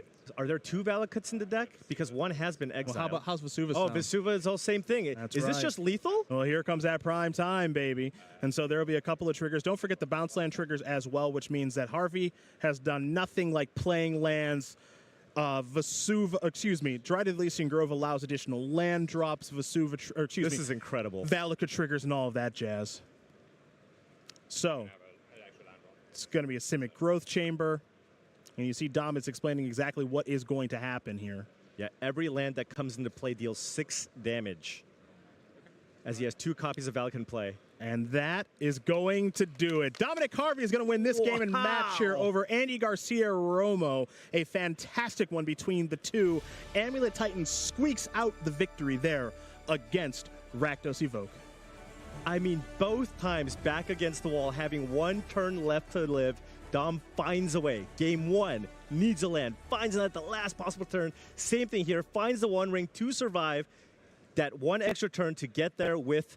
Didn't even need an Amulet that time, right? No, and that's kind of the appeal of this deck, because I know the deck is named Amulet Titan, and we understand why. We just saw the power of Primeval Titan, but the deck can operate without an Amulet of Vigor. It just goes into supercharge mode when it has it. Yeah, and this goes to show that when this deck is in the hands of probably one of the most capable pilots of this deck, knowing the ins and outs, knowing exactly what he can do in every single situation, that's how you get those little percentage points to be able to squeak out wins like this. That was a game there, folks, in game number 3. That was beat a Ragavan, beat a Blood Moon, and then some. Congratulations to Dom Harvey, moving on to 10-3 here in Barcelona. Round number 13 is in the books, my friends. We are getting ready to take a break here. There you do see the German juggernaut, unfortunately picking up a loss last round to his good friend and teammate Gabriel Nassif. We'll have updates on that and so much more at the news desk right after this.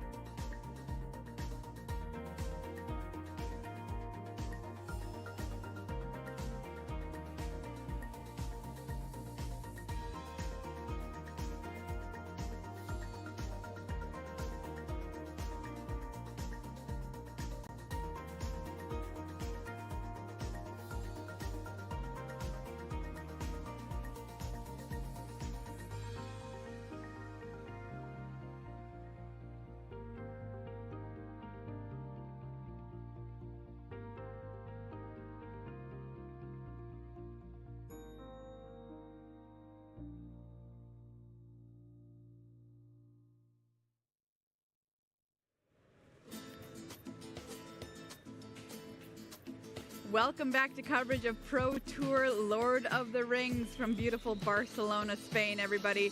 We are well underway on day 2 of competition here today. 13 rounds down, 3 to go. Here's the headlines from last round. Gabe Nassif is living the dream and the living end dream. You see what we did here. He's living the dream, everybody. That's the thing. He's only got 1 loss on the day, sitting at 10-3. Top 8 dreams once again in sight for the Hall of Famer. Christian Calcano also closing in on potentially a top 8 berth, sitting at 10-2-1. Simon Nielsen keeping us waiting. We said 13 was the magic number. Nielsen might think it's 12. He is conceding to everybody on Team Handshake and playing everybody who's not on his team. So he's got a concession there last round to Javier Dominguez. And card for the round, Living End. Yeah, in the battle of the Suspendex, it was Gab Nassif making it look easy against the fellow Hall of Famer and teammate Kai Buddha on Rhinos. Living End just an absolute powerhouse when it comes to that matchup. And Gab just said, yeah, it doesn't really matter what you do as long as I can resolve this card and I have the tools to do it eventually. I hate the person I'm becoming, Monty. Because that card in that deck looks sweet. It calls to you. Who am I anymore? Who am I? Will Hall was out with the players of our feature match area last round and talked to some big winners. Dominic Harvey, you are one of the best Amulet players currently in the world with this deck. You just showed us then how to pull it off and got yourself another invite. What is going through your mind right now? Pretty bamboozled, exhilarated right now. So got the invite to Chicago, get to do all of this again, see all you wonderful people, and still life at top 8 as far as I can tell. So we'll see, but just taking it 1 round at a time at the moment. Okay, we need to talk about that matchup. Okay. Talk me first through game number 1 and the craziness that happened in that one. Well, so game 1, I played a land, and my land died because it's Urza Saga, and then I didn't play any more lands for 2 turns, and then I drew the bounce land on the last possible turn, which let me generate dozens of mana and make 2 Primeval Titans, and suddenly I'm attacking with 32, and that's the kind of explosive start the deck is capable of. Usually you want that in the first few turns, as opposed to out of the blue on turn 6 or 7, but you'll take what you can get. And that game 3 might be my game of the weekend so far. It was so back and forth. You were on 2 life by the time you eventually won. The One Ring doing a lot of work there in that last little turn, giving you the turn you needed to be able to come off. Talk to me about your emotions going through that one. You're very in the tank in it. It was an absolute roller coaster, yeah. So with Amulet Titan, you have those games where you kill on turn 2, turn 3, you make it look easy. But you also have these really intricate puzzles of games where they last a bunch of turns and you play a Titan and you're not attacking for God knows how much right away. You have to think through, how do I survive this turn? And then how do I develop towards maybe winning in a few turns, depending on what they draw, depending on what they have in hand. What do they have in hand based on how they've been playing? So that's the kind of mind game that you have to figure out. And that's what keeps the deck engaging for me after over 8 years now. I qualified for my first Paper Pro Tour playing this deck when it had Summer Bloom, and Modern looked very different back then, the deck looked very different back then, but the deck is still around, I'm still around playing it, and served me very nicely here so far. Absolute master of the Amulet Titan, Dom Harvey, thank you. Gabriel Nassif, you just battled off against Kai Buddha. You two are 2 of the best to ever touch a Magic card. What is it at this point? Is it frenemies? Is it rivals? How do you go about these matchups? No, definitely friendly. We test together. We tested together for a long time, and no, definitely like, you know, kind of a, oh, at least if I lose, no one else I'd rather lose in the room than Kai. So. That's a good one. So talk to me about the game itself. It was a battle of the Cascade Mirrors. Do you think you're favored in that match? Yeah, that's actually a really good matchup for me for Living In. They have very little counterplay in game 1. They need to draw like a lot of force or just me to stumble. And, I just had textbook in their upkeep, just play Outburst. He can force once, but I can force back up or have a Grief. And then after sideboard, he has 4 Endurance, which makes it a little trickier and tougher. I get more subtleties, I see more cards. And the Rhino plan is not very efficient because Living In like wrath the board, and if you ever resolve Living In, it's just game over. They can never catch up. Thank you very much, Gab. That's Gabriel Nassif, Hall of Famer, doing very, very well at this Pro Tour, playing the game since basically it began. Let's take a look at our leaderboard and find out where we are ahead of round number 14 here. Simon Nielsen may not have an unblemished record anymore, but, it's just because he's being a nice guy. he hasn't lost. He hasn't lost.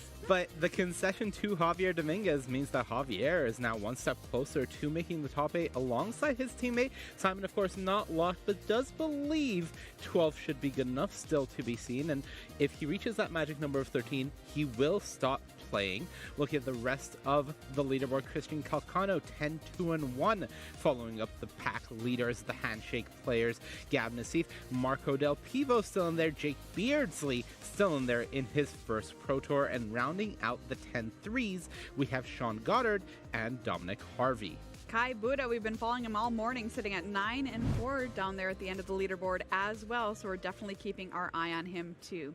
Well, everybody, if you want a quick look at a lot of decks in Modern, we've got you, fam. Here's some quick deck bites.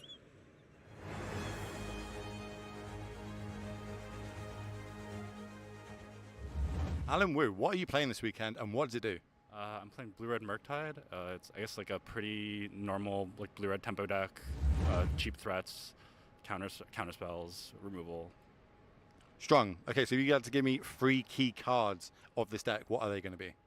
Yeah, so even though the deck is called Murktide, I think the card Murktide isn't actually that important. I think the strongest card in the deck is Dragon's Rage Channeler, enabling Unholy Heat and Counterspell. Like, I think those are sort of the package that makes the deck tick. Okay, well, you bought the deck this weekend, so what do you be playing against? What is it good against? So probably the best matchup I played in my testing was Amulet. Just your interaction lines up really well. They don't have a really explosive draw. It's really tough for them to outrace you. They don't really interact with their threats that well. And then Blood Moon is obviously great against them and one of the main reasons to play the deck. Okay, well, that's your good ones. What are your bad ones? What do you want to try and dodge this weekend? Probably the worst matchup is Hammer. Or it's just like any matchup where your interaction doesn't line up well. For example, like with Hammer, it's like once they do the thing, they get a hammer on a creature, you just can't kill it anymore, and then it's pretty tough to win from there. Ian Burrell, what deck are you playing this weekend, and what does it do? Today I'm playing the Mono Black mid-range deck, and it does has a lot of fair cards, and it just does a little bit of everything, I would say. Okay, well, tell me, what are the 3 key cards in this deck? I would say one of the key cards is Thoughtseize, and just takes away whatever your opponent's doing. And then two key cards that combo well together are Shieldred, the Apocalypse, and the One Ring to draw a lot of cards and gain a lot of life. Love it, love it. Okay, what are your good matchups and why? I would say the good matchups are other decks trying to do fair things, because every card in the deck does something, basically. Even we have a lot of utility lands in the deck that just has every card is an effective piece of cardboard against whatever your opponent's doing. So what are you trying to dodge this weekend? What are the bad matchups? I don't want to play specifically against the 4-color Omnath deck, just because it does bigger things than you generally and takes away all of your One Rings and all of your Shieldred, so it's not too much fun. Agustin, what deck are you playing this weekend, and what does it do? I'm playing Ursa Thopter Sword, and it's a combo deck that it has many ways of attack. So what are the 3 key cards in this combo deck? The 3 key cards are Ursa Saga, Ursa Lord High Artificer, and obviously I think Thopter Foundry, because you can enable the combo. Okay, well, you bought it this weekend, so it's got to have some good matchups. What are your good matchups? Well, I think my best matchups are Murktide. The deck is called Murk Slayer, and some Death Shadow too, because you put some Thopters with that Foundry, so you can block every time. And your bad matchups, what don't you want to be playing against this weekend? I don't really want to face Creativity, because I really don't like those matchups. They have so many ways to beat me, so I think it's a really bad matchup. Hey, if you're like, those people look like they're having a really great time over in Barcelona, guess what? You can join us for MagicCon Las Vegas. That's the next one on our calendar coming up this September, everybody, September 22nd through the 24th. Tickets are on sale right now at mcvegas.mtgfestivals.com. The World Championship will be there, everybody, as well as 100K limited open, cosplay, panels, command zone. However you like to play Magic, you can do it in Las Vegas. Well, Tron is doing incredibly well this weekend. It's no secret. And guess what? The last time we were in Barcelona, it did incredibly well too. It won the whole tournament. And what we're interested in now is the evolution of Tron from 2019 until now. Monty, what's the same and what's different? Well, Maria, nearly 4 years ago to the day in this exact building in Barcelona. Mythic Championship 4, where many people were calling it the Hogak Pro Tour, it was actually an unlikely winner in Thorolf Severin, who was able to rise up with this build of mono green Tron, took down the whole tournament, beating Hardened Scales in the finals, and really just cemented himself as an extremely good player from the European scene. And now we're back in the building, of course, 4 years later, and we have Simon Nielsen of Team Handshake leading the field once again with this build of mono green Tron. Now, taking a look at Simon's list and the list that Team Handshake has brought this weekend, it's not the case that mono green Tron itself is dominating the field. It's this build from Team Handshake. Their win percentage is vastly different from the win percentage of other builds. And something that was interesting to me is this deck is about 70% the same since we saw Tron the last time in 2019. So I wanted to take a look at the comparison of how this deck and this archetype has evolved in the past 4 years of set releases and modern changing, and how we got to where we are now. Taking a look at the 18 cards that are different in Thorolf Severin's list compared to Nielsen's list, one of the big things that we notice is that the general curve of the deck has come down. You see Karn Liberated, Ugin the Spirit Dragon, Wormcoil Engine, and even Walking Ballista all being more prevalent in the old build of the list. Now we see 4 Karn the Great Creator and 4 the One Ring. And what that does to the deck is it makes it a lot less reliant on actually getting the Tron lands together. You're able to function for a longer time with less lands. We also see that the deck has become a decent bit more interactive. The new build from Handshake has 3 copies of Dismember, as well as an additional Oblivion Stone, a Warping Whale, and Boseiju Who Endures. That's really a nod to the current state of Modern and how there are these creatures that demand answers quickly, whether it's a Fury from Rakdos Evoke, whether it's an Omnath, whether it's just a Ragavan. These are creatures that need to be answered. And of course, we do see some upgrades in the lands, where previously there was Blast Zone and Sanctum of Ugin. Now we've got Urza's Saga, just an extremely powerful card, and the combination of all of this really makes what is the current mono green Tron a much more well-rounded deck. This is a deck that now isn't really all in on, if I hit my Tron lands, I can play these powerful 7-drops. It's my Tron lands enable me to do extremely powerful things, but I have a game plan. I can fight through a Blood Moon. I can fight through your hate. And Tron may not be the best deck in Modern. We, of course, see the non-Handshake builds not doing so well, but it is doing very well because of how they've built the deck. The sideboards, I will mind you, completely different, and that is the Karn the Great Creator effect. What gives Tron such incredible staying power from 2019 until now, and indeed a lot of Modern before that? I think it's the deck that just, one, players sometimes just don't hate out as much as they should, and 2, it's the One Ring now definitely has pushed Tron back into prevalence. I think a lot of players may have been writing Tron off, thinking about, okay, maybe this deck isn't as good as it once was. And, you know, we heard Javier say in his deck tech, the rest of the team didn't really want to play Tron, but when they thought about the metagame, when they thought about the decks they expected to see, well, maybe it was a good call after all. All right, there you go. From a Tron comparison, all right, we're going to turn to a Tron mirror, everybody. It's time for our head-to-head as we head into round number 14. Let's find out who we're going to watch do battle in the feature match area. Simon Nielsen at the top of the standings versus Christian Calcano, the calculator, both running mono green Tron. Let's get to meet our players a little bit better. Simon Nielsen has been leading this tournament since he walked in the building. Said he was just going to take it easy. He's already qualified for Worlds. Kick back, relax, and go pretty much undefeated here. He's the champion of the World Magic Cup in 2014 with Team Denmark and is hot off a top 8 at Pro Tour March of the Machine. Geared up to do it here this weekend as well. Christian Calcano took a break from Magic for a little while. He's back here proving he's still got it. Had a top 8 at Pro Tour Amonkhet in 2017 where he gave a very emotional interview about what making that top 8 meant to him. I tell you what, everybody, there was not a dry eye in the room listening to Christian and how much he loves this game. All right, Monty, there's the players. What about the decks? Well, Mono Green Tron, the name of the game, and starting with Handshake Tron, as we are starting to call it. Simon's list, this is the list that we just took a look at. This is the list that we've been seeing.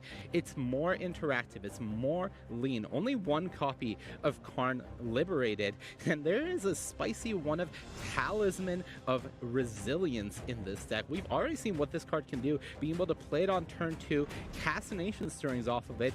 That enables you to have a more consistent curve, though they never want to draw 2. And one of the more interesting choices that this team made this weekend, only a singleton copy of Chromatic Star, typically considered the better of the 2 chromatic cards, because that's a nod to Dauthi Voidwalker from the Rakdos Evoke deck. Now, on the other side, we see Christian Calcano's build of Mono Green Tron. This is the list that some of the members from Team Worldly Council brought. This is looking a bit more similar to what we've seen in the past. 1 copy of Ugin the Spirit Dragon, 2 copies of Karn Liberated, and you do see the full 4 Chromatic Stars from them. Maybe this is some of the reason that the deck isn't performing as well for non-Team Handshake players. But one of the cards I really want to draw attention to is Boseiju Who Endures. Calcano has 2 of these, as well as 2 copies of Ulamog, the Ceaseless Hunger. These are cards that are very powerful in the mirror, so Calcano might potentially have a list that is slightly better tuned in the mirror. He hasn't played the mirror yet this weekend. For Simon, this is the 4th time, though technically one of them was Javier, and that was a concession. Wow. Okay, I'm so interested to see what happens in this Tron mirror almost matchup. Round number 14 is on the way. We've only got 3 to go before a cut to the top 8. Riley and Corey, I'll pass it over to you. Good afternoon, fellow nerds, and welcome back to the feature match area here on the tournament floor at Pro Tour, the Lord of the Rings Friday night, joined by Corey Baumeister and a Tron mirror, as we've already discussed down in the feature match area here. Our very first, I'm very excited to tell you, win and in for Simon Nielsen. With 13 wins, Simon will be, and now this sounds kind of bad, but it's actually very good. He will be removed from the tournament. He's out of here. He's out of here. No, he goes straight to the top 8 if he wins this match. And so he'll, of course, be hoping to do that. 13 wins, you go straight to the top 8. Do not pass go. Do not collect $200. Collect a lot more than that, the top 8, I'll tell you that much. You sure do. You sure do. But for Christian Calcano, he's still got a bit of a battle to secure his top 8 slot. So he'll be doing exactly that, fighting his guts out, of course, to try to get that coveted top 8. He's second, I believe. Yes, absolutely. Pro Tour Amonkhet in Nashville, where he made it in playing zombies, I believe. And like Maria was saying, it was one of the most special moments that I got to be a part of. I was, of course, I didn't make day 2, but I was on the sidelines cheering on his opponent at the time, who was a teammate. But, and then at some point just had the cold realization that the sidelines, Corey, is where you belonged all along. And now you're here with me, my dude. I knew it, yep. Love to see it. All right, we're gonna kick things off here. Both players in the Tron mirror opening on 7 cards, so we love to see that. And both of them opening up with chromatic artifacts. We've got a sphere, we've got a star. And Kalk is the first one to crack his. We've got Tower and Power Plant and a Sylvan Scrying for him. And on the play. So looking very good for Christian Calcano. And the one thing that Christian Calcano's list has compared to Simon Nielsen is, well, 100% more Karn Liberated. Okay, there's 2 in Christian Calcano's list. 2 to 1. So if Calcano does have that start of Karn Liberated on turn 3, which is kind of the traditional Tron start that we've had, and there it is. That's just gonna be game already, which is kind of wild to say unless Simon Nielsen has Sorry, Corey, I'm just getting a phone call. I'm just going to take this real quick. Hello. It's 2019, and they want their modern format back, my dude. Exactly. I was going to say unless Simon has the one of Boseiju, which he does. Oh, okay. Okay, well, I can cancel that call. I can call him back and say it's no longer required. Alrighty, well, Boseiju is proving to be a decisive card in this format. Doesn't go after the ring, but it does tear apart a whole number of decks. Or it's almost like an anti-disruption piece in many matchups. It can take out the main deck Blood Moon when you're facing off against Rakdos Evoke, of course. A range of really important use cases for this channel card, particularly when you're playing Ren and 6, because you can channel it, bring it back, channel it again, bring it back, so on and so forth. Yep, absolutely. Simon Nielsen here crossing his fingers, hoping that the worst isn't going to come to pass for him off this Ancient Stirrings. These two having a lot of fun. They're ready to have a great time. This is the second time they've played against each other today. They faced each other in the draft rounds, and they seem to be having just about as much fun then as well. Exactly, and they're not teammates, but they're as close to teammates without actually being on the same team as you can possibly get. And you would think, oh, maybe Simon, is he just this excited when he's 12-1 at a Pro Tour? Nah. No. He could be 1-12 and he'd be as hyped right now. That's just the vibrant personality that Simon has. Yep, absolutely. This bloke, I've never seen a frown cross his face. And Cal kind of cut from the same cloth, actually. I remember a time, I think it was in Albuquerque. We went to the airport, and he was there. His flight had been delayed, and that's an annoying thing to have happen to anyone. Yep. This guy was there with the biggest ice cream I have ever seen in my life, right? Like, you get big servings of food in America, but this thing was as big as his head, and he was there thriving in his lane, fully moisturized, having a great time, eating this ice cream, and the fact that his flight was delayed didn't touch him. Blade of Grass, baby, blown with the wind. Sounds amazing.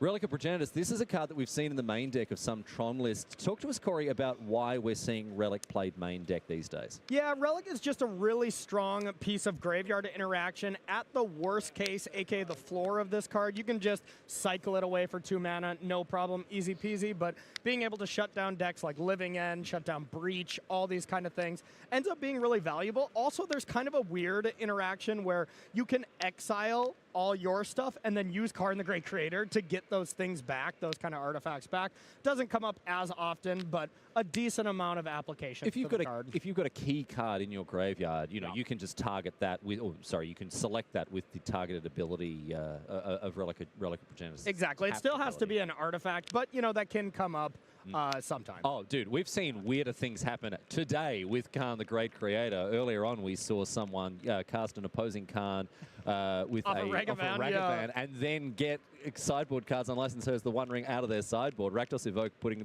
Khan the Great Creator to work. Didn't have that on the bingo card, but we certainly saw that happen today.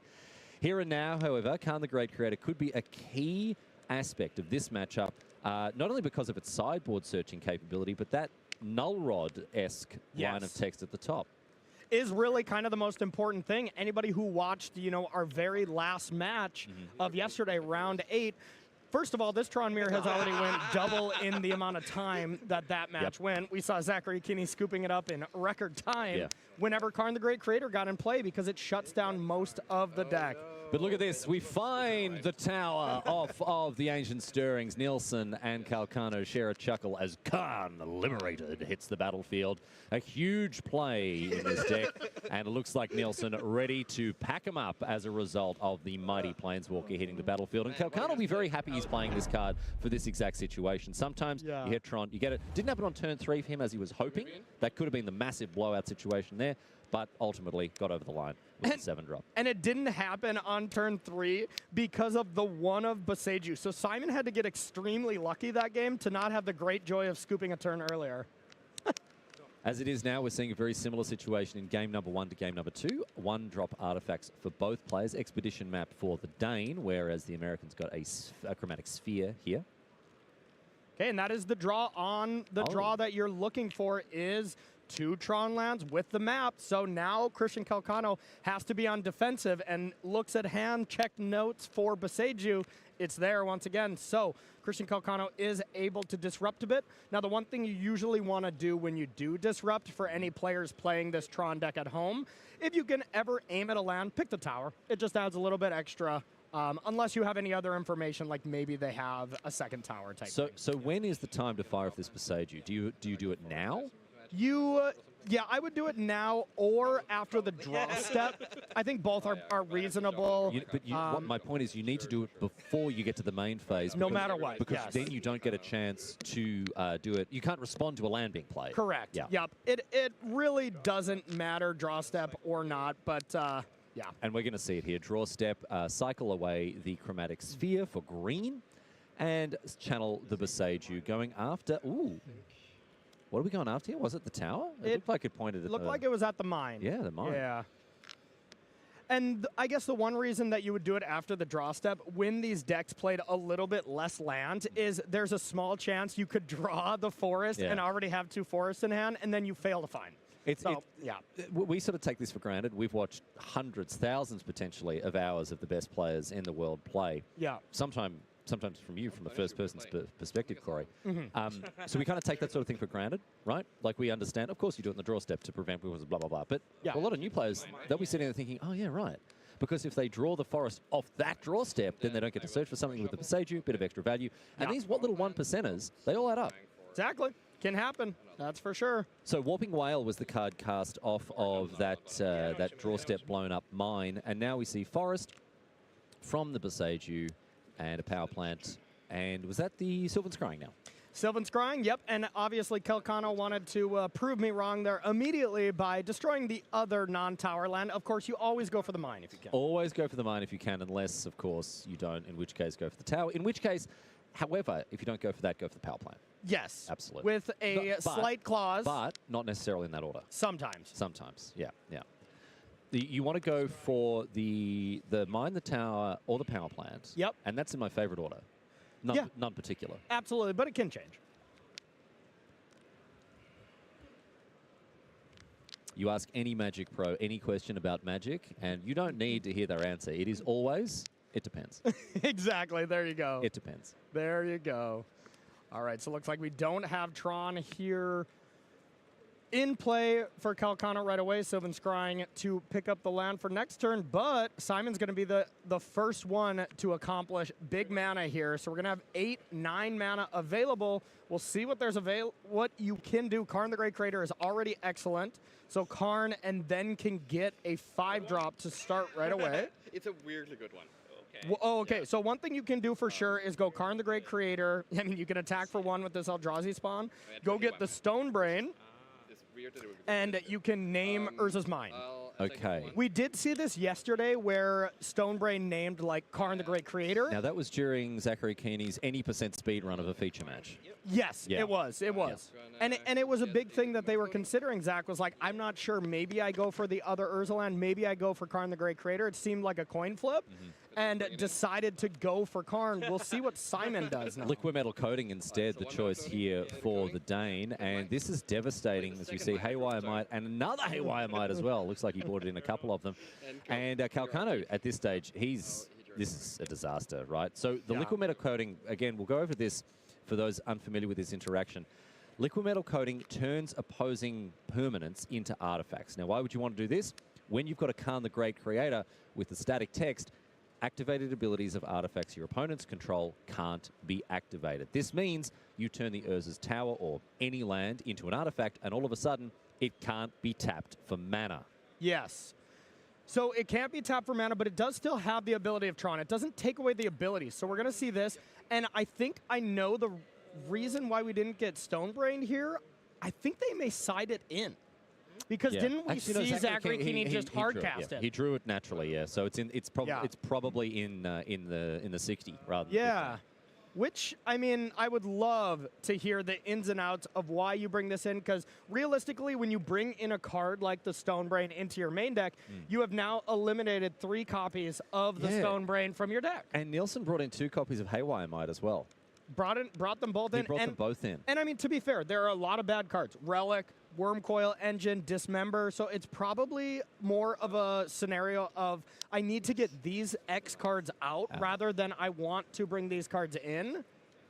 But, you know, this kind of specific scenario, leaving just the Stonebrain in the board would have been way better. But I guess you then cut yourself off from the turn 2 Stonebrain, which is so much better than the turn 3 or 6 or 10 Stonebrain. Because you can't, if it's in the sideboard, you can't just mize it and get lucky, draw it in your opening hand and play it. Yeah, because the earliest you can ever do it is activate Stonebrain on turn 3. Yes. And when you assemble Tron, you go Karn, Stonebrain, and then you only have 1 mana left over. I guess if you get lucky and you have Warping Whale or Talisman of Resilience. But then you have to, like, draw the Tron pieces naturally. Yes, it's really, really edge case. So, yeah, I mean, a lot of these little just corner case scenarios where these players have talked about these things over and over. Okay, so Khan goes downstairs. Let's see if we can get a little squiz at... No, okay. When he's playing the cards very close to the chest. Cityscape Leveler, the pickup. This is the 8-mana 8/8 here from the Brothers War. that will give a Power Stone, deal with Karn, the Great Creator, and that unlocks the artifacts for Simon once again. So now Liquid Metal Coating can do some damage. Ooh, and look at that. Since it is not a creature, I haven't even brought up my get that land out of there. So this is the thing that Haywire Might is able to do as well. After the Liquid Metal Coating turns the land into an artifact, Yum Yum, the Haywire Might can just eat it up, and away it goes, exiling the land as well, which is critical in a format dominated by the One Ring. Yep, and now this is Christian Calcano's one turn to do something. If he didn't have Tron land, now every turn it was going to be blow up a land. Yeah. His one turn to do something has come and gone, and so now we go to game number 3. Karn the Great Creator proving to be just as efficacious in ending Tron mirrors as Karn Liberated. Honestly, you know, looking at the top match here where we have Tron versus Tron, some people are like, oh, come on, a Tron mirror? These have been so fun to watch. Like, blink and you miss them, but it is really fun, especially really fun to see these two players. But Riley, I see some opening hand sizes here. Oh boy! Oh wow! Christian Calcano, 6 cards. All right, sure, that's a normal amount of cards to start with in your opening hand. Simon Nielsen, 3. But the brain is in the hand here for Simon Nielsen, so if Simon draws a land, you can just play Stone Brain now. Oh, but Christian Calcano was on the play here, so Calcano can assemble Tron first, then... and he can as well. He's got the mine, he's got the tower, he's got the power plant, but here, Simon Nielsen on a mulligan to 3, he's got Stone Brain in hand. He's considering whether he wants to play it or crack that expedition map, I guess. Okay. That's his decision point. He passes. Okay, so now Natural Tron for the calculator. So here's one of the main difference between Team Handshake and basically everybody else's list. Ugin the Spirit Dragon has since been retired from Team Handshake's list, but still played from the calculator. And now, if you have Stonebrain from Simon Nielsen, what do you name? You probably name Karn the Great Creator, and if that's the name, Ugin is still going to run rampant. You tick up to 9, tick up to 11, -10, essentially just win the game. Zachary Keeney is here just yelling at the TV. Nielsen, no, Simon, don't do it, don't do it. I've been there before. Yes, exactly. Oh, dear. Zachary Keeney has been through all of this, but now it's Simon Nielsen, who himself has Tron, aided by that expedition map. Going to be able to cast and activate the Stone Brain here, and let's see what he's going to name. This is a crucial decision point for the Dane here. So here's the interesting part. If Karn the Great Creator was in hand, it would have been played. So you know for sure, based on how Christian Calcano has played, Karn the Great Creator is not in hand. And so also Karn Liberated. Not that that's... Yes, that, no, you're totally right. Yeah. So now my brain would be going to Ugin, probably, or not Ugin, excuse me, Ulamog would be kind of the first thing. Yep. Or Ugin, but... Yeah, I would... Oh, it's the call is Ulamog here. We just saw Simon Nielsen.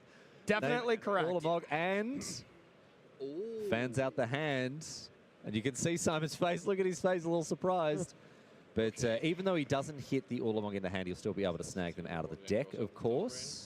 And Nielsen's also going to be able to use this as a fact-finding mission to figure out exactly what Calcano's post-board plan looks like. Exactly. And honestly, great name. That's exactly what I would have done. There's 2 Ulamogs. There's 1 Ugin. I would have named Ugin. And you're right up there. Yeah, of course. Big brain, stone brain, Riley Knight. Yeah. Wrinkle as all hell. Absolutely. Yeah, I like the name, and there's only 1 Ugin in the 75 for Christian Calcano, so it's tough to... Why do you have to tell me that? I'm just like a very rude person. I have 1 mana floating, by the way. I'm just a very rude person, says Simon. I think it's very true. It's extremely true. Exactly. Yeah. If there was one adjective I would use to describe Simon Nielsen... Rude, yeah. Oh, rude. We were all thinking it. He is a rude dude with a whole lot of tude, this guy. Of course, we are joking. Simon Nielsen, I think, is the nicest person I've ever met, at least in contention. Wow. Yeah. I'm right here. I stand by it. All right, okay. We got Expedition map played off of that floating mana from the tower. Nielsen tapped the tower in order to activate the Stone Brain, so 1 mana left over. And ships with 2 mana available thanks to that mine. We're going to see Nielsen write down the contents of Calcano's hand here, and what a hand it is. Next turn, Ugin. Pretty easy card to slam onto this battlefield, and can start ghost firing, can start activating that +2 ability. Yeah, and then kind of thinking about what the best possible draw is for Simon, I'm thinking as long as there is a Pithing Needle, which there is, and the Pithing Needle is left in the sideboard, your best card is still Karn the Great Creator. Go get Pithing Needle, name Ugin, the Spirit Dragon, and then, you know, you're doing great.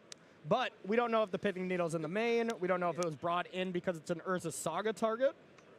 True, true. All right, here's Ugin the Spirit Dragon. Upstairs, target you, 3 damage. Nielsen goes down to 17. And Ugin goes to a colossal 9 loyalty. All right. Ugin would, Ulamog would also be great for Simon. No, we only have the mountain in hand. Didn't fetch with the map there, so clearly had a plan. Didn't fetch with the map. Probably trying to sack the map for Boseiju, play Forest, eliminate Tron. Okay. Since Simon has seen the hand, knows that there's not another power plant at least, so you can clear that out.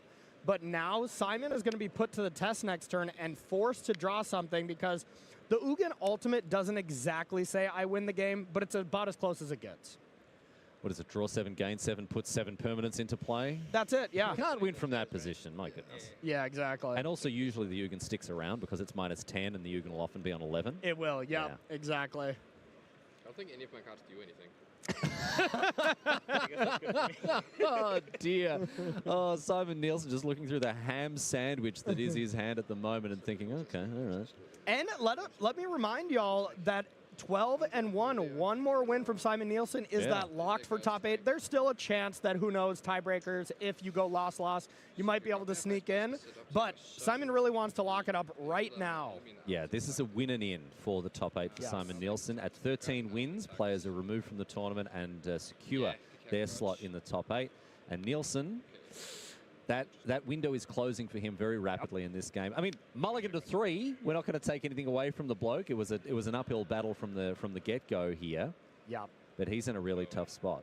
And Forest power plant in hand, and not a whole lot else going on. Not a whole else. Absolutely. And on the flip side, Christian Calcano got that 10 wins. So no matter what, we're going to be seeing Calcano at the next Pro Tour. But I think Christian wants a little bit more here. He's hungry for, he's seeking a greater prize. Yes. For sure, yeah. That I did not notice. Yeah, I think that's something that we've had throughout the entire series, throughout the entire season. 10 wins will get you locked up for the next PT. So it's good to see people who are performing at a high level rewarded for that dominance. Absolutely. Back over to Christian Calcano now, as Simon Nielsen comes to the conclusions that yes, indeed, his cards do nothing. But didn't play the Forest, interestingly. Yeah, just thinking Boseiju is not that big of a deal. If you draw a Haymaker, you're going to beat me anyways type of scenario. Okay. And here we go. Here we go. Yeah. And oh, no. We're getting the inside scoop. We're getting the inside scoop from the horse's mouth. I forgot to put coating. Yes. In. I don't think Simon knows we can hear him verbally. He forgot to put coating in my board. And now we can't see what the rest of that is. I forgot to put coding in my board again.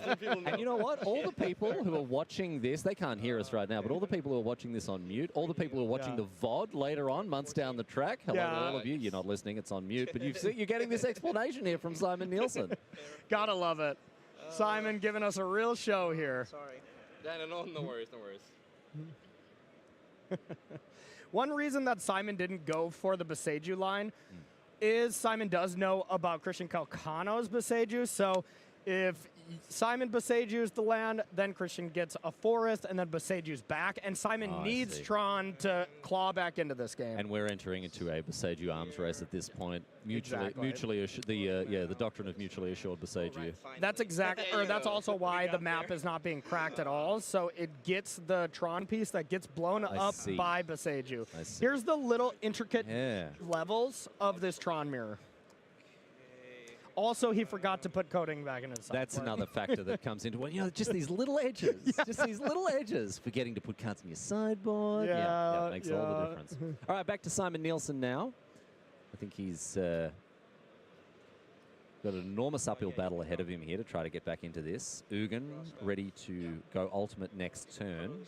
Card at the top, but we're going to see a draw step Boseiju here for Calcano, thanks to this chromatic sphere.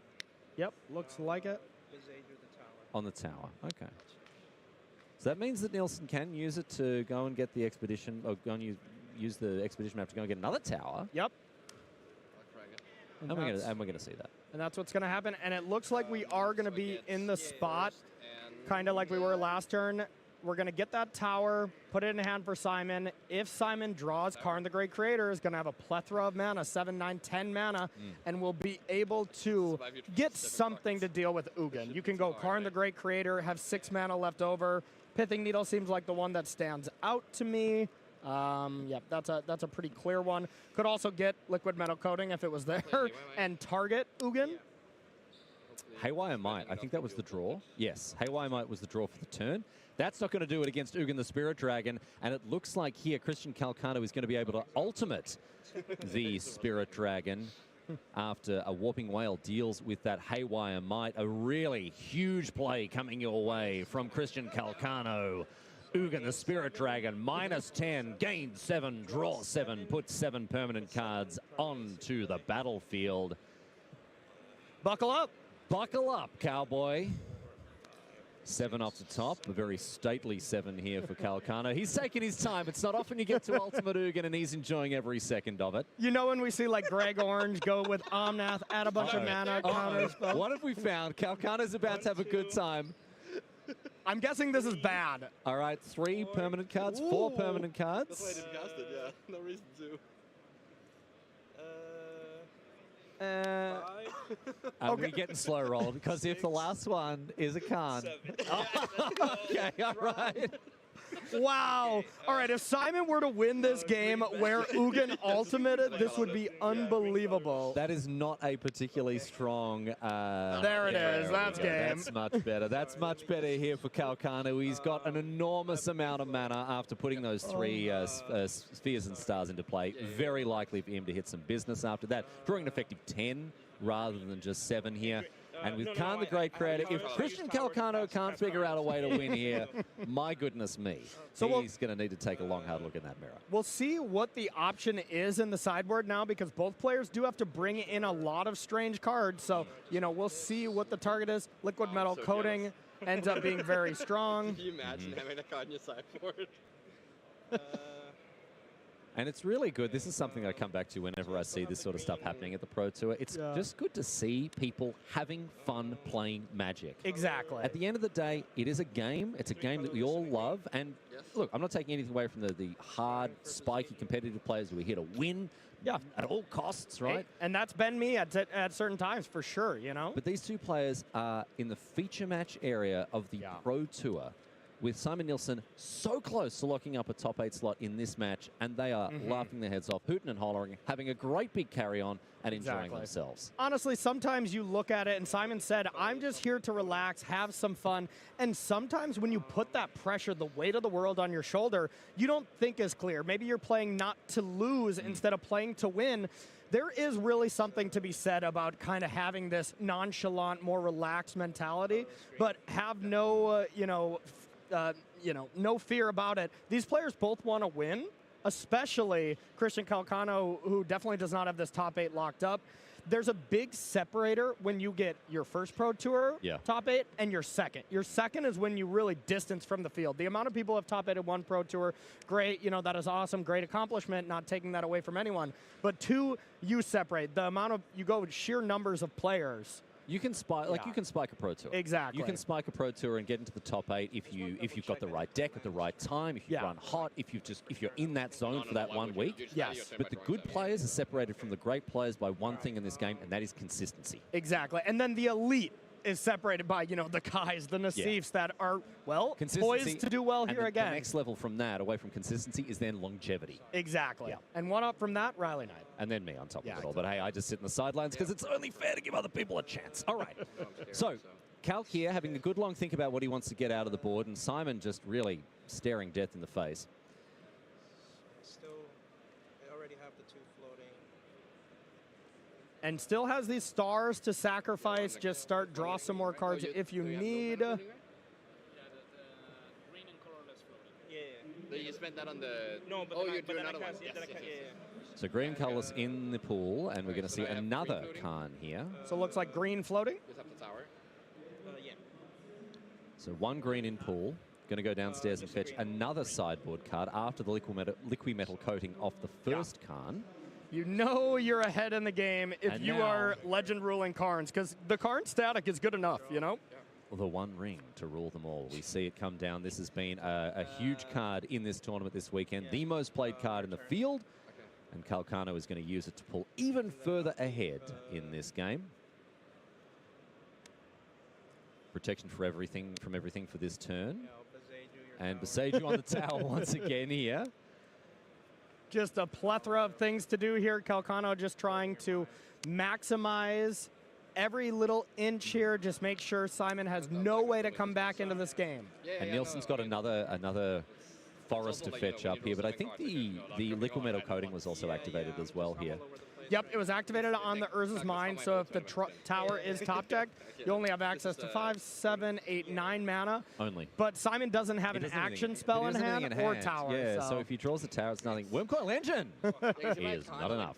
And so now Christian Calcano takes out the game and the match, an Ugin ultimate, and a really, really impressive performance from both players. Simon Nielsen down a mulligan to 3 in the last game, but you can see the relief on Calc's face. And look, Simon Nielsen doesn't seem too unhappy either. He's got another bite at the apple. Of course, he can get himself into that top 8 with one single more win, and potentially even without it. Exactly, and Calcano picking up 11 wins now, so 2 more wins for Calcano, and it is just an absolute lock.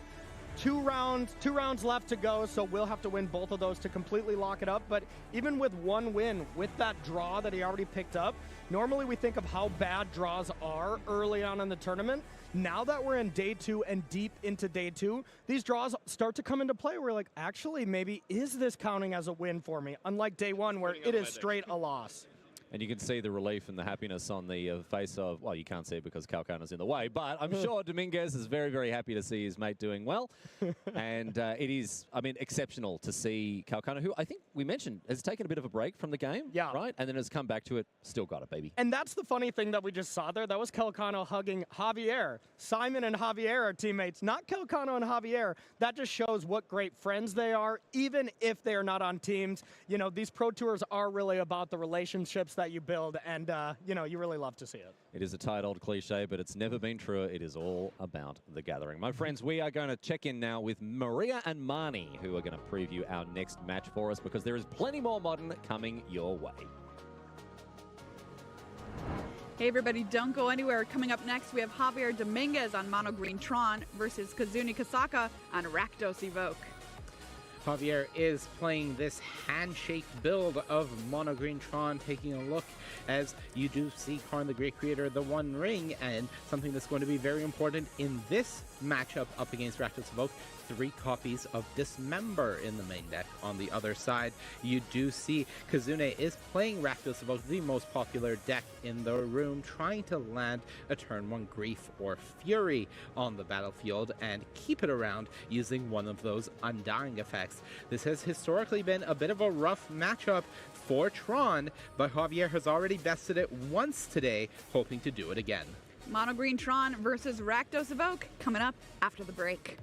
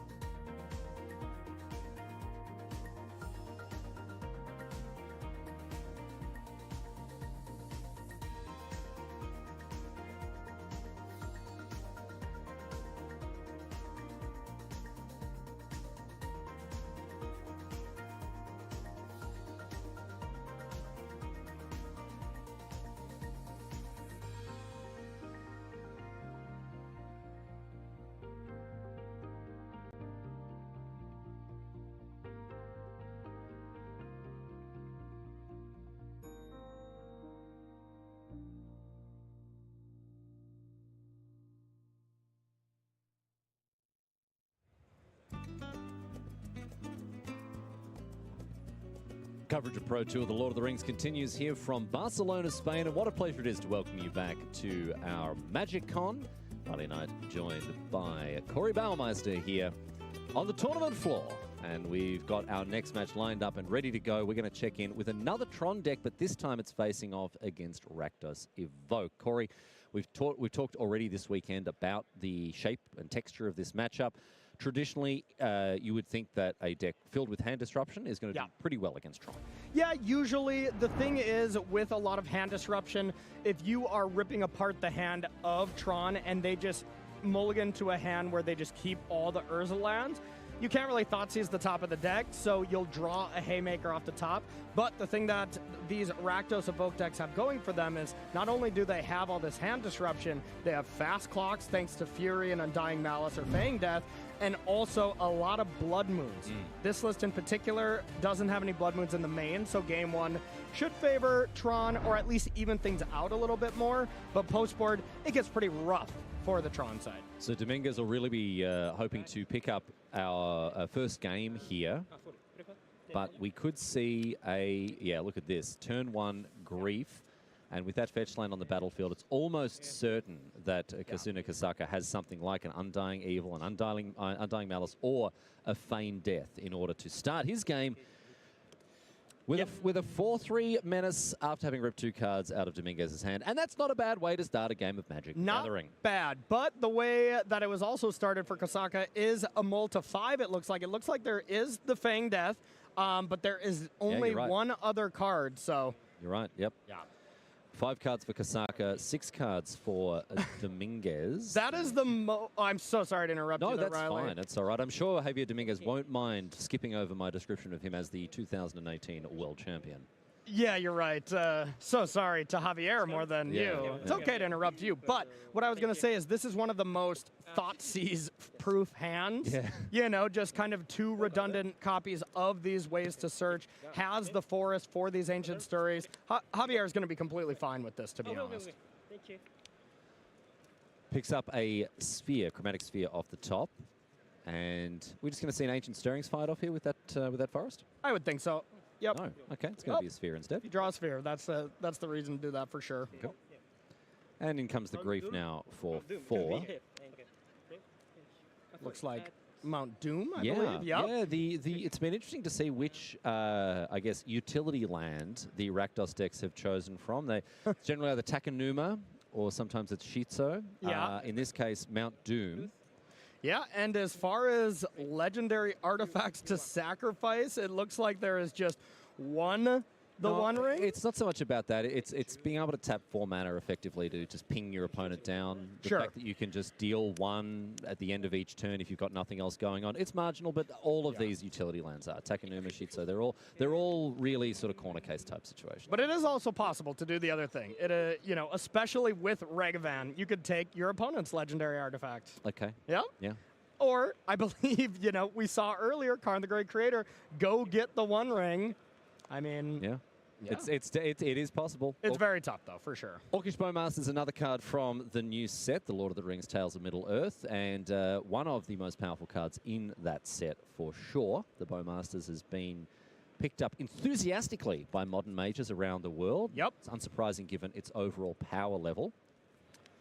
Interesting here, Javier decides to not crack the sphere and cast second Ancient Stirrings just for the reason of not taking another damage off Orcish Bowmaster plus another Amass. And wow, look at this. Kasaka off the top just drawing a perfect curve of Bowmaster into Dathi Voidwalker on the Mold of 5. I forgot for a second that he mulliganed to 5 because this is not the sort of start that you traditionally have after a mulligan to 5. But Kasaka firing on all cylinders here. And Dominguez is now the one who is under pressure. Finds a Walking Ballista. Is that the one? Is that the one in the main deck there? Yes. Yep, absolutely. It's the one of. And this is pretty nice. You're able to block and then ping. Unfortunately, can't block either of the 2 creatures you really want to, the Grief or the Dathi Voidwalker with Shadow and Menace. So you're able to soak up 2 damage here, but Javier will go down to 2. And have to have a really big turn. Yeah, this is nuts here for Dominguez. He's just been put under pressure from turn number 1.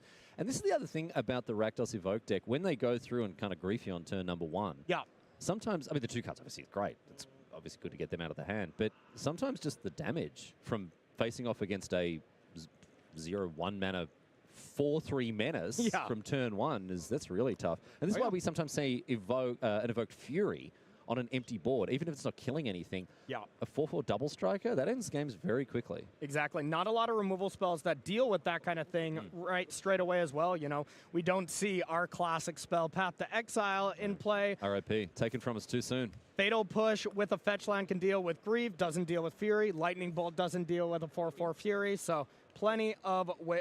Oh my! Boy, all right. Well, yeah, Domingos drops his pen in shock here. Playing on home soil as well. It's worth mentioning the 2018 World Champion, a hometown hero in Barcelona. Yep. And also worth mentioning, we are likely to see Simon Nielsen making it to our Sunday stage, which Simon made it at Pro Tour March of the Machine. Well, Javier was there too. So what a performance by Team Handshake and specifically Javier and Simon Nielsen. Their dominance is unquestioned at this stage. But right now, it's Kasaka's dominance that is going to close out that game after a mulligan to 5. He griefed him. He got him on the turn with the turn 1 grief. And that's all she wrote. That is a very big lesson to learn in Modern too. We've been talking to a lot of these high-level pros, and the one thing they said is don't be afraid to mulligan.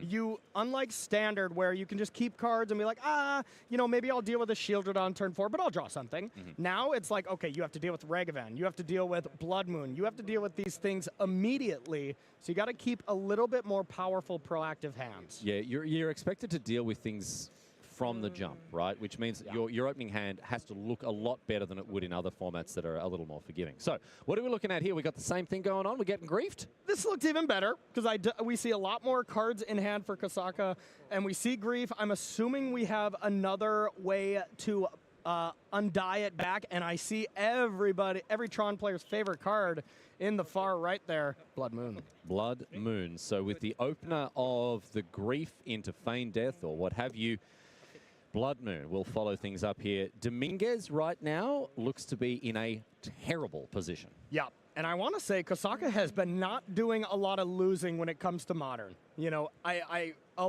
really strong record. I think picked up 1 or 2 losses in Limited, so kind of running the tables here. Yeah, at this stage, I think Kasaka is X1 in Constructed, having only lost to... No. I thought it was X1 or XO. No, sorry, a draw. Yeah, a draw. A draw against Calcano, I think, is the only non-win that Kasaka has picked up in Constructed, having 2 losses in Limited, 4 and 2 in Limited. With how fast these Tron versus Evoke matchups have been going, I'm kind of shocked that happened, you know? Yeah.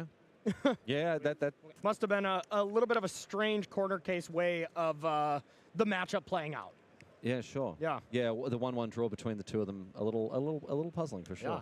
Oh, well, as it is, Kasaka is really getting it done here and showing us exactly how important, or just how powerful, I should say, this deck is. But Dismember is huge. A really important answer here for Dominguez to keep himself in this game. And that was one of the pieces of tech from Team Handshake. Dismember is a card that, strangely, even though it's cast for 1 colorless, technically has 2 black mana symbols in it, so cannot be played with Giganta. Okay. So that's the one reason, and really I think the only reason why they didn't play Giganta is for Dismember, but it ends up being extremely powerful. Well, it also unlocks another sideboard slot. I've said this before. I don't like the companions. I think they just don't add enough, honestly.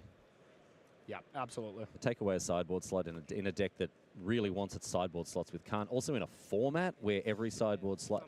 In Standard or Pioneer or something, sideboard slots aren't as valuable because you're not facing down 20 Tier 1 and 2 decks. Yeah. You've got to face 20 competitively viable decks in this format. You need your 15 sideboard slots. Yeah, and looking at the sideboard right now, I mean, I think we've seen every single one of these cards come up, except I haven't seen an Ensnaring Bridge come into play yet, but I mean... Have we seen, I don't think we've seen Grafdigger's Cage. Yeah, maybe not Grafdigger's Cage, but that is a nice piece of tech for Yawgmoth. We've seen Phyrexian Metamorph, and we've seen everything else on camera, so I'm totally with you. Haywire Might now, the follow-up here for Dominguez. And Blood Moon with 2 swamps for Kasaka. Perfect for him. Yeah, and we saw that strange interaction where Urza's Saga went to the yard. When Blood Moon comes into play, Urza's Saga is no longer able to stay in play. Because it doesn't have any Because of the saga, because of the lore counters on it? Historians are still trying to figure out why it works like this, but it definitely does. Maybe the judge meeting to figure it out, there was some level 4 judge or something who was like, no, that's how it works. And everyone's just like, well, I'm not going to question it. You got it. I'm not going to. It's the Emperor's New Clothes situation. I'm not going to say anything. Yeah, cards like Spreading Seas, Blood Moon, deal with Urza Saga straight away. Righto. All right. Orcish Bowmaster's the play here for Kasaka. We saw it do some work last turn with a little bit of chip damage. And takes care of the Haywire Might. And the Construct, the lone remaining creature here for Dominguez. So the clock is not really there, so Javier has some time and has the answer in play to the Blood Moon, but needs 2 more mountains, even will do it. But no luck so far. That Haywire Might in play was poised to deal with it, but you needed to draw a forest as well. So Ragavan sounds like it's being dashed in here. Tapping a Marsh Flats for red mana. Yeah. Should we get a judge over there, or... It is very handy when the Blood Moon comes in. It just simplifies. You know, you don't have to crack, search, fetch, shock, all that sort of nonsense. No, mountain. Mountain. Yep. Everything's a mountain. And Dominguez considering a block here. Yep, debating. It is a 2-2 now, thanks to Oblivion Stone, so that Orcish Bowmaster in there. And we're going to see a Feign Death. Okay. Oh, dude. Okay. Yeah, that was a nice little, be like, you want to block Orcish Bowmaster? Because if it would die, 1 damage would be dealt to the Construct. It would come back, amass, deal another point of damage. I don't think it was much of a surprise there for Dominguez. I think he expected something like that coming. But he still considered, I guess, it was worth... He still decided it was worth getting the Feign Death out of the hand. Oh, poor old Dominguez copping an absolute shellacking here as he plays the One Ring. The One Ring and the other land that was in hand, the 5th land needed for Oblivion Stone was 2nd Urza Saga. So immediately dies, does not add any points of mana.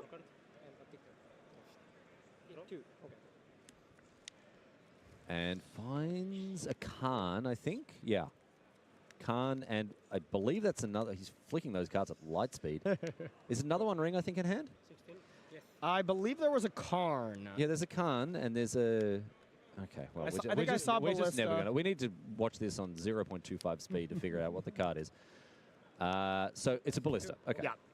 Yeah, we've watched in the past Javier Dominguez draft as well, and it's just tricky. He keeps his cards very close to him. Oh, he does. Looks at them, puts them down, does the thinking, and, you know, just knows the lines based on that. Back in the olden days, we used to record the draft with pen and paper, right? We would write down all of the cards drafted by all of the people at the draft table.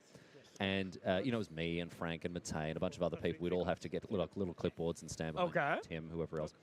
And getting behind, being the one assigned to Javier Dominguez was the worst one, man. Yeah. You'd think, oh, great, get to watch one of the greatest players in the world draft. No, because all you're doing is playing hide and seek with this guy as he hides his cards from everyone, almost including himself. But no, he does play his cards close to his chest in a very literal sense here.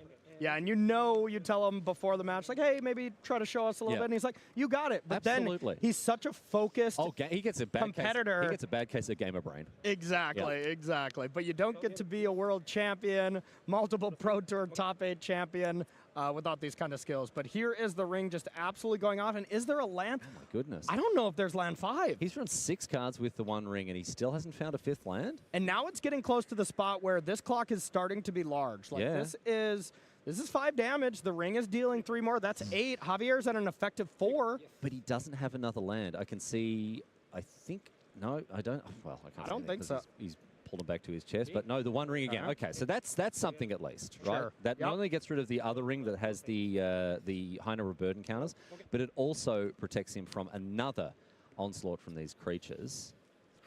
And I mean, here is the real cost. You know, this version of Handshake Tron, they do play 16 lands. And they play 2 Urza Sagas instead of the very common 1 Blast Zone, Sanctum of Ugin. Yeah. And right there, Javier would have 6 lands in play and now has only 4, strictly because he drew those 2. So that's not to say that those Urza Sagas have not been incredible throughout the weekend. It's not that it's wrong. But it's there's give and take. In this corner case here that we're seeing right now, it's extremely bad. Yeah, for sure. Because that O-Stone sitting there just taunting him. Yeah. As an answer. All right, so draws. Can he find the land? He did.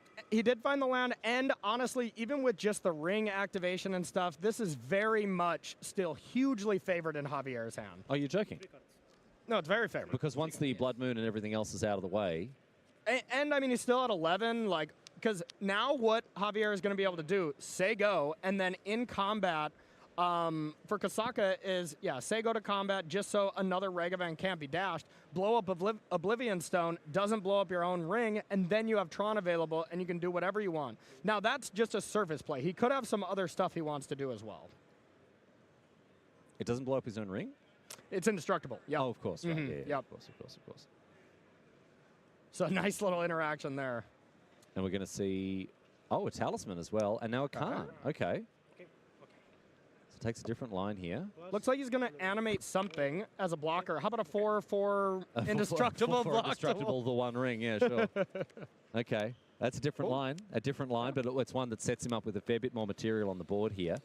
So confident he can seem to play through this Blood Moon here, Corey. Yeah, and what he's setting up for next turn is negative tick with Karn, go get Haywire Might, and now with Talisman of Resilience, you can play the Haywire Might and then blow up Blood Moon, and now even Thoughtseize isn't going to deal with that line.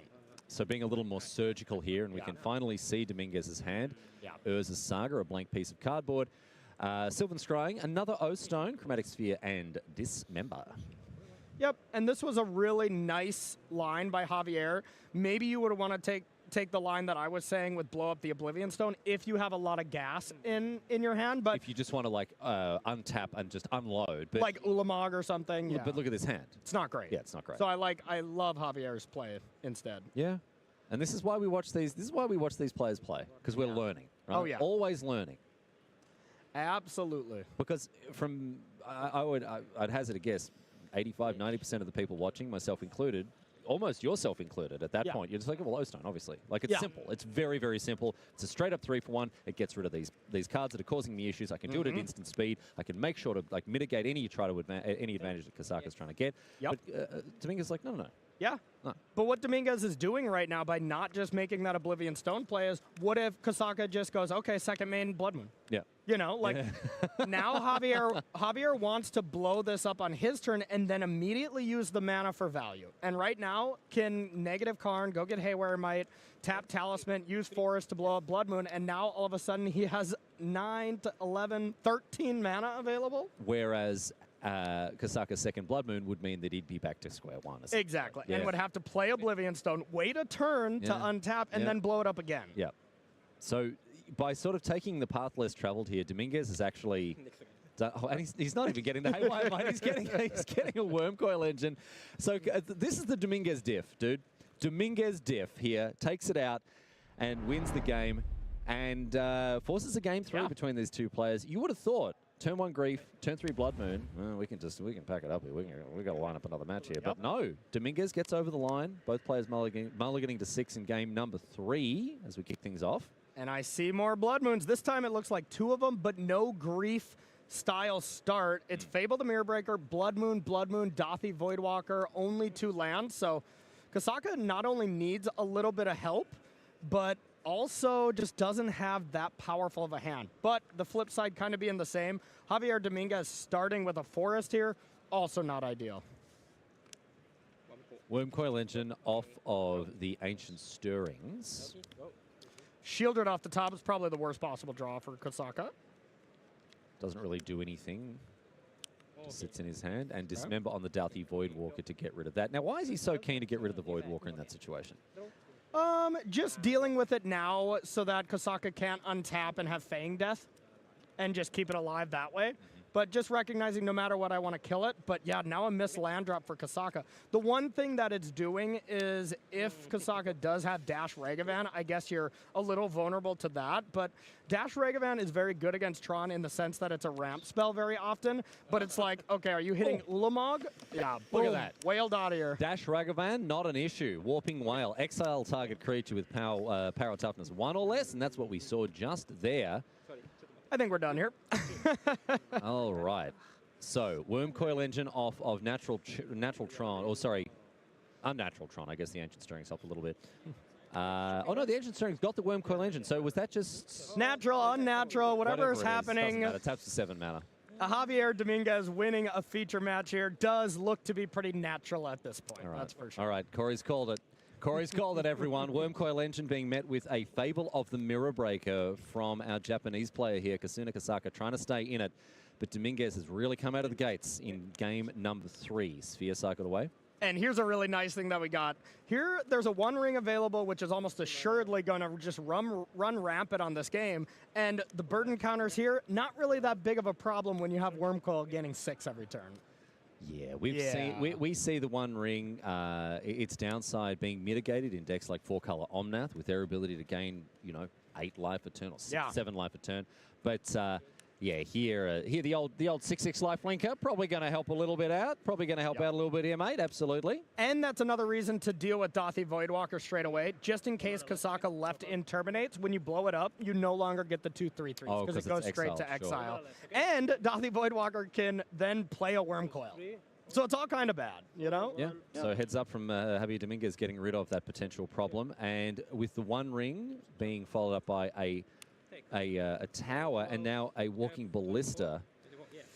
Oh man, Kasaka at this point at 10-2-1, copping another loss in this situation. I hope he can pull through here because it's not ideal. But Javier Dominguez, on the other hand, if he moves to 12-2 with 2 rounds to play, that looks very good for a top 8 slot. And Javier got the concession from teammate Simon. Which, in that kind of scenario, when you play against the 1 seed, your tiebreakers go up. A little, thing that doesn't maybe get brought up enough. You play against good players or higher-ranked players in the tournament, your tiebreakers do go up further than playing against lower-ranked players. Remind people, of course, that with 13 wins, you're immediately shortcutted straight into the top 8. You don't have to play any more Magic until Sunday.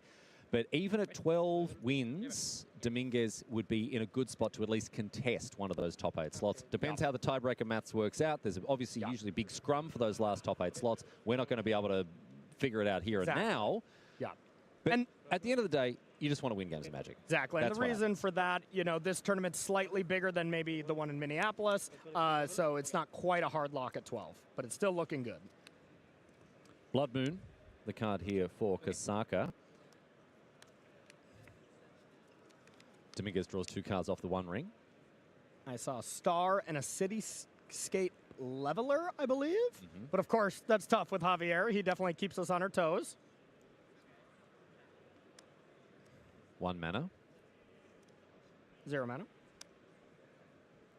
But with that Blood Moon out, okay, just a star here. And then cycled away. And finds a Sylvan Scrying, which he can use to go and get Boseiju. Exactly, yep. Boseiju for Blood Moon. More than likely, I didn't see exactly what was fabled away from Kasaka, but had 2 Blood Moons. You never really need the second one unless one blows up. And when you're in the face of Worm Coil Engine anyways, you're kind of forced to try to find some action to deal with that. You can have all the Blood Moons in the world you want, but 6/6 Lifelinker will eventually get the job done. So the Sylvan Scrying there was cast with the floating mana from the star. Correct. And now, oh no, was Tower the pickup? Yep. Is Boseiju in hand? Or just not needed. Just saying, you know what, not that big of a deal. I saw Cityscape Leveler, so maybe just trying to get to 8 mana the old-fashioned way. All right.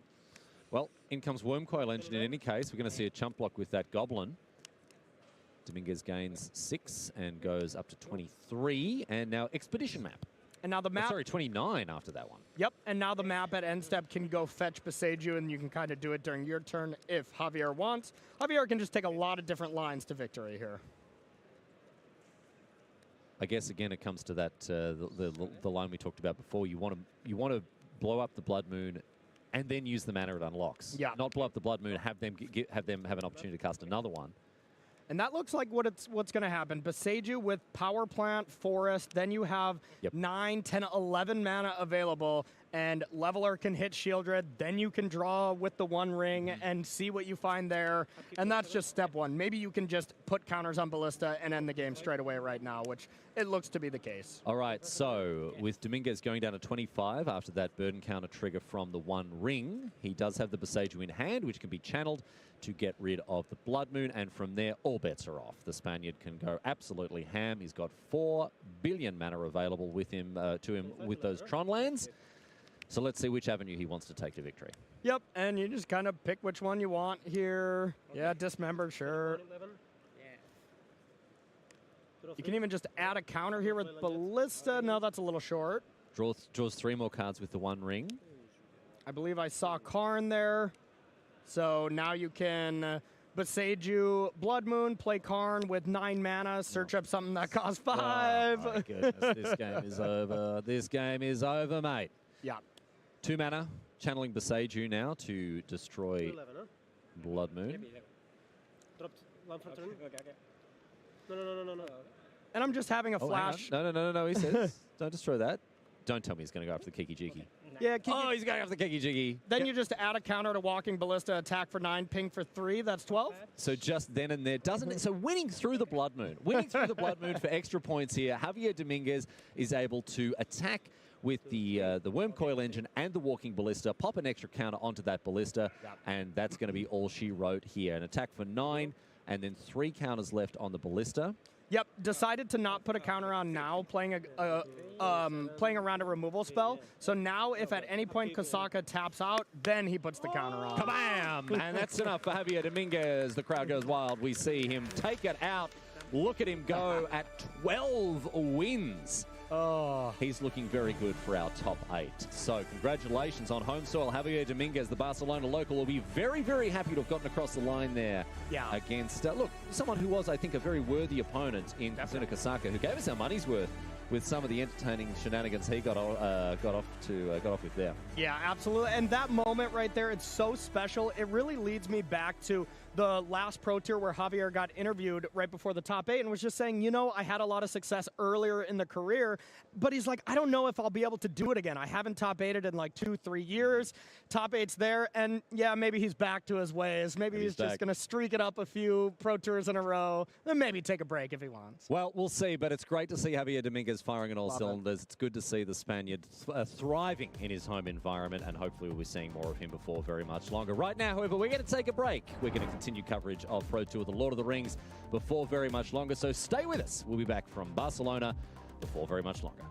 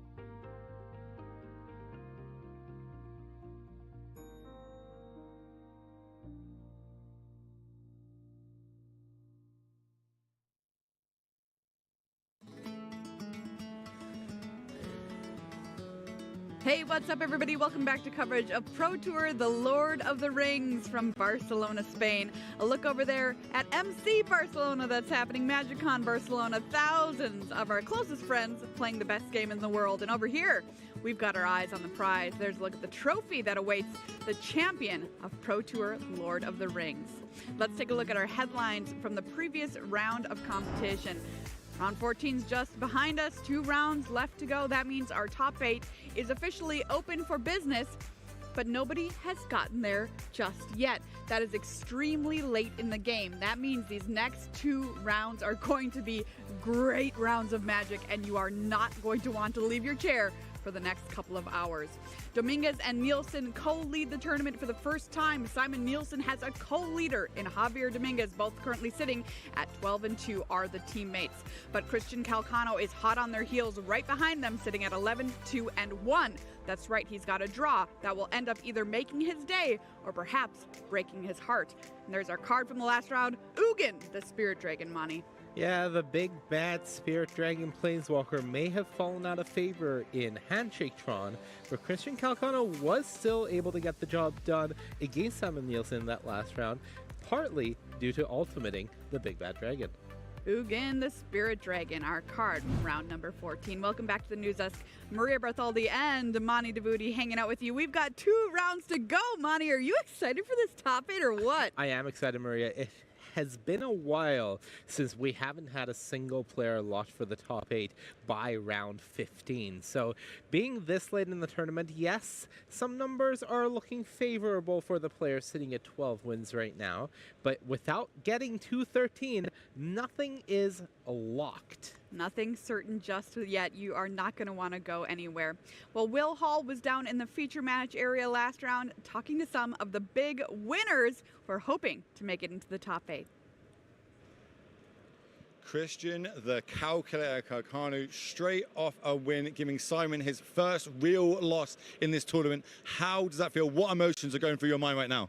Just everything, honestly. I just, it was just such a crazy set of games, super fun. We're both like laughing, enjoying ourselves, like just crazy things happening. And yeah, I'm just super happy. Like, this has been a crazy week. That it has been. We're all really excited for you, my friend. Thank you very much. Thank you so much. I'm here with 2018 World Champion Javier Dominguez, straight off that win. Let's talk about that one. You won both your games through a blood moon. That's not meant to happen when you're on Tron. Yeah, I mean, it's never easy. Like, game 3, at least I have the Winkle engine when blood moon comes to play, so it's good. But game 2, I just had to play slow in a way where I just didn't care about the Tron. I just played the Ring, Karn, then Winkle. Sometimes all you need to do is just, 1 mana per land. That's enough to cast 6 mana Mythic. The old-fashioned way, some would call that. So now you are 12-2. Okay, you are so close to locking in your 9th top finish in Magic the Gathering. What do you think you need to do here? Do we run the table, or are we going to play? I think a draw should be enough. I haven't done the math yet because I just ended the match and I didn't want to do it before. Yeah. But I assume maybe it will lock. I don't know if a draw, but it should be close either way. Fingers crossed for you, my friend. Thank you very much. Thank you.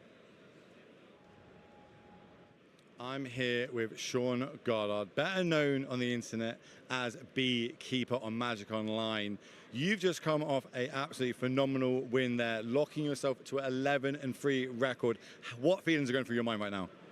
Yeah, completely exhilarating. Obviously, I've played a lot on Magic Online and not so much on Paper Pro Tours. So, yeah, I've never been this close to it. You're super close to it. As a fellow countryman, I'm super excited for you. What does it mean potentially getting your first ever top 8 at a Pro Tour here at Pro Tour Lord of the Rings? It would be amazing. So I was in Regional Players Tour Brussels just before COVID and finished 9th there, and that was heartbreaking. So to get one more now would be ridiculous. So good. Well, we're all going to keep our fingers crossed for you, my friend. Thank you very much. The next couple hours of Magic are going to be ones you do not want to miss, everybody. We do not have anyone in our top 8 with only 2 rounds to go. Let's take a look at our leaderboard and sort out exactly where we are. Well, for the first time in the tournament, Simon Nielsen has a friend at the top of the standings, and in fact a teammate in Javier Dominguez, both players sitting at 12-2 money. Handshake at the top there with that handshake Tron. And in fact, Tron goes all the way to 3rd place, Maria. Christian Saltano on a build of Tron as well. And then we get into the 11-3s. Marco Del Pivo of Italy, Jake Beersley still playing in his first Pro Tour, going strong, and Sean Goddard, who we just heard from, and then Greg Orange and Alexander Haynes. So those are our 8 right now.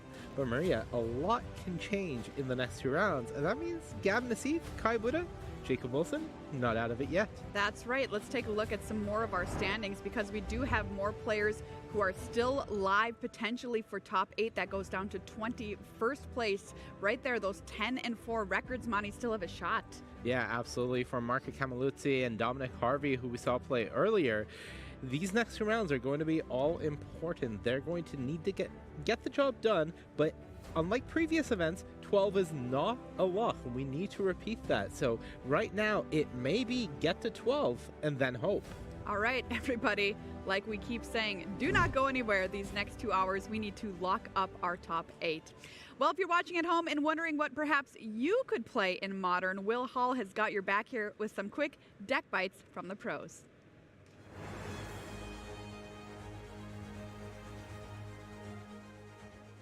Dom Harvey, what are you playing this weekend, and what does it do? I'm playing Amulet Titan. It's a little hard to explain, especially in centers this short, but it makes a lot of mana, does a lot of silly things, finds lands, finds creatures, finds the whole toolbox, and then you're off to the races. The whole world is your oyster. Okay, so you've got to give me 3 key cards in this deck. What are they? So 2 of them in the name, Amulet of Vigor, the 1-mana artifact that brings things into play untapped, and then that lets you kickstart the whole engine. From your Titan, this is the card you're working towards, and then the card that lets you find whatever you need to close the deal. And then the bounce land, so Simic Growth Chamber, Boros Garrison, the cards in that cycle. Those are the cards that give you the mana with the Amulet, and then let you return your lands and make more mana, and just put the whole engine together once that's done. Yeah, so your boy this weekend has got to have some good matchups. What are they? What do you want to be playing against? So I hope I have some good matchups. One of them would be Mono Green Tron. So you're kind of these fast land-based decks doing a similar thing, but you're a little bit faster on average and can interact with them with Boseiju and so on. Bad matchups on the flip side. There's a Rakdos deck that's killing you on turn 3 or discarding your hand or main decking Blood Moon, which is pretty rude if you ask me, but going to try and dodge that if we can. Alex Rohan, what deck are you playing this weekend, and what does it do? I'm playing Living End. I think it's just really powerful. The idea of the deck is you position yourself so you have a 3-mana card that says you win the game. And you play 8 copies of it. So I don't know why you would play that card. Well, let's talk to me about it. What are the 3 key cards in this deck? There's Violent Outburst and Charlotte's Agent, which enable your Living End. So those are probably the 3 most important. Because the whole focus of the deck is to cheat a 0-mana card into play via the Cascade mechanic. And it exiles, it basically removes your opponent's entire board and then puts all the creatures from the graveyard into play. Happy day. So what decks do you want to be playing against this weekend? I want to play against decks that don't interact with me. And that mainly is like Rhinos. That's the best matchup because they need to cast their stuff and then they just can't react with what you're doing. You want to be the better Cascade deck, got you. Okay, so what don't you want to be playing against? What do you want to be trying to dodge this weekend? I want to dodge Scam. That deck's not good because they main deck Graveyard Hate and they have Leyline of the Void and Chalice of the Void post board. It's just so much pressure and Graveyard Hate is really hard to play through. So, what deck are you playing this weekend and what does it do? I'm playing Boros Burn this weekend and I'm trying to kill my opponents before they can get their game plan going. Love it. Okay, people that haven't played Burn, what are 3 key cards in that deck? So the most important card is Goblin Guide, and then you really want to have Searing Blaze and Boros Charm. Sick. Okay, so you boy this weekend, what are your good matchups and why? I'm pretty good against any deck that is taking their time. That one. So what decks are you not good against? What do you want to be dodging this weekend? Decks with like Force Negation that can kind of slow you down. So like Living In, have Grief and Force Negation. Right now, our top 8 could look like just about anything, so you're not going to want to miss the action tomorrow, Sunday. It's single elimination Modern in our top 8. Reminder, coverage starts an hour earlier than today. That's 4 a.m. Eastern Time. All right, everybody, we've got 2 rounds to get it done. We've got to find our top 8. Nobody there yet. Let's take a look at our feature match here, coming up for round number 15. Simon Nielsen versus Marco Del Pivo. Simon Nielsen on Mono Green Tron versus Teamer Rhinos in the hands of Del Pivo. Simon Nielsen had been leading the tournament for all of the tournament, now tied at the top of the leaderboard with Javier Dominguez. Let's get to know him a little bit better. Simon Nielsen is just one of those guys you love to see playing the game of Magic the Gathering, always in a good mood, always having an awesome time. Your 2014 World Magic Cup champion with Team Denmark, and he's fresh off of top 8 at our last Pro Tour, March of the Machine. Simon Nielsen crossing his figures this round. Versus Marco Del Pivo, started playing the game in 2013, qualified at Pro Tour March of the Machine, testing with Team Worldly Council, which is the biggest team here this weekend with 22 players from all over the world and 3 of their team members in the feature match area this round. So doing pretty well for the Osmani. Yeah, and they've all dodged each other. So with 3 wins here for all of them, they could be in really prime position to put multiple members into a top 8, which, you know, another team that does that, Team Handshake. Absolutely. Well, talk to me about the decks for this matchup. All right, well, people may be getting tired of it, but we have to talk about Handshake Tron and the hands of Simon Nielsen, this Monarch Green Tron deck that they have brought. This build is pretty unique, as we've mentioned multiple times, and really the focus is going to be, can you get your Tron online? Can you get these big threats online? We saw Javier do it without Tron the previous round, but obviously it's a little bit easier if you can get it. Karn the Great Creator, the One Ring, these are all great. On the other side, we see Marco bringing Teamer Rhinos. Now, Rhinos is a bit of a different challenge for Tron. There is a lot of interaction in the deck, as previously mentioned. Force of Negation can be very strong against your opponent trying to resolve a Karn the Great Creator. One of the issues is Tron really goes over top of Rhinos if they're able to do their thing. So it is going to be really important for this Boseiju, for example, to help try to keep Simon off of Tron. Both these players have played the matchup before. Simon has beat Teamer Rhinos in the hands of Kai Widow already. And for Marco, well, he beat Handshake Tron all the way back in round 4 in the hands of Javier Dominguez, one of the only 2 losses for him. All right, everybody, it's round number 15, the penultimate round of this Pro Tour. I'm going to send it on over to Cedric and Paul with the call. Thank you very much, Maria. Cedric Phillips, Paul Cheon. We are here in the booth. Our final round together, but it's a very important one, my friend. Going to put, looks like maybe somebody into the top 8 here in Barcelona. Yeah, several people here. And now Simon with an incredible run here. Starting out 12-0 with the concession and then a loss. So stumbling a little bit here, but still has a couple extra shots here to lock it up. Absolutely does. It's been a very, very impressive Pro Tour here for Simon Nielsen. Handshake Tron is the name of the game and the story of the tournament. A very innovative build that when I first saw it, I had to question everything that I knew. Starting to cut a copy of Sylvan Scrying, some of those chromatic pieces as well. Starting a couple copies of Urza's Saga, but as oftentimes is the case here, Paul, that team, they know what they're doing when it comes to Constructed. Yeah, absolutely. I mean, you heard it in the interview where Javier said, look, we decided to build this deck from the ground up. Started back to ground zero and really just question what belongs and what doesn't. Do we really need 4 Sylvan Scrying? Do we need all 8 copies of the Chromatic Star and Spheres? And ultimately, they decided they didn't. And that decision has been a very, very good one for this incredible team. Simon Nielsen leading the way for the team here this weekend. Very similar to his journey that we saw at the last Pro Tour, at Pro Tour March of the Machine. Marco with a breeding pool. And it'll be a Crashing Footfalls on Suspend to kick things off here for him. A little, you know, by the time that one kind of goes online, you kind of know where you're going to be, especially against Tron in this matchup. I think the key here for Marco is to get that turn 3 Cascades going as quickly as possible. The longer the game goes, of course, Tron does have that inevitability. So Marco needs to find a way to disrupt Simon's mana, which he did right here. Yep, and you do see that Force of Negation going to slow down that mana generation by countering that Sylvan Scrying. So I definitely agree with you. I don't like that. I don't like that. This is not ideal here. Now, that leads me to believe that may have been the draw step for the turn.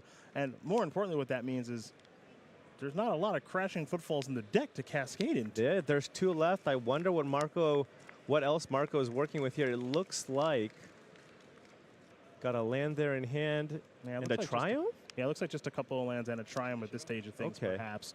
This will be an expedition map here for Simon Nielsen. One of the things about Tron, of course, is that it is very redundant in being able to find its mana engine. So you counter a Scrying. Well, I do have Draw Steps, I do have Ancient Stirrings, and I do have the incredibly powerful expedition map. But I think more importantly with this build of the deck, Paul, is that it doesn't need Tron to operate. Right. Of course, when it does have Tron, it kind of goes into hyperdrive, but it can still operate on 4 mana because of the One Ring and Karn, the Great Creator. Yeah, it can kind of just play a mid-range game too. Yeah. Right? And that's what's given this deck additional percentage points. Before, it was kind of, if you don't draw Tron, you just don't do anything, right? Your entire deck just has a bunch of Karn Liberateds and Wormcoil Engines that you can't cast. But now, you have 7 to 8 4-drops that are all extremely powerful and that are capable of winning the game by themselves. Well, we don't have a Cascade effect just yet. It looks like Dead Gone was the draw here for Marco this turn. So we head back Simon Nielsen's way. Now, if you're Marco, you have to be thrilled that land number 3 here from Simon Nielsen was a forest and not just a different Tron land here. Sure. So Simon has to dig that Force of Negation onto Sylvan Scrying. So important here. Looks like it's going to be an Urza's Mine that'll be found here for Simon. So Tower is the last one to go. You do see in Simon's hand a copy of Dismember, an Oblivion Stone, and Ulamog, the Ceaseless Hunger, and a Warping Whale. Warping Whale actually sort of good here against those Crashing Footfalls that are on suspend. It is an answer. The counter target sorcery mode is what you're going to be seeing in this matchup.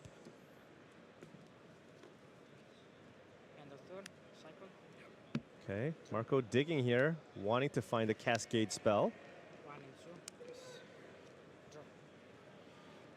But remember, Simon doesn't have Tron and doesn't have a way to find Tron just yet here. It's possible these Rhinos are just going to be good enough. Now, Simon does have an Oblivion Stone, right? True. You can play the Oblivion Stone. If you just draw land number 5, you can still crack that to kill the first Crashing Footfalls. And we can't forget, too, the ability to play an Oblivion Stone here and also leave up Warping Wheel. Right. I think that's the sequence we're going to see here from Simon. So there is the powerful O-Stone. You talk about this deck's ability to play a mid-range game. It can also play a clean up all your stuff game via the O-Stone, and it does a fantastic job of that as well. So Crashing Footfalls is going to come off a suspend. I think there was an assumption that was going to resolve there for Marco. I think this is a one-of as well in their particular list. But hey, play one to draw 'em. Look, they said they were going to build this deck from the ground up. Restart That's everything. right. And every single slot does count in a constructed Magic tournament. As you see, that Warping will be very good there. Now, I'll talk about something that's not very good. That third Crashing Footfalls that was just drawn there. Yeah. We're getting close to the point where those Cascade spells may not do anything if Marco draws Footfalls number 4. Yeah. That is a rare occurrence in any Cascade deck, but we are starting to see some of the downside as a Crashing Footfalls. Simon's like, what is this? Yeah. Yeah.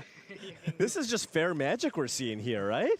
Hey, these players, they have no choice but to laugh about it. I think the fair magic might be over here in just a moment, though, folks, because the One Ring has just been drawn, and there is nothing fair about that powerful artifact. It has been dominant here this weekend, and we might have the opportunity to see it on display once again. And Marco does have a Force of Negation here, though. And it is a good card to use that on. Going to exile a ice to that, so the One Ring is long gone. Hey, we did it! All right. We did it! One of them resolved? Wow! Okay. The namesake of the deck has happened. 2 Rhinos on the battlefield. Worth noting, these Rhinos, of course, they do not have haste. No, they do not. So just going to pass the turn, and that does give Simon the opportunity to untap and have access to this Oblivion Stone. Now, this was actually a very good draw. This is the one of Fun of Boseiju that is in the deck. Now, has the opportunity to choose between blowing up the lands or the Oblivion Stone. I think you're perhaps a little surprised by that decision, trying to cut the mana as opposed to taking out the stone. Right, because, I mean, I think your path to victory here is just trying to win with these Rhinos as quickly as possible. But I guess if you go with the Oblivion Stone, that does give Simon 6 mana, which means you're kind of getting to the point where you don't really need Tron, right? The important card here that Marco's really concerned about is that Wormcoil Engine. 2 copies of that in the main as well. So perhaps just looking to try to power through the O-Stone and relying on the third Crashing Footfalls there, set on 3. That one's going to be a little ways down the road, as it does fall down to 2 counters now. So we're going to head back over to Marco Del Pivo, who's going to get an attack in, and Oblivion Stone will take care of those. And Simon does draw a Worm Coil Engine here, which is going to be really, really strong. Marco will simply pass the turn back. Lauren Revealed was the draw for the turn. And the One Ring was the draw here for Simon. And that's going to resolve. It will indeed. So Simon will have protection for the turn. I think we might see an immediate activation, and we do. So Dismember is the draw. It's the second one of those, and Nielsen will pass the turn back as Crashing Footfalls goes down to 1 counter. And Simon does have the double Dismember there too, just to kill the Rhinos if he wants. And next turn, of course, can very likely to find a mana source, right? With the draw step and 2 additional cards from the One Ring. Ooh. Lauren Revealed does get land cycle for a basic island. Mystical Dispute was the draw step for the turn to go along with that copy of Dead Gone that Del Pivo has had in hand for quite a while. No real use for that card at this stage of things. Right.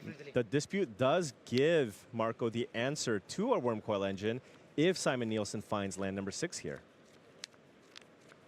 But again, what you are seeing here from this build of Tron is a One Ring activation will take place once again. Is its ability to play a drawn-out, fair-ish game. Yeah. Now, I will note that Marco's deck isn't, I'll say, cooperating with all of these Crashing Footfalls being put on suspend. But it is also a credit to this build of Tron by Team Handshake to be able to play this game where, truth be told, Simon Nielsen's deck isn't really firing on all cylinders either. Yeah, this is kind of an unconventional game. Let's just put it that way. Yeah, I would agree with that. I would agree with that. It'll be an expedition map here for Simon Nielsen. And Marco's going to give that a thought. Or at least maybe pretend is here as a Mystical Dispute. Okay. Probably just paying for it here. Okay. Would have been surprised if Simon didn't. Right.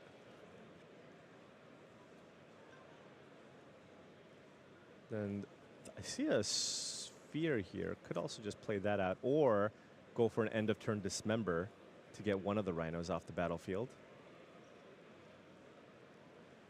Because the tenor of this game has been a little bit strange for both players. Nielsen sitting at 19 life. Right. Means a lot of life to work with through the One Ring and its burden counters. Even if you use both Dismembers, you're down to 11, and you only have to worry about 1 more Footfalls from this deck. Yeah, and you do keep track of that sort of thing, too. Right. There's already 3 in the graveyard, so realistically, if for Simon Nielsen, you are thinking, well, I've dealt with 3 of them.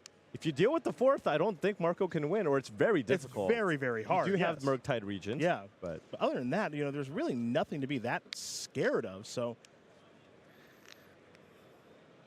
All right. Well, Sylvan Scrying does mean that over the course of the next 2 turns, Simon will be able to get Tron again with that Expedition map in play.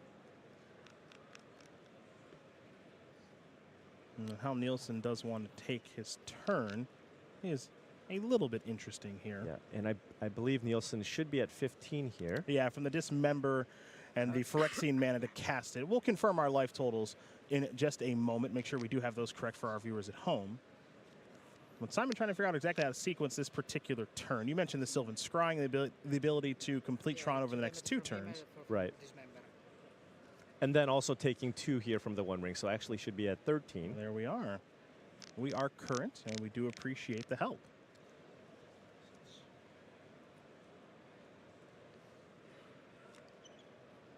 Simon might be thinking about potentially resetting the One Ring as well. Yep. I think it's important to at least use one of those effects to find a Tron piece to play this turn to set up for the full Tron next turn with that Sylvan Scrying. Well, that Expedition map is going to find an Urza's Power Plant. Power Plant will be the land for the turn, and the One Ring will be... And not drawing the cards here. Yep. Okay. That is a conscious decision. Absolutely. It doesn't have any counters on it, I don't think. Right. Yeah. Long day here. Long day. 14? Yeah. See this fetch land sacrifice here from Marco. Going to get a stomping ground. Fall down to 14. 14-13 life total, so we're going to head back Marco's way. Big draw step coming. Yeah, but if Simon's Sylvan Scrying resolves next turn, he will have access to 10 mana. There is an Ulamog, the Ceaseless Hunger, in Simon Nielsen's hand, so that'll be able to clean up the Rhino in play and potentially a land. Fairly good card, that Ulamog. Yeah. Even through a subtlety, remember it's a cast trigger, you're still getting those permanents off the battlefield. Will Nielsen draw? The answer is yes. So on the end step, add a burden counter. Down to 13 goes Nielsen. Let's make it 12. Perfect. Draw again. Another expedition map. All right. Is it time to scry? Or just maybe naturally draw Tron here? Could also do that. No Tower of Power naturally. So, Paul, we're going to do it the hard way. Yep. This one's going to resolve. The time has come. Yes, it has. There's Tower is the land that scrying does find. And, of course, Simon Nielsen's going to put that directly in the play. That'll be the land drop for the turn, and things are about to get a little bit filthy. Yep. Boom. And boom. No muss, no fuss. Very strange game as both players comment on that indeed. Simon Nielsen going to win game number 1 here over Marco Del Pivo as Mono Green Tron up a game here over Teamer Rhinos. We'll see what kind of hand Marco's able to keep this time around. Looks like a hand of 7, but still no Cascaders. No Cascaders. Does have Regent, Fire Ice to maybe stall you. Very reactive hand here, but Marco does have a good amount of sideboard cards for this matchup. It kind of makes you think he recognized that this isn't a great matchup, and he wanted to have some cards. So we're looking at Magus of the Moon, Blood Moon, an extra Boseiju, and 2 copies of Obsidian Charmaw as a way to put some pressure while also getting those Tron lands off the battlefield. Well, that is building a sideboard with intent. Oh, yeah. Like Marco has clearly identified, or at least has made a statement to himself that I don't think I can beat every deck, but I do want to try to beat Tron if I do get paired against it with that sideboard, because that's a lot. We don't see that much in people's sideboards here this week in targeting Tron. It'll be a forest after that Triome. It'll be ice on the upkeep. Great ice here. Nope. This prevents Simon from cracking that expedition map this turn. And there's Force of Vigor too, which can be good against Tron. So Force of Vigor, and now, oh my, do my eyes deceive me? A Shardless Agent was the draw. Okay. So this deck does have Cascade spells. Okay.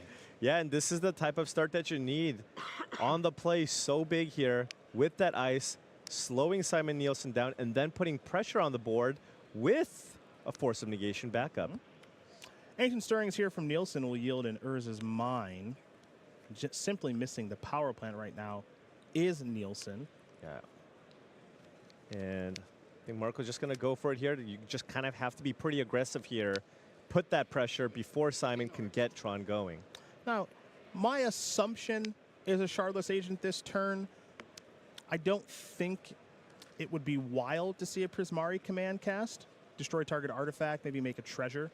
I mean, the Shardless Agent just puts Simon on a 2-turn clock with Force of Negation here. So it's weird. I was just chanting in my head like, "Please be a Blood Moon, please be a Blood Moon," which is weird. It is rare to see a Tron player hoping for a Blood Moon, but Blood Moon Shardless Agent is not. Blood Moon without pressure is not too threatening. Yeah, no, not really that scary at all. Now Simon's going no Blood Moon after this one. That's right. So here is the Cascade, and there are the Rhinos. Nielsen will take a look at the cards that were revealed to get an idea, at least maybe a little information. Is Subtlety and Boseiju, who endures, have been pulled forward. Yeah, Subtlety, in answer to a potential Wormcoil engine, or of course Karn the Great Creator, a temporary solution, but I think kind of the way that you want to be playing this matchup is play a turn 3 Cascade spell and just protect it for as long as you can. And do the best that you can. That's the plan here for Marco. We're going to head back over to Simon now for his 3rd turn. Again, we know about the Urza's Mine. That's going to be the land for the turn. We also know about the ability to search for the Tower of Power. It's going to be a Talisman first, however. Yeah, next turn, Simon will have access to 8 mana. And at the moment, Marco does not have a way to disrupt the mana. However, as you can see in the hand, Force of Negation, Force of Vigor. Force of Negation 4 in O-Stone, which would be the way that Simon would want to potentially reset this board here. This will be an attack for 10, going to cut Simon Nielsen's life total in half, will Marco Del Pivo. So down to 10 goes Nielsen. And now what's the follow-up? Thinking, sorry. Yeah, no. It's fine. Force of Vigor was the draw step for the turn, so the alternate cast on Force of Vigor was missing a green card to go along with it. Right. Marco has it now. And now is there perhaps a reason to play that Prismari command now as opposed to last turn? It looks like the answer is no. Yeah, so no, great, because you can't kill the map anymore, so I think he's just looking to pass and just keep up a hard cast Force of Negation here, potentially. Power Plant, the unsurprising search via the Expedition map.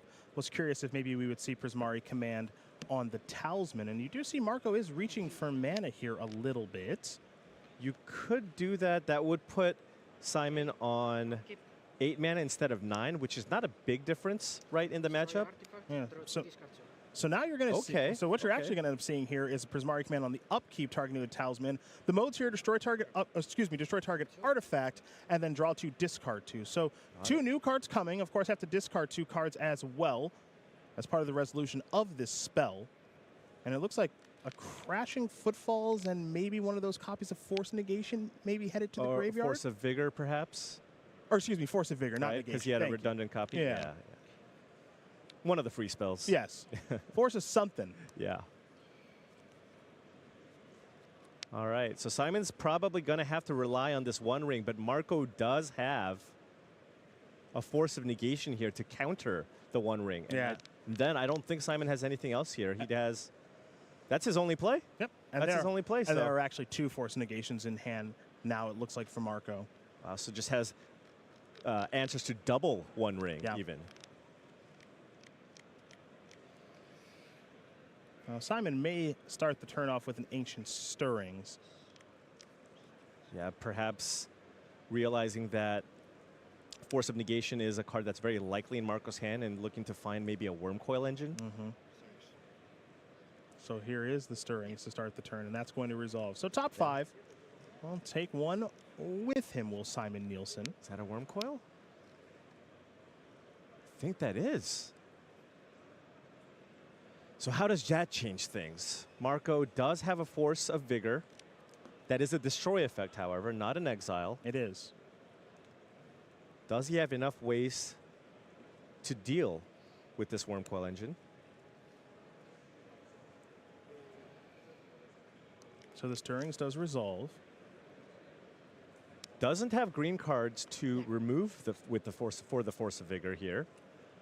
So this is going to depend on how the attacking and the blocking does go, as here's the Wormcoil Engine. Important to remember here that these Rhino tokens have trample. And if it does come up here in just a moment, we'll see exactly why. So step 1 is an Otawara. Now here's the attack. So you can actually destroy the Shardless Agent. So here, attach Prismari command. Here we go. Simon will tell us. Simon explained it to us. I think I cannot beat that. I can beat a Force. Kinda. Force of Vigor. So why would you pitch a Force of Vigor? People. Simon trying to put the pieces together here. The only reason you would do that is because you have a second one. If I block there, it goes well. Yeah, so if I block there, But with that Prismari command in Marco's hand, these 2 things. this should be a lethal attack. Even if he blocks Shardless Agent, right? How many cards? You kill the Shardless Agent with the Prismari command and deal 2 damage to Simon Nielsen. Putting him down to 8, and the Rhinos should finish him off. And Simon will not be able to gain the life here off the Wormcoil Engine. Now the question is do both of these players see this play? Right. I think Marco does. Yeah. I'm going to give him credit here. Let's hear him talk about it. There you go. Yep. So Marco immediately sees that play of destroy that Wormcoil Engine and deal 2 damage with the Prismari command. And we are on to a third and final one here between Nielsen and Del Pivo.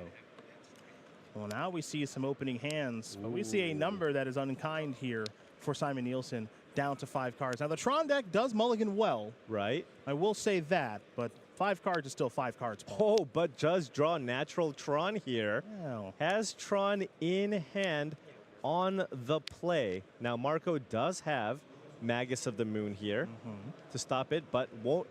At least for one turn, Simon will have access to 7 mana. That's right. So kick things off with a sphere into a star, into another Tron piece. We'll see if this star does resolve, and it will. So it's a triumph for Marco to kick things off, and now the second turn we'll have to see. I think it is worth noting as well that there is a Boseiju over there for Marco. There is the one of Boseiju. I believe there's a second copy. There is indeed. As well. So I think he's going to go for the Boseiju into probably the Magus of the Moon next turn. So the power plant going to bite the dust. The mine is still on the battlefield. A forest is coming. Shuffle and present.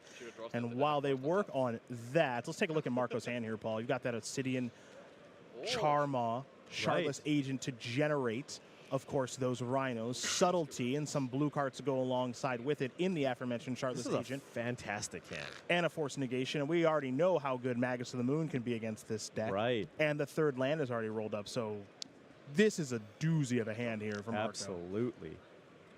So Simon plays another Tron land here. I mean, Marco can simply just play a Charmaw and just eat up one of these Tron lands here, as there would be 2 colorless lands in play.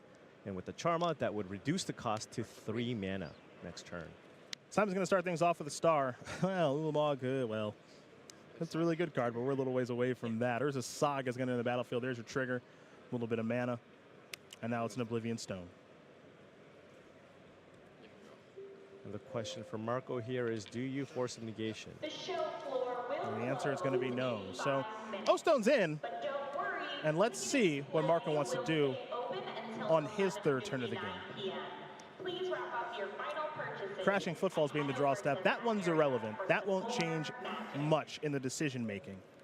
Yeah, I think we're just going to see an Obsidian Charmaw here to slow down Simon while also just having a nice threat on the battlefield. And this card was tailor-made for this matchup. The reason why he's got it in the sideboard right here. Yep. This is why. Marco, one of the few players here this weekend that we have watched, but also in analyzing the deck list before the tournament as a team, not many people having this level of Tron hate. Yeah. And I think that's what the Tron players banked on. And you know what? Really paying off for this tournament, Oh, right? yeah. Absolutely. Oh, yeah. You look at the top tables, so many Tron decks. Yeah, this could be the Tron Destroyer. If there are Tron haters out there, of which I think we know there are many, Marco is your hero. Oh, yeah. Wait, you think there are people who dislike this Tron deck? I've heard. Yeah? I've heard a thing or two on the Bird app. Not a lot of huge fans. Fair enough. Fair enough.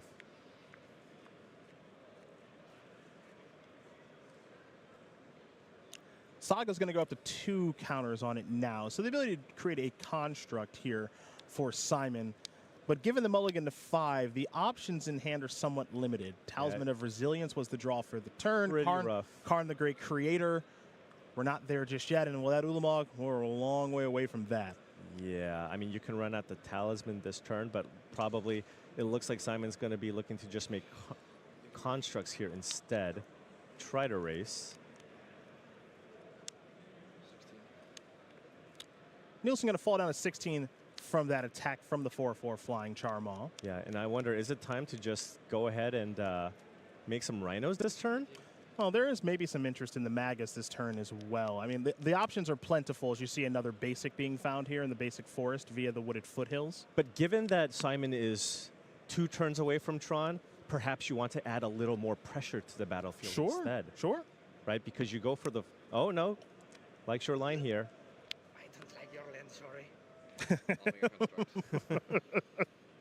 Marco making a slight apology about not liking Simon's land. I don't like. I don't think he's that sorry. At no way. At 11-3 in the main feature match of the Pro Tour. I don't think he's that sorry. Chromatic Sphere, the draw. Yeah, that's fair. The fact that you get to just kill the Urza Saga there is so strong. And 2 lands here with the O-Stone. Oof. How many cards? 3? Simon's got a big hill to climb here to come back. And Marco's hand is quite good. Oh, yeah. Here's a Talisman. Now this construct is a 4/4 here. Yeah, 4/4 now after that sphere. So. Can you go? Yeah. Keeping it back on defense here. Crashing Footfalls will tick down to 3 on the suspend. And we'll find out what the draw step was here for Marco in just a moment. Marco's moving very quickly because it's time to bring some rhinos to the battlefield. Yeah, rhino time here, going to be cutting down that clock here. And of course, the Charmaw has flying, so we'll be able to fly over this Golem token. Those cards from the Cascade will be randomly placed on the bottom. The Crashing Footfalls will resolve, and the Charlotte's Agent is now in the battlefield as well, so a very quick 10 power. Yeah, and this is going to put Simon down to 12 this turn. Next turn, if a Rhino gets blocked, that's still an attack for 12, which would be exactly lethal. Simon only has access to 3 mana. Even if he draws a land, does not have the ability to blow up that Oblivion Stone that he has in play. We're going to head back Nielsen's way, and this might be his last draw step of this round. Man, what a hateful sideboard here. It is extremely, extremely hateful. And in Modern, we've talked about this, and so have the many players that we've interviewed all weekend long. You can't beat everything. Yep. So you have to make a real conscious decision on what you want to beat and make sure you have the right hate to do so. Marco is demonstrating that in spades of I want to beat Tron, and I've got the right cards to do it. I dislike this deck. That's right. I dislike this. I'm going to choose to beat this deck after sideboard. I don't know how many people registered the Charmaw. It's not very high, and it's looking pretty good right now. Yeah. Because it's tough. When you put that card in your sideboard, you're like, okay, what percentage of the field is going to be Tron? Because I'm only really bringing it in that one specific match. Yeah, and that's what it's all about is you make your decision on what you want to beat, and then you hope you get paired against those decks, right? Sometimes, a lot of the times you'll see people play more versatile sideboard cards like Blood Moon. Absolutely. It hits multiple decks, but when you're playing a card like Charmaw, you're like, all right, I'm out for you, Tron, because I know I want to beat you. I hate losing to you. I'm going to play this dragon. I'm going to beat you. And in the case of Marco, we're seeing both. And they are quite good as Simon Nielsen is in between a rock and a hard place. Going to sacrifice that Chromatic Sphere to draw a card. Picked up a copy of Expedition Map, but I think that's going to be a little too late. It'll be a little more mana here via the Forest and the Talisman. Take a pain and cast the Dismember. Force negation and a says, Force. I don't tapped think out. so. And that should lock it up. Marco Del Pivo, you can celebrate, my friend. Your sideboard worked to perfection. Defeating Simon Nielsen 2-1. Teamer Rhino's going to get the job done. Oh, he's fired up, Paul, and he should be. Look at him. Look at how excited he is. It's almost as if he feels like he top-8'd. It's going to be close. We're going to let the kind of standings kind of flesh itself out here at the end of this round, but he is extremely, extremely excited here. Defeating Simon Nielsen. Simon now 3 losses in a row. Yes. Still has one more round to guarantee a slot, but has to earn it. And it is worth noting, and I know Maria and Monty did this a little bit earlier, Marco did defeat Javier Dominguez on day number 1 in Constructed. Of course, Javier playing the Tron deck, the very popular Team Handshake Tron deck, and now that's another member of Team Handshake that was defeated. Paul, I don't want to get too far ahead of ourselves, but those Team Handshake players that are right on the cusp of making top 8, they don't want to play against Marco. No, absolutely. Marco, if Simon is not locked for top 8, he's going to be crossing his fingers and going to be rooting for both Simon and Javier. Yes. Because he wants to play against those decks. All day long with that sideboard. So, congratulations again to Marco on a huge win. He celebrates it, and with good reason. Moving on to, 12-3 here in Barcelona. More Magic on the way, my friends, here from beautiful Barcelona, Spain. Maria and Monty are going to tell you all about it right now. Hey everybody, well after round number 14, Javier Dominguez gave Christian Calcano a big hug after his win. Now they gotta play, coming up here in round 15, Mono Green Tron Muir. I'm getting Deja Vu, Handshake Tron in the hands of Javier Dominguez. Regular Tron, I guess you can call it, in the hands of Christian Calcano. He already beat it once last round with Simon Nielsen. Can he do it again? Friends paired up in a mirror match coming up after this.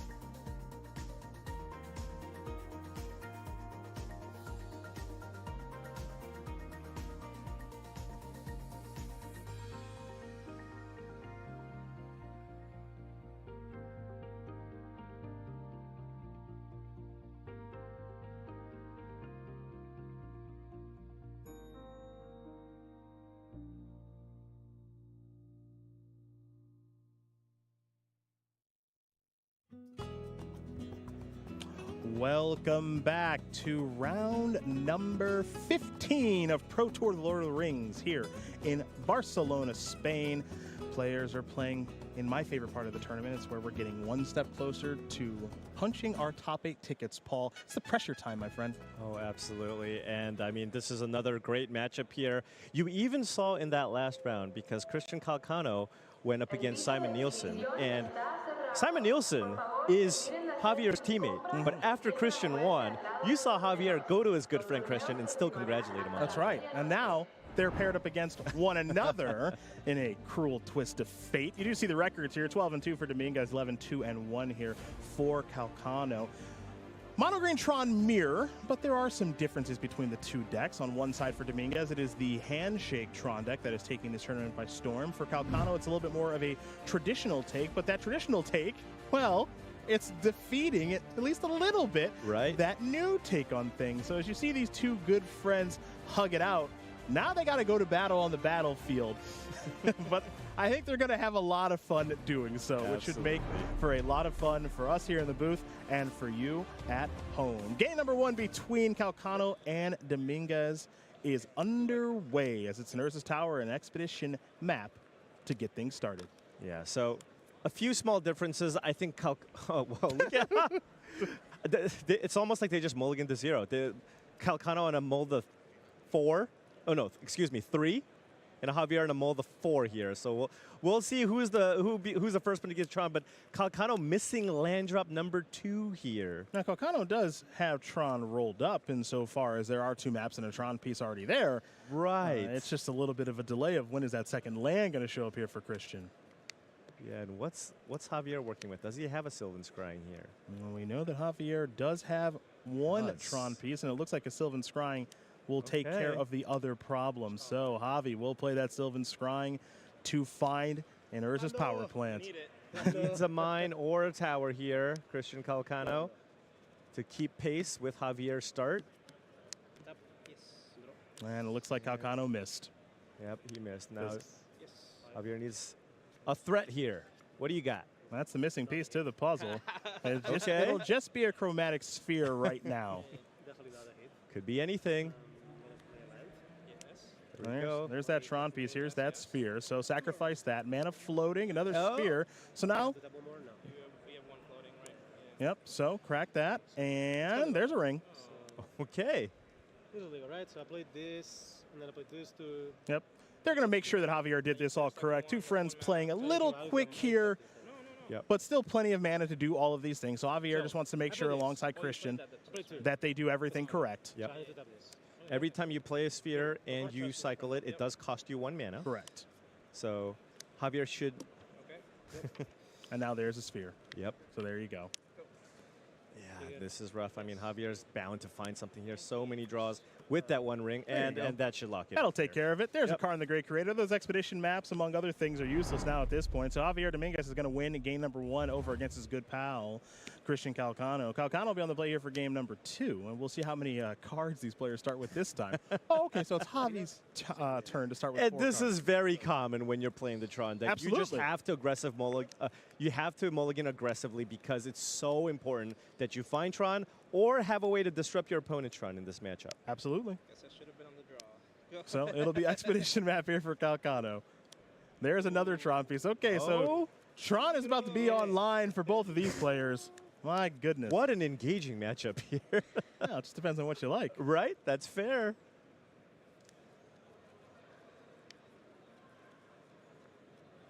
We celebrate the whole rainbow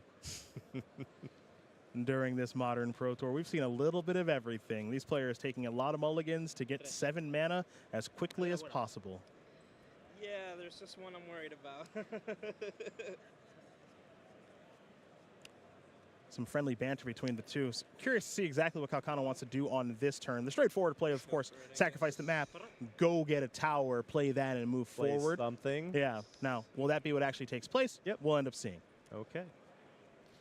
But we, of course, know Javier end of turn is going to have Tron of his own, but will have access to 7 mana on his turn.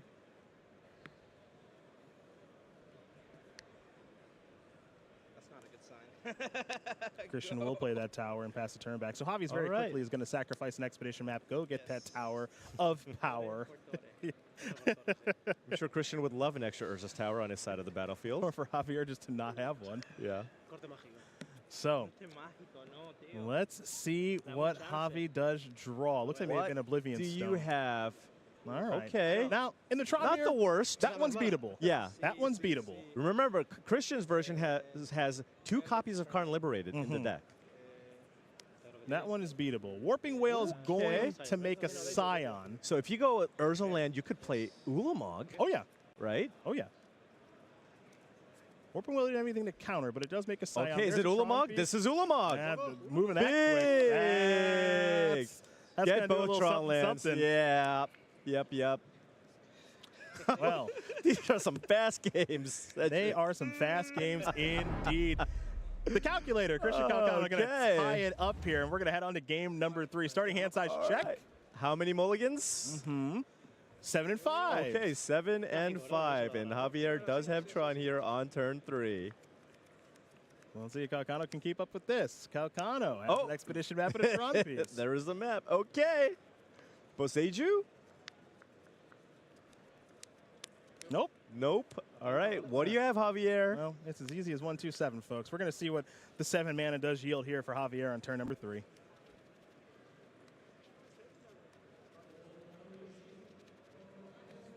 Because Calcano will have the same, so it's up to Javi with that 5-card hand to do something brutal. That's 7 7 mana. Horn, the one of. Oh, let me talk to you. The one of. It is time to start eating some lands. Time to chomp on some Tron lands here, and it's gonna be extremely difficult here for Christian to get out of this. Remember, this is a one of fun of here for Team Handshake.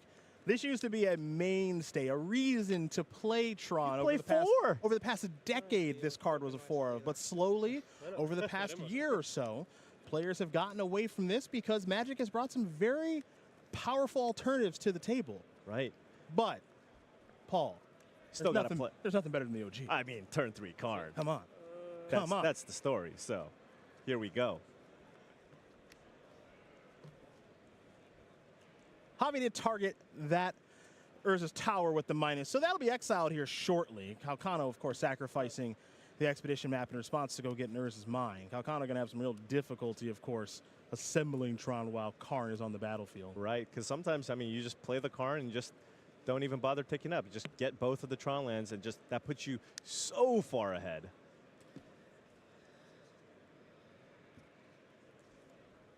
We're going to head Calcano's way. He has slowed down just a bit. Very tough situation here. Yeah.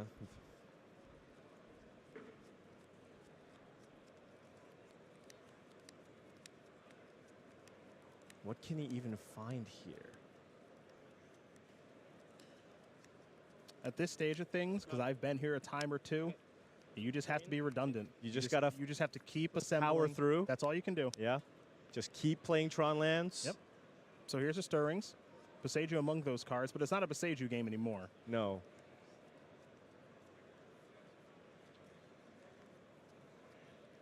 In my estimation, even though I don't have a good look at Christian's hand, this is a keep assembling type of thing, because Tower was revealed in those 5 cards from Ancient Stirrings, right? So if Karn were to go up right now, okay, you get one of the cards out of my hand, but then I can present Tron of my own and maybe get myself out of this situation, which more or less forces Javier to destroy one of those lands, which of course eliminates the Karn due to its loyalty. Now, it looks like Calcano is going to go a different direction with the Boseiju. Now, it really depends on what Javier's follow-up is this turn, right? Yes, it does. Probably going to get maximum information here before deciding what to do with this Karn. Which I like quite a bit. This will be 4 mana, and it'll be a copy of the One Ring. That's going to end the battlefield tap because Javi's going to use it right away. Haywire Might, the draw.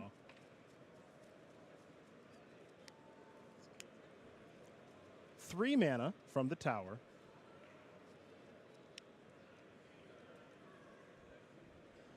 Looks like there's an expedition map here. We do know that Calcano does have a Boseiju.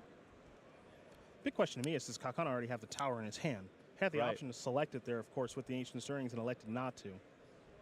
And I think that's somewhat notable at this stage of things, as Javier is maybe thinking... Saga here? Yeah, maybe thinking Saga. Okay.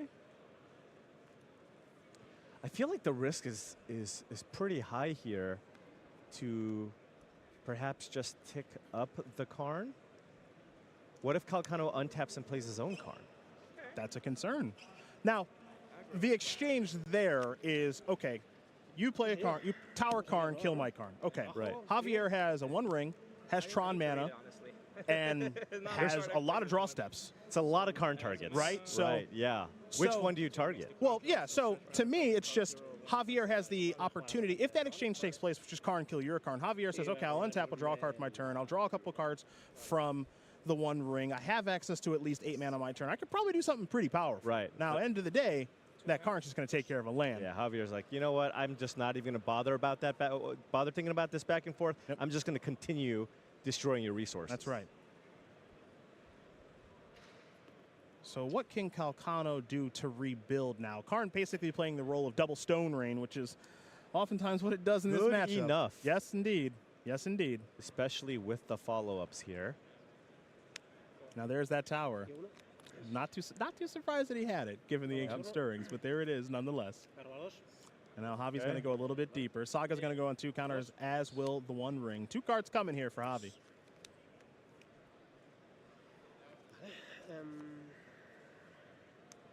He's going to start by tapping that Urza's Mine for 2 colorless. Let's bring it down to 1 with a Chromatic Star. Sacrifice that star, filter it for a green. So green floating, new card coming. Ancient Stirrings most likely here for Javier. And there is that Stirrings. Okay. Top 5. It's a surprise. 4, 5. Don't see a threat there. Nope. A couple of O-Stones and a 1 ring among those 5 cards. If he's interested in resetting the ring, probably don't need to anytime soon here. It looks like it's going to be the Tower of Power. Maximum mana here. It's any order. Llevo así todo el día. No, pero yo digo, es any order. Pero it's all card. Llevo así todo el día, ya. Para la mano. Tower is the selection. Fun banner between these two. Yeah.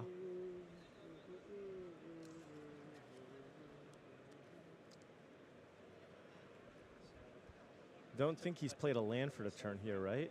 So not yet. Can play the tower, does have access to 9 mana this turn. See a Sundering Titan in hand? Just another large threat potentially? We know there's a Metamorph there. Okay. Looks Nothing great to copy. Yeah, it looks like Javi may have brought in Sundering Titan.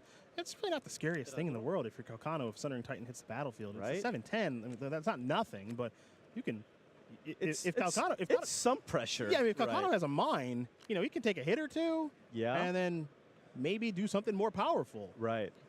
The problem is that 1 ring that's still on the battlefield. That is the biggest concern right now. Yeah. That looms over this entire game as the Haywire Mite's going to come across for 1. Calcano's going to fall down to 19. And I suppose it is worth noting, and I think this is why Javi may have searched for this card, that Urza Saga does have the ability to crank out some constructs that are pretty large and also provide pressure and search for something. So here will be the Titan. Just an 8 mana 7/10. Yep. Here you go. All right, Calcano. Do you have the missing Tron piece here to put up a fight? Be a really good time to have Urza's Mine. Es lo que tengo. Be a really good time to have Urza's Mine. Do you have it?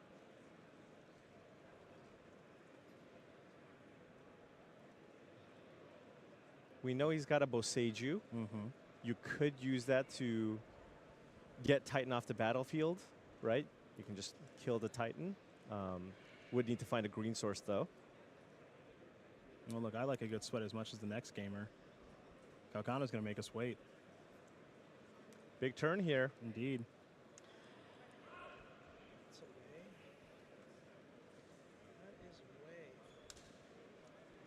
And you can kind of hear Christian vocally talking this game out, trying to figure out exactly how do I get back into this.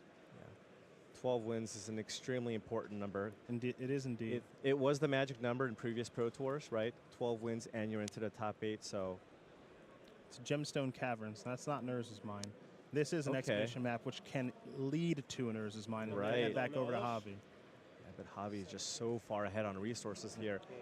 Got the board advantage, going to be drawing 4 cards this turn, 1 for the draw step, 3 from the ring. Extremely likely to find something like an Ulamog here. Now, there is that trigger on the stack for Urza's Saga. Right. And exactly what Javier wants to do with it. You see him set aside the Saga Draw and a first. mine. So, up to 3. If he finds an Ulamog, will not make a construct.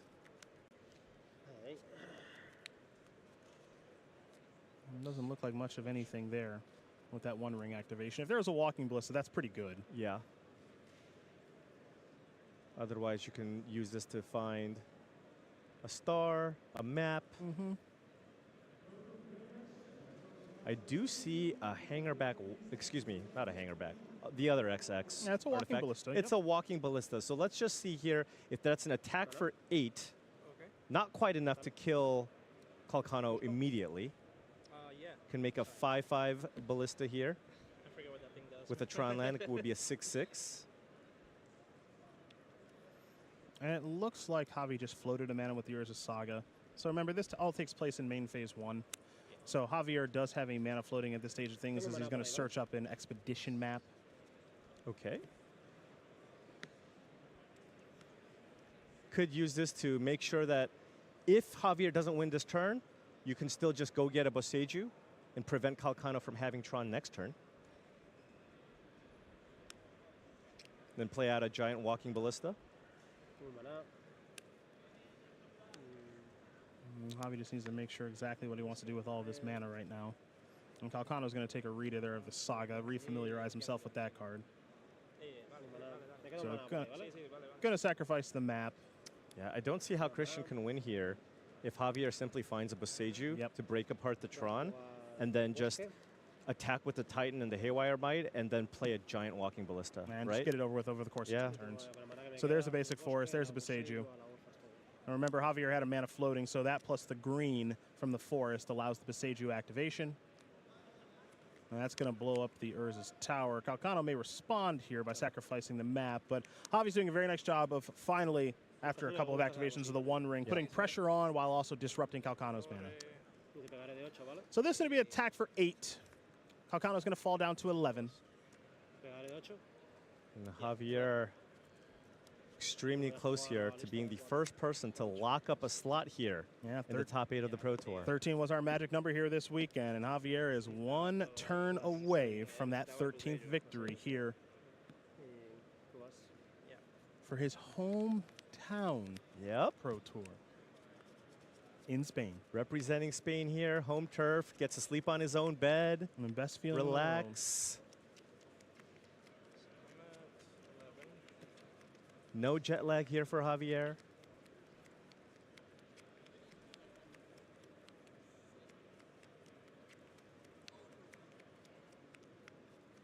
We're going to head back Christian's way here in just a moment. You do see the lands for him, not generating nearly as much mana as Javi is. Yep. I suppose land 1 ring from Calcano could make it so that he gets to breathe for 1 turn. By a little time. Just a smidge. Just a little. Calcano winning this game, it's not impossible, but it is rather improbable. ¿Alguna combinación hay, Extremely unlikely. Well, there's a Tower of Power. Tower number 3. Okay.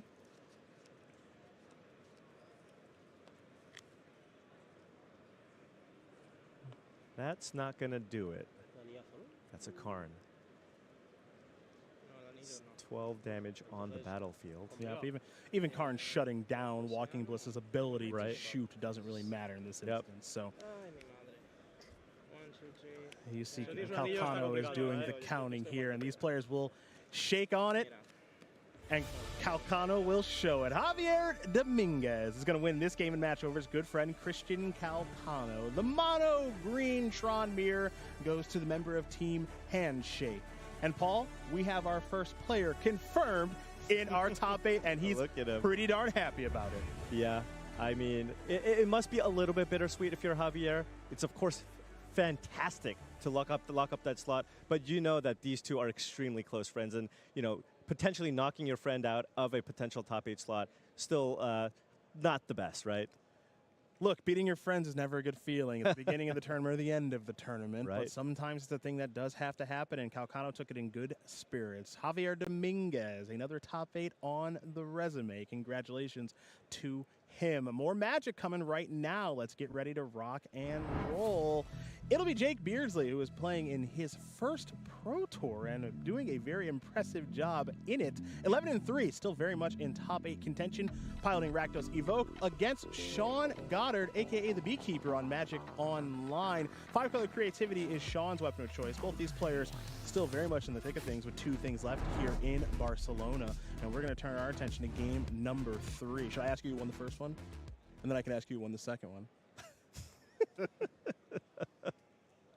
You see the opening hand? Right. 7 cards for both players. Thoughts he's going to kick us off.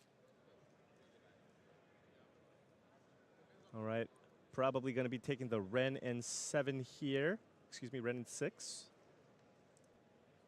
And there goes the powerful Planeswalker. The rest of the cards here are Flame / Reprieve, Indomitable Creativity, and a couple of fetch lands in Arid Mesa and Bloodstained Mire.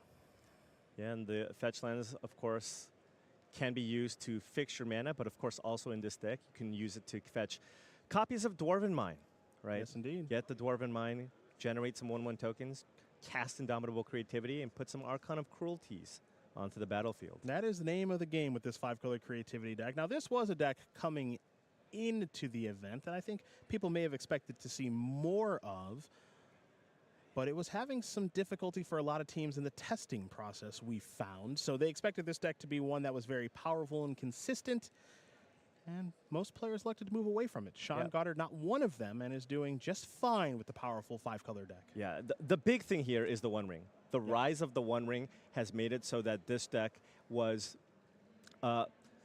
worsely positioned in this format, mostly because prior to the Lord of the Rings, this was considered to be the best, one of the best decks in the format. Yes, indeed. But now, if your opponents just slam a One Ring, all of a sudden, if you cast Indomitable Creativity, put an Archon of Cruelty into play, it cancels that ability. Yeah. Because you have that protection. So, Reprieve did delay a Ragavan that was being dashed, and in the meantime, there's a Ren in 6. Ren in 6 does come down, gonna get a land, gonna pass it back over to Jake Beardsley, who will sacrifice a Verdant Catacomb. So, Beardsley down to 13. Blood Crypt is the land of choice, and this will be a Blood Moon. This will be a sacrifice of that Arid Mesa very, very quickly here for Sean, and we'll see what land he is interested in. It'll be a basic Plains. Because there are Leyline bindings in the deck with a Plains and a Mountain in play. It would cost 4 mana for Sean to get that Blood Moon off the battlefield.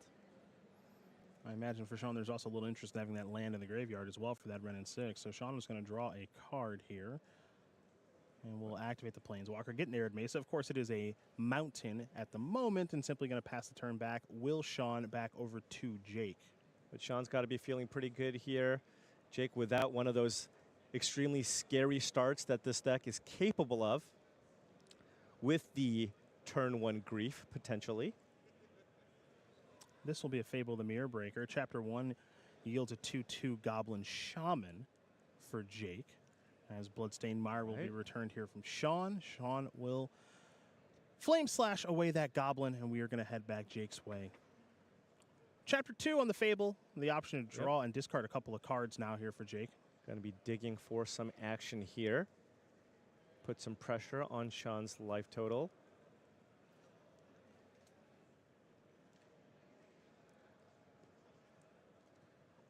See a couple of lightning bolts there. Ragavan not great anymore. Well, Jake decided he doesn't have interest in drawing or discarding. Yeah. He said, I got what I need, or at least I believe that my I do. hand is... Oh! Yeah, now here is a Ragavan.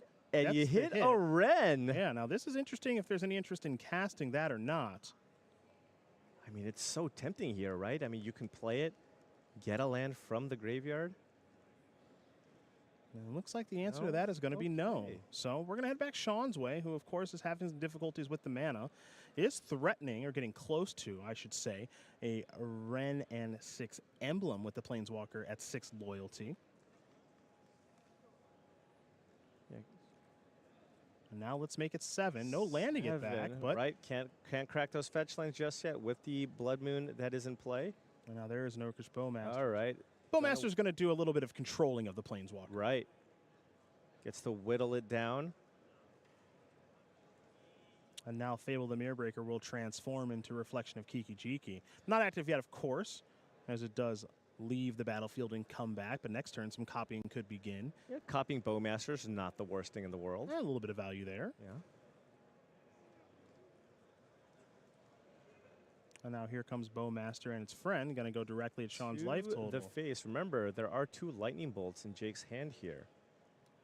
And another Fable now. Okay. So Sean effectively at 5 life here. Yeah. And we're looking at a potential lethal attack next turn. Sean probably going to want to fire off this Ren on the Bowmasters that's in play. Yeah, the question is, does Sean know it? That is the big question. Yeah, we don't have a good feel for what is in Sean's hand right now. It's a copy of Indomitable Creativity. That's not particularly useful at the moment. Yep. So. Yep. I mean, it feels to me that you probably, there's nothing to get back here. Jake has also not shown an interest in going after the Ren, going straight after the life total of Sean. But if you look at what's in play, it's 5 damage that Jake's representing on board, plus the 2 lightning bolts, that's 11. If Sean doesn't have a removal spell here, this could just be the game. Could be, as the Voidwalker is going to get discarded to the 2nd chapter of Fable the Mirrorbreaker. This is a Ragavan that's looking to be dashed. And this will be an attack. Get in there. It looks like it did connect. Another treasure here. Well, Okay, for that that, is a pardon me, lightning that's bolt. a lightning bolt. So down to 6. Double lightning bolt. And that is going to do it. Jake Beardsley in his first Pro Tour is continuing those winning ways. 12-3 and 1 win away from locking up a top 8 here in Barcelona. Not a bad start, I will say. Not a bad start here. And I think we got somebody to hug. I think we got somebody to hug. And with good reason, a huge, huge win here for Jake. And I'd be pumped up too. Yeah, congratulations to Jake Beardsley here. Picking up that 12th win. Really, really important here. Gonna probably need at least 12 to make it into that top 8. Congratulations to Jake. Blood Moon. We have seen games like that before with that card. When people try to get a little frisky with their mana bases, either be Tron lands or a 5-color deck, there are answers in the format to stuff like that. Yeah, I mean, it just completely shut off Sean's plan. He had the pieces in his hand. He was even able to draw a bunch of lands to kind of keep things off the board. But you need tokens. You need to make tokens to be able to cast those creativities, but was unable to do so due to the power of that powerful enchantment. Yeah, Blood Moon. It can be fun. They're just fun. What's fun for somebody? Yeah, that's for sure. That's a 0-sum card if I've ever seen one. Well, folks, 15 rounds are in the books. That means we got just one more to go here from Pro Tour, the Lord of the Rings. We're going to take a short break here. You are going to be taken home by Riley and Corey, but before we get there, you get to hang out with Maria and Monty in all the top 8 scenarios right after this. Don't go anywhere.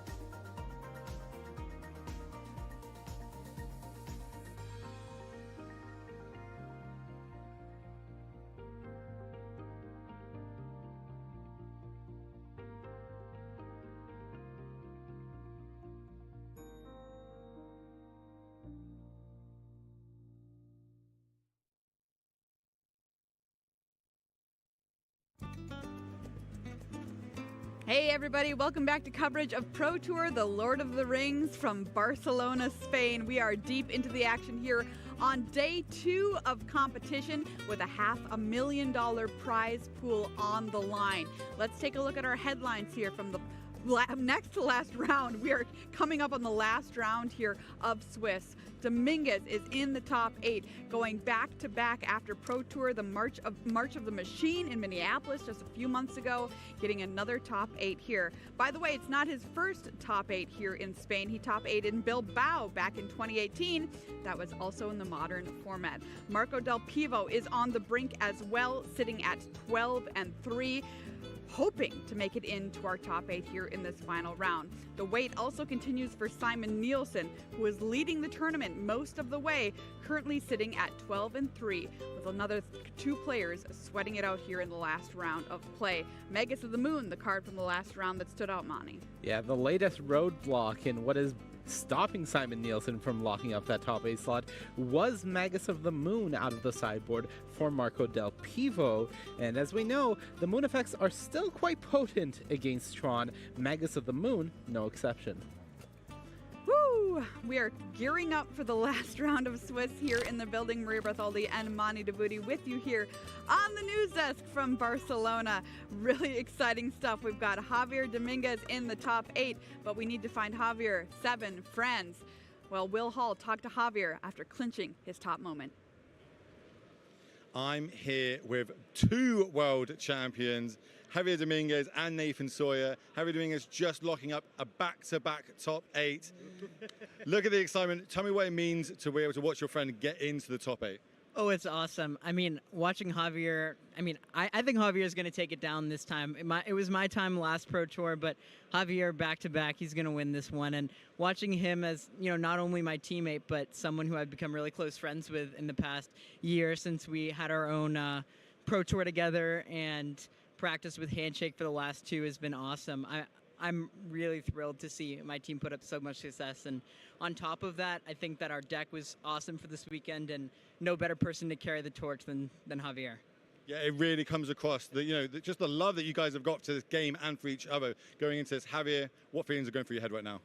I mean, I'm obviously feeling very happy, but also very thankful. As he said, all the team worked on the deck a lot, all the whole team Handshake, and I can say I would not be here if it was not for them. So, very grateful for sure.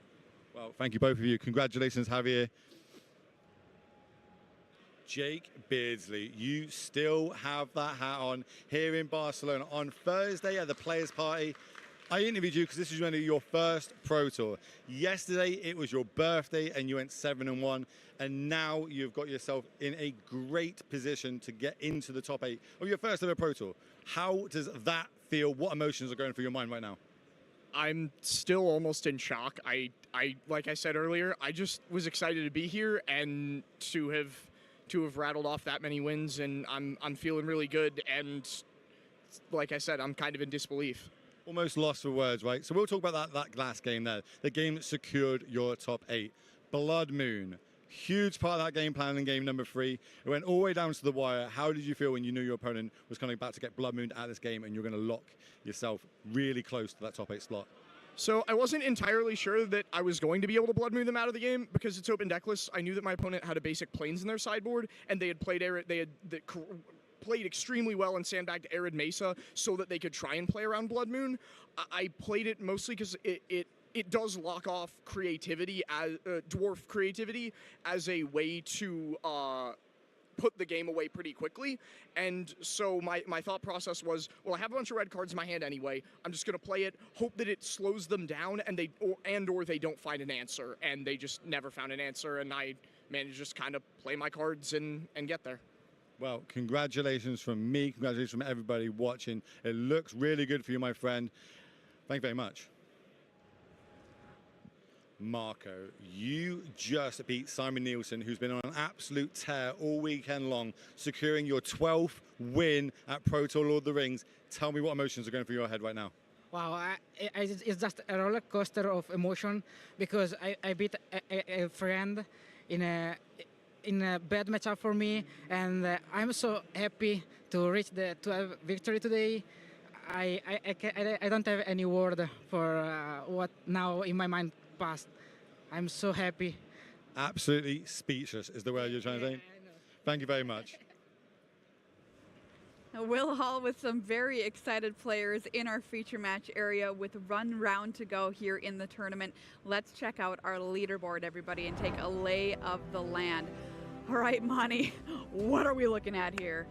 Well, Maria, we know Javier Dominguez hit 13. That was the magic number for this event. He is done. What we know looking at the math here is 12-4, you still have a shot. So everybody from 14 and down, that's Toru Inoue onwards, we're pretty sure their tournament is done in terms of aiming for the top 8. So 12 people, not including Javier, still in the mix, and this round decides a lot of it.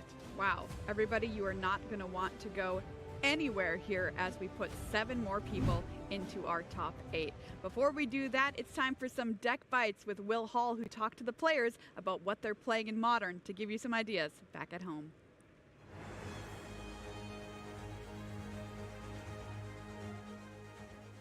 LSV, what deck are you playing this weekend and why? Playing a Samwise combo, uses Samwise Gamgee, Cauldron Familiar, and any sack outlet to deal infinite damage to your opponent. That answers my next question of what are the 3 key cards of the deck. So let's go straight on to what's it good against? Why do you bring it this weekend? It's a really fast deck, so it can kind of go under decks like Tron, and it's pretty resilient, so even if they have some disruption, you can usually assemble your combo. Okay, so what decks are you trying to dodge this weekend? Mostly decks that have Fury and Fatal Push, so decks like Dimir, decks like Omnath, Rakdos Scam can be tough. Like, basically anyone who's trying to kill all your creatures, that can be a little problematic. Jim Davis, what deck are you playing this weekend and why? Playing kind of a mid-range Yawgmoth build. Obviously it's Reed's deck, so a little more mid-range than usual. And what are the 3 key cards in the Yawgmoth deck?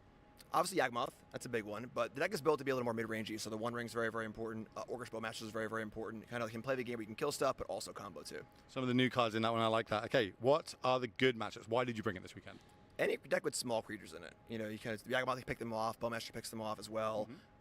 You know, you kind of kill them and then combo later. You don't have to combo too. You can kind of just do your thing, kill stuff.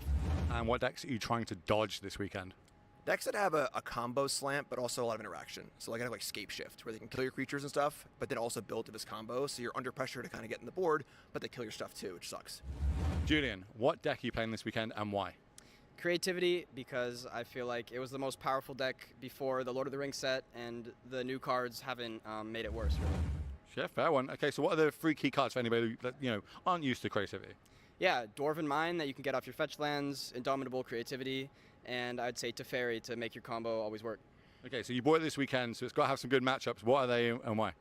I would say 4-color Omnath. It was a hype deck at the beginning of the start, and now I can Creativity post board into Sundering Titan plus Elish Norn to just destroy all their lands and win.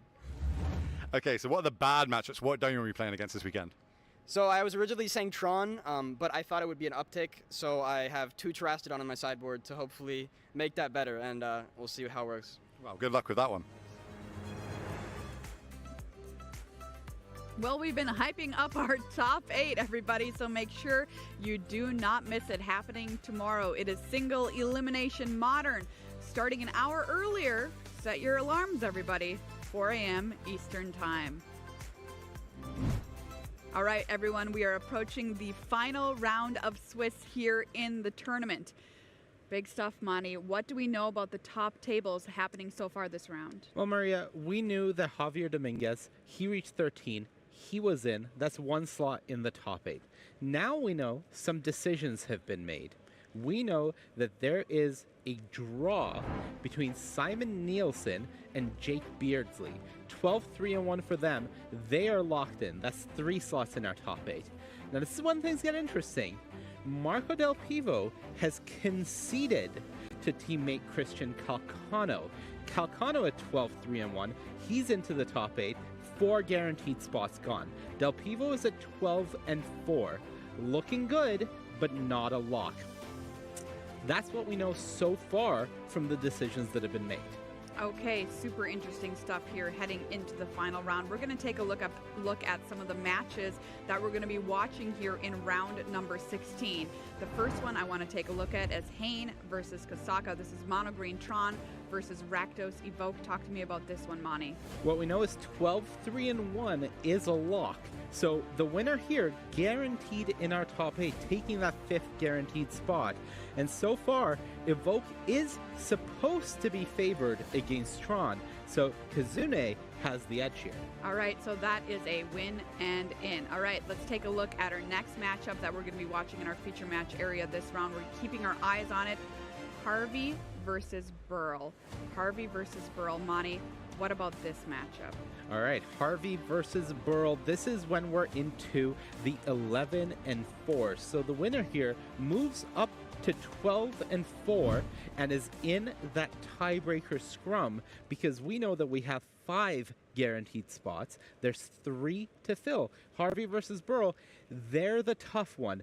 The winner here may still not make it. And this final round of Magic, by the way, Monty, the stress of making it into the top 8 has just got to be just palpable out here for these players. Let's take a look at another one of our matches here. We've got our eye on Dominic Harvey, Kim Burl. This is the one we were talking about. Moving on to Marco Vasallo versus Stefano Vinci. 5-color Reanimator versus Teamer Rhinos. What about this one matters, Monty? This is the Italian mirror here between the two players. Winner moves up to 12 and 4. Their chances looking better than the winner of Harvey Burl, but are still in that tiebreaker scrum, and the matchup is going to be 5-color Reanimator against Teamer Rhinos. I would give the edge to Rhinos, though Reanimator can definitely punch hard. You've known a lot of people in this spot, Monty. What is it like for them here in the final round with top 8 in their sights? It's really a matter of just removing any distraction that could affect your gameplay as much as you can. This isn't about this match is for the top 8. This isn't about this match is for the World Championship. None of that needs to matter in that moment. The only thing you have to be telling yourself is, I have one match of Magic left in this tournament. This is my matchup. This is how I've prepared for it. I'm just going to play.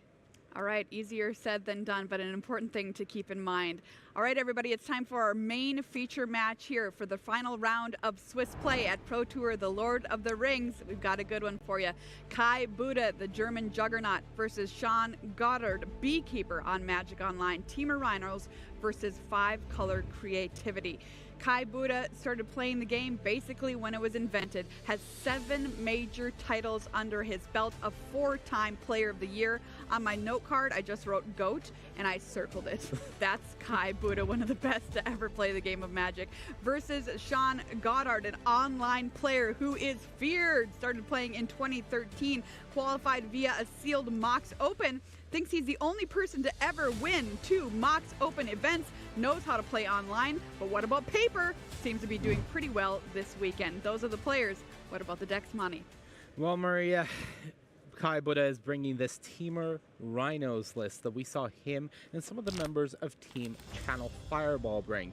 Extremely powerful, trying to cascade into crashing footfalls one last time in the Swiss, hopefully, trying to make it into the top 8, and that interaction is going to be key because Kai is going to need to keep a very, very important card named Teferi Time Rattler off the board. Teferi completely shuts down this deck, and looking at Sean's deck, the 5-color Creativity deck is bringing 4 of them. So, name of the game for Kai, keep that Teferi off the board. Now, Sean, this Creativity deck is interesting because it does have a bit of a backup plan as well in the singleton copy of Persist, but the goal, get some tokens onto the battlefield, whether that's from Fable or the most important one, Dwarven Mine.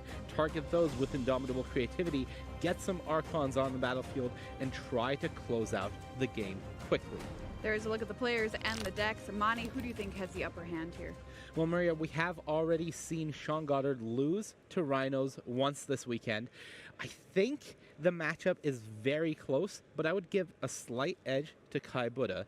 Both players are most likely win in whoever wins the match. And, you know, Kai's just been in this spot so many times before. That's true. That's true. All right, everybody, it's time for the best hour of Magic the Gathering coverage. Riley and Corey, I'm going to send it over to you for round number 16. Well, thanks very much, Maria, and we couldn't be more excited to be with you here from Barcelona for the final round of Swiss at Pro Tour, The Lord of the Rings. My name's Riley Knight, and it's my great pleasure to introduce once again Corey Baumeister, my partner in crime here as we get underway with round number 16. Corey, it all comes down to this. After 15 rounds of Swiss, this 16th round will be decisive, and the destiny of these players who are fighting effectively winning in matches will be ultimately determined. Kai Buddha, no stranger to Sunday top 8 Magic, of course. This would be his 11th top 8. Oh, sorry, his 12th, excuse me. 11 already in the books. On the other side here, we've got Sean Goddard with creativity and a dream. Yep, absolutely. This is the round that I think every one of us as Magic players lives for. The biggest moments on the biggest stages, seeing the biggest reactions for the biggest prize money. Let's go. We're going to get underway. Sean Goddard on the play here opens things up with a Bloodstained Maya, and Kai Buddha as well with a land to kick things off. Of course, both players mulliganing to 6. Does that favour one of the players in this matchup? Obviously, there are some decks that mulligan very well. Tron, would you characterize either of these as... Not super effective. I would say slightly favors Sean a little bit because you do have cards like Wrenn and 6, and they're pretty uncounterable, especially if Sean is on the play. So Sean is able to keep 2 land Wrenn and 6 and get rid of any extra lands and doesn't really need any more.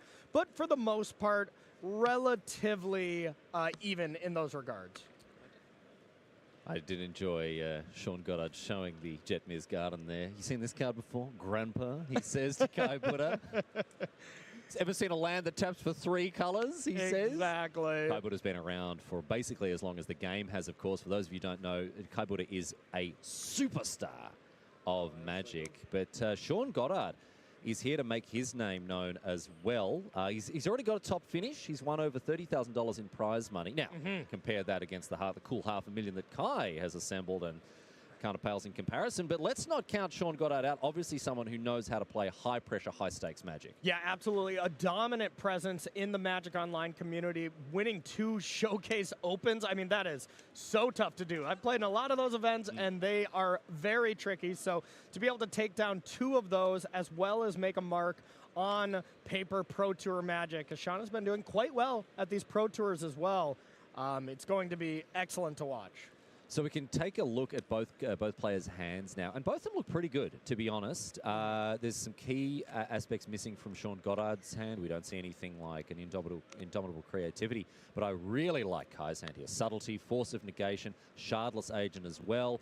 A lot of action here for the German Juggernaut. I was going to say missing the land, but just right on cue. Misty off the top for land number 3, and now I totally agree. I think the hand is great, and we're going to see, you know, Teferi Time Reveler, like Monty was saying in the open, is the card that everything revolves around. So that's the card you're going to want to be dealing with. But another really important card is one card that Sean has in hand, and that's Spell Pierce. Spell Pierce, Spell Pierce is very good. Absolutely. The Spell Pierce menace has, at some stages, completely dominated Magic in Modern. 1 mana counter spells have been huge. Spell Snare, another one that comes to mind. Yep. And in this format at the moment, Spell Pierce can be absolutely devastating. Now, it's not going to do its best work here against Kai with that backup Force of Negation, but you would think Kai has to think carefully about how he wants to proceed here. Shardless Agent into 2 open mana is by no means a sure thing in this format.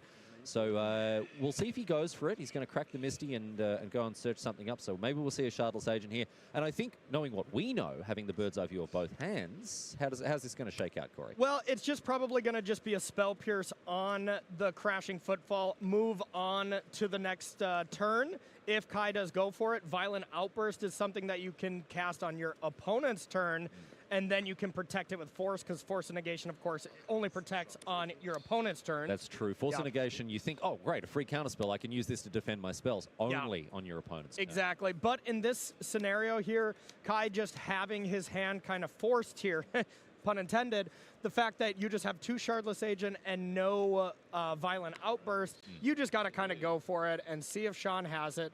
Now, the one thing Kai does have next turn a little protected with this Force, being able to deal with either Teferi or Creativity if it's paired with a 1/1 Dwarf, thanks to the fetch lands. So, Goddard has a quick look through the cards that were exiled with Cascade, and they're going to be put on the bottom in a random order. And now here's the Spell Pierce on the Crashing Footfalls. And of course, as we said, Force of Negation, no good on Kai's turn. But the one thing that's pretty nice about the Shardless Agent just resolving here, there is the Lightning Bolt or the Leyline Binding to clean it up. You usually want to keep Leyline Bindings for Rhinos if they do resolve in this match. But if Shardless Agent goes unchecked, at least you could pester Teferis. Not necessarily something we're seeing exactly next turn, but the 2/2 body can be relevant in that regard. Yeah, that's a good point. Even though that Spell Pierce dealt with the Crashing Footfalls, the Cascade is a triggered ability from the Agent, which is going to resolve now. The 2/2 comes into play. Yep. Grey Ogres, 3-mana 2/2s, not the hallmark of competitive Magic's. Not the sort of card you often see doing a whole lot of work in competitive Magic. I'm sure Kai has won a Pro Tour with a 3-mana 2/2 in his deck at some actually, point. it probably had downside. Yeah, probably. It probably had downside. to be honest. You go back and look at some of those cards. Iron Claw Orcs, absolute stinkers way back in the day. Creatures are a lot better than they used to be. So Kai's like, oh yeah, get in with a 3-mana 2/2, just like the old days, baby. Exactly. Let's go. It's like this card has extra text on it. I'm in. So in comes Shardless Agent, of course, for 2. And Goddard now thinking about whether he wants to bolt it, and he decides, yes, indeed, get that out of here. Okay. And right now, Sean's hand is really bad. So huge advantage to Kai Buddha locking up what you said, top 8, number 12. And Kai Buddha on Sunday, a very scary thing for sure. So now we are going to see this Crashing Footfalls resolve here. One of the cards was flipped somehow, I think. Oh, wait, no, that's... Oh, just a card there's facing the definitely other cards way. the wrong way around. Probably not too big of a deal here, but they'll get a judge just in case. This is another scenario. Call a judge whenever something is needed. So this is really interesting, right? Because obviously you have to have all of your cards facing the same way in your deck. You need to have the top of them at the top of the sleeve. Yeah. But it's a little hard. There is a top to the cards that are rotated 90 degrees, these split cards. There is a top, but it's not as immediately identifiable as some of the other cards, particularly in some of the older printings. In the newer printings, that black border at the bottom is much wider with the machine-readable text. Gotcha. But I'm not sure if these are old ones or new printings, but sometimes, yeah, it's not abundantly clear. So, judge is going to come in, resolve this situation here as exactly, as should be the case. Yep, no problem. You can hear, yes, the ultimate decision there. Please try to be a bit more careful. There you go. There you go. Not even a warning, anything like that. Just making sure it's all done correctly here. We're going to cascade until we hit that Crashing Footfalls number 2. Now, all these Rhino decks do play 4 of them, so just in case your opponent deals with them, we don't see them dealt with cards like Supreme Verdict very often. It's usually 1-for-1 removal in today's day and age for Modern, and that is what we're going to see from Sean. The only thing available is just 1 Leyline Binding to mitigate the damage here a little bit. So Sean quickly checks out those cards that were exiled. This is an open deckless tournament, of course, so these players do have access to what's going on in each other's decks. But when all is said and done, this Crashing Footfall has resolved, and now 10 power on the battlefield here for Kai Buddha. Quickly taken down to just 6, thanks to the Leyline Binding. Okay, Archon in hand, that's kind of as much of a blank as it can be. Both players don't want to draw their namesake cards, Archon or Crashing Footfalls, but it's a little bit better on Kai's side as you can just suspend it on turn 1 when you don't have a lot of turn 1 plays. As we've seen, yes, it's happened in our feature match area already. Arid Mace is going to hit the bin, and Sean Goddard, at this point now, I believe he can go and get a Dwarven Mine. Exactly. Dwarven Mine gets to fetch out a 1/1, which you can then target with Creativity. That's why this Creativity deck is so powerful, is it's a 1-card combo pairing with lands that are already in your deck. Yeah, which obviously this, unless you're playing Stifle, which not many people are playing those sort of Stifle effects in Modern, the 1/1 is effectively uncounterable. You can kill it, but you're not being like, oh, I'm going to counter this spell before it comes into play, because obviously it's a triggered ability from a land.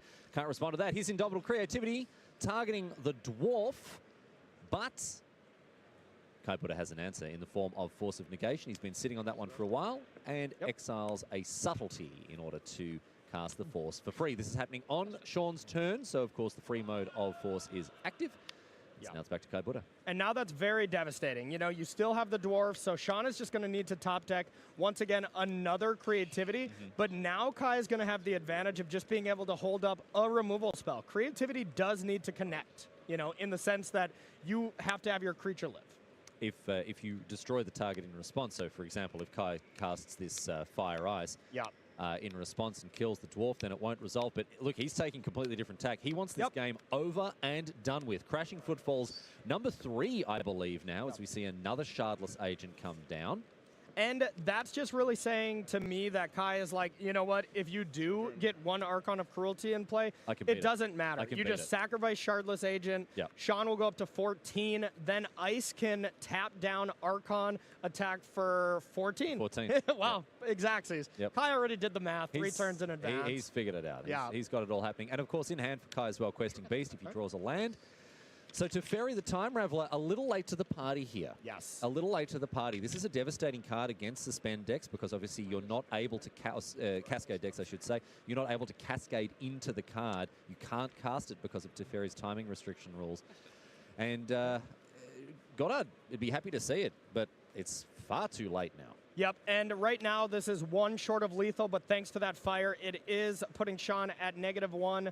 Kai's going to just think, what can you have for either red, black, or red, green, Lightning Bolt being the only thing. Kai will be able to attack first and then get the answer if needed, or just go for it now. So Fire Ice, nice and easy here to take care of both the Dwarf and Teferi. And Sean Goddard's out at that point is Kai passing through his turn without an attack. Not a mistake he's likely to make. And so we go to game number 2 with Kai Buddha, the German juggernaut, back at it once again, 1-0. Just one game, Corey, from what we think is a top 8. Yeah, it's looking like there's either going to be a clean cut at 8 or there might be 9 people and there'll be a little bit of a sweat. So definitely nothing guaranteed, but looking pretty good for these players. And look at that start on the draw, Gemstone Cavern, to be able to kind of say, you know what, actually I'll start. We're going to start a little earlier than you might have thought here. And I want to give a shout out to all of the Magic Boomers right now that are watching this around the world. Maybe people who grew up watching Kai and now at an advanced age, sitting there, creaky-kneed, and thinking, come on, Buddha, you can get there again. Number 12. Yes. All the Magic Boomers who grew up with Kai Buddha as their idol are seeing him still contesting. I mean, honestly, it was slightly before my time to see him live winning all these tournaments. But once I got into Magic, you know, a lot of the people I was watching, it was great to see them win, but then I'd look back and watch Kai's tournaments, and, you know, it's just really fun to watch. For us, this is like watching PV win in 20 years. Yeah. Right? Yeah. PV, Kenji, For the Zoomers, this is like them watching Nathan Stoyer win in 40 years, you know? Yeah, exactly, exactly. I can certainly I can certainly see how, for many people around the world glued to this stream, they're wanting to see Kai get up and about here and get over the top with Sean Goddard, his only stumbling block, potentially, in preventing him from getting into the top 8. But we know that Sean's going to give the fight of a lifetime in order to make sure that he gives himself the best chance at a Pro Tour top 8 here. All right, so Silence is a really interesting card in hand here, as well as a Spell Pierce. Silence is used for when Kai goes for either Shardless Agent or Violent Outburst. You have to be, okay, no problem, in response, Silence, so then you can no longer cast the card you'd cascade into. You get the 2/2, but that's whatever. Lightning Bolt can clean that up. You can take 2 for a couple of turns, whatever. But yeah, Silence acts as a sort of pseudo-Teferi effect almost. Or maybe it's Teferi acting as a pseudo-Silence effect. Whatever. Touche.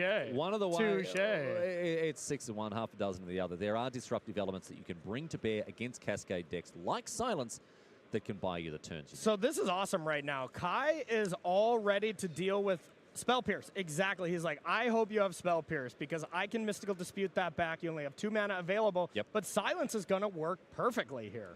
Because Silence, costing just 1 mana, you cast a Mystical Dispute. Well, you can't cast a Mystical Dispute, excuse me, against the Silence because it's white. Yeah, exactly. That's why this is an excellent play.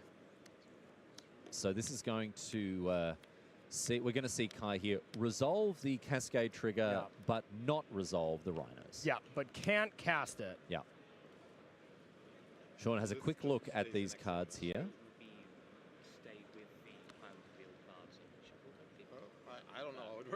Yeah, see? And see, there you go, Kai. I'm sure exactly as to how it works. So the way that Cascade works is you may choose to without the silence in play, you may choose to cast it or not.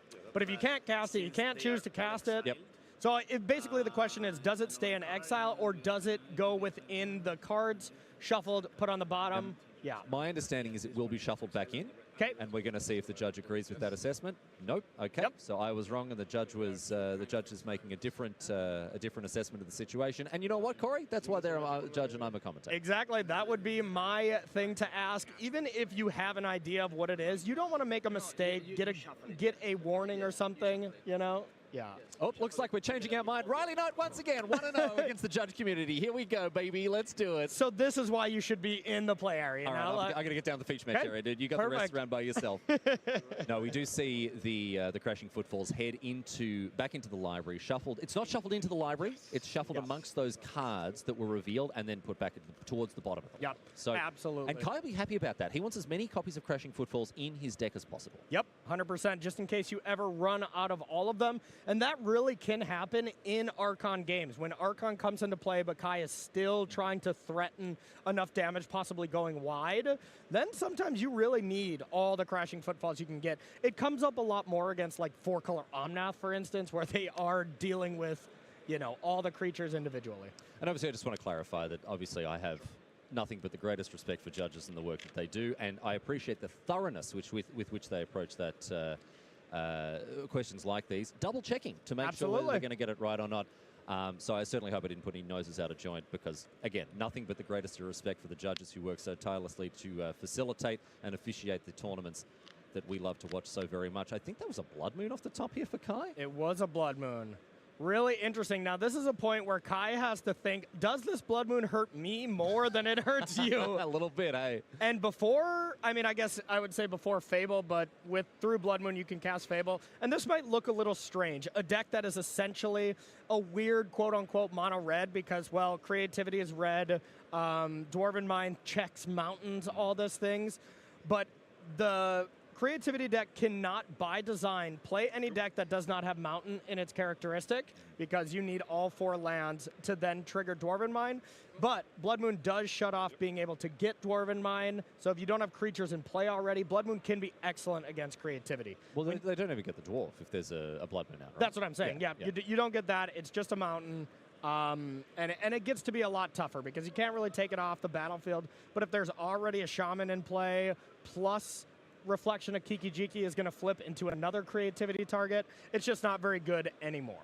And quite aside from that, if you land a Blood Moon and your opponent draws a Teferi, they're just going to look at their mana base and think what are they going to do this? Exactly. Can't cast an Azorius card? Exactly. So Blood Moon, surprisingly, and also another thing to note, you might be looking at the Rhinos deck and thinking, how are they possibly playing Blood Moon? But they only need 2 basics. They only need the Forest and the Island. They don't have double cost cards. They're not hard casting Subtlety. Exactly, and they are a red deck as well, you know, and most of the blue cards like Force and Negation, you can just cast the freeway. Almost all the time, that's what you're doing. The only issue is Questing Beast, and so that's why we see 2 Forests a lot of the time in these lists. So you can aggressively fetch for those basics and still cast your Questy Bee through the Blood Moon. Yeah, and I bet that's one of the cards that was immediately taken out in this matchup. Not very strong. No, that card is almost certainly just for the one-ring matchups. Now we're going to see a hard cast Force of Negation. 3-mana negate here, and this is targeting the Wrenn and 6? Yep, targeting the Wrenn and 6, and it looks like Sean does still have that Spell Pierce available, so now just questioning, is it worth to cast it now? Couple things to consider. Not only do you maybe want to save Spell Pierce for a Cascade spell, because Kai did not play a land last turn, you know your Spell Pierce could still possibly be live. Yeah. But a number 2 is you only have 3 total mana, so you could be playing right into a Mystical Dispute, which Kai has. Yeah, 2 of as well. Lorien Revealed, Blood Moon, Gemstone Caverns, and 2 copies of the Dispute here. Yep. And it looks like Lorien Revealed is going to be cycled away, sure. Another key addition to the modern format, thanks to the Lord of the Rings, Tales of Middle-earth. We've seen these 1-mana basic land cyclers, Oliphant, Generous, and Lorien Revealed, have a pretty big impact. They've changed the mana bases of these Cascade decks and others quite significantly. Yep, absolutely. We do see that basic island now fetched up. This is kind of unlocking, in air quotes, Blood Moon to be cast at some point. not really ideal now, but let's say this reflection of Kiki-Jiki gets dealt with by some removal spell, maybe fire or something, and now the only thing that's left with is a treasure. Now maybe you do consider casting this Blood Moon and forcing the interaction from Sean, because now Leyline Binding, it's a lot more expensive. It's still not impossible to cast, but the domain does get checked to one type. I don't think you. You can cast it with the treasure, of course. Yeah. Yeah, you cast treasure and five mountains. 4. You get 1 discount. Of You got course. domain. Oh yeah. I guess so it's still 5 drop. It is possible to cast it for 6 mana if you have like all wastes or something. Always. All non-basics. You know what? You were just saying you're going to get back into the Pro Tour game. Yeah. If you're thinking of deck building with waste Leyline Binding, you're back in the booth. Yeah, maybe. I think I'm out of the booth as well. Yeah. All right, we got double dwarves here with Dwarven Mine, and a violent outburst now from Kai. That was a tidy little rip from him. Tapping the wrong land. Mistapping has to tap the Ketria Triome there in order to generate red mana. Not going to make a huge amount of difference. And Kai now pretty happy about this because it's playing around Spell Pierce, but we're going to see once again the card that Kai probably didn't expect to get 2 of these cast against him, maybe in the whole tournament, let alone this game. Another Silence in hand for Sean. Got another copy of Silence, does he? Yep. Goodness. Just 4 copies in the board. That's incredible. Wow. Came ready for this matchup. This is just happening? Okay, with the Silence in hand, not casting it. What's the play? Interesting. Yeah, what's the play here from Sean?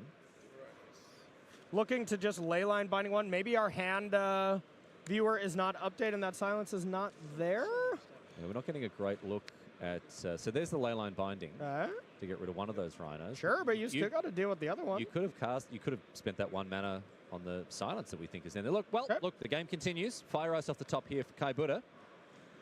Yeah, and with having the answer to one of these Rhinos, just maybe really anticipating dealing with the next one here.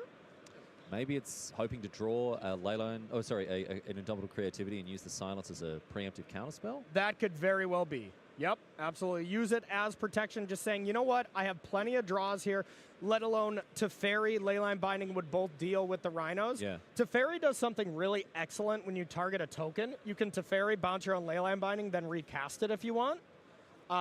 This is interesting as well, activating the Kiki-Jiki end step in order to get a dwarf that sticks around. Yep, so just get in some extra damage. It's worth more than just attacking with Reflection of Kiki-Jiki.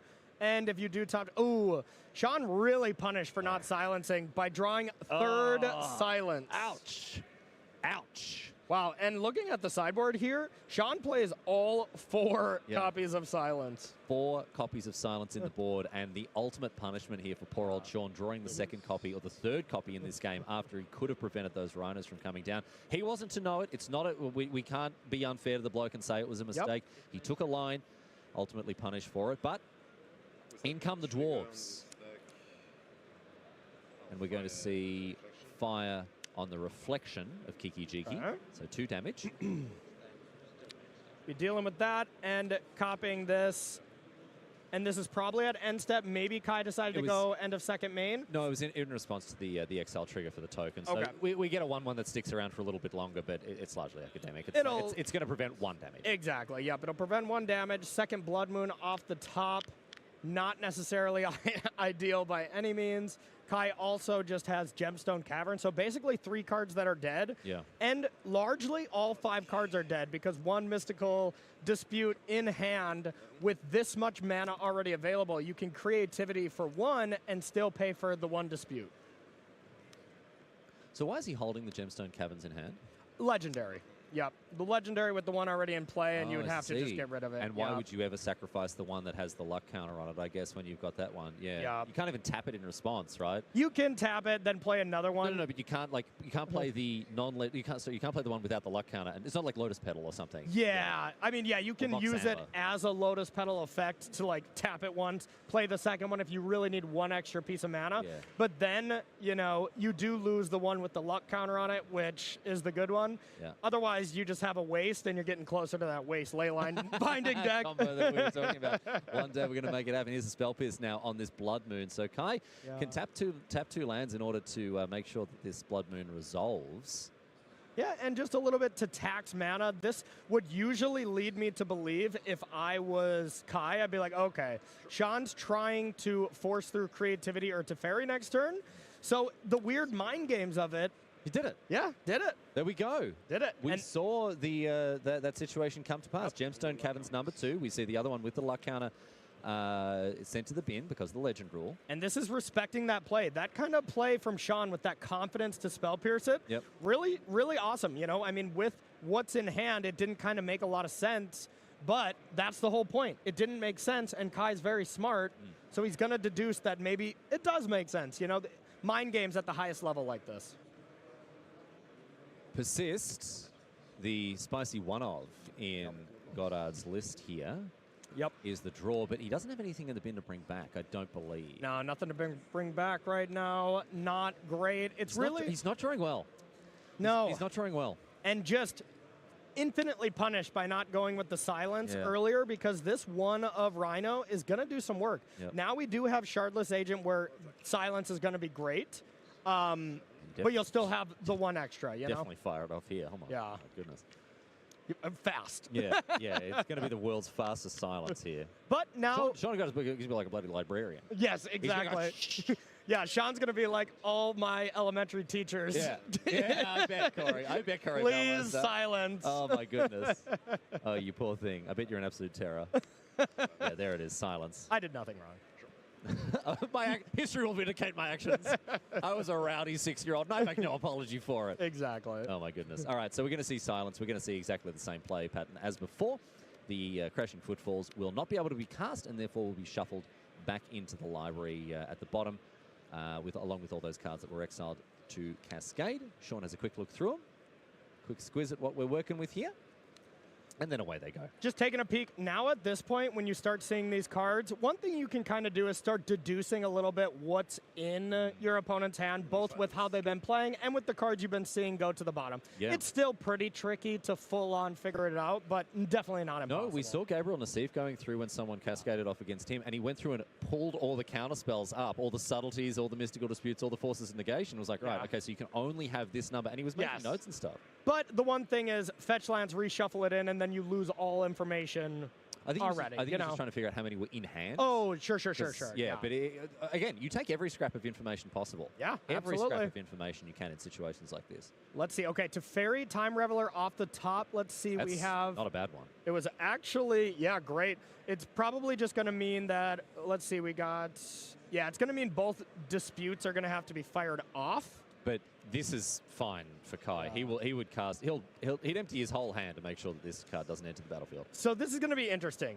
We're probably going to see Mystical Dispute here. Now it'll be interesting if Sean goes for silence in response or just goes to pay for it. If you go for silence in response, maybe Kai just goes dispute right away. Because if you let silence resolve, then you can just pay for it.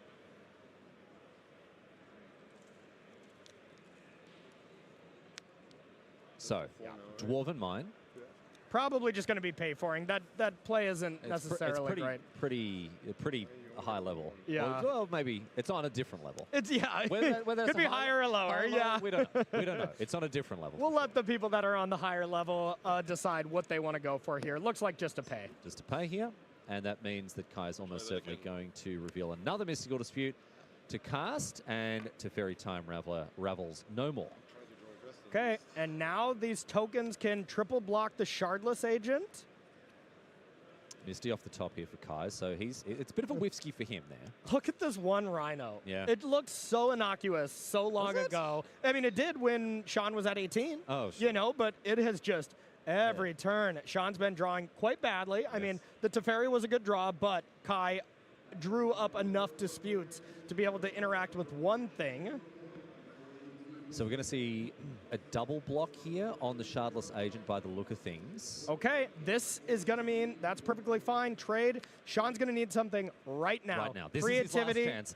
This is his last chance. So Kai Buddha is almost certain to lock up his 12th Pro Tour top 8. It's not by any means guaranteed, but he is giving himself his best chance at a unbelievable 12th Pro Tour top 8 unless Sean Goddard can come up with the goods. Let's find out what Sean is going to put in Kai's way here one final fated draw step. So one thing that Kai can do here is play Blood Moon, and it will shut off a couple of outs. It shuts down Teferi as an out. Doesn't shut down Leyline Binding, doesn't shut down Creativity, but still worth it more than likely. It'll just minimize outs by a little bit. All right, so Blood Moon knock the top of the deck now for Kai Buddha, leaving up Forest Island over to Sean Goddard, who has to find something and has to find it right now. He draws a card. In hand, Silence Persist for Sean Goddard. Is this the end of the road for him? Another copy of Silence. Too little, too late. He brought in all 4 copies for the Cascade matchup.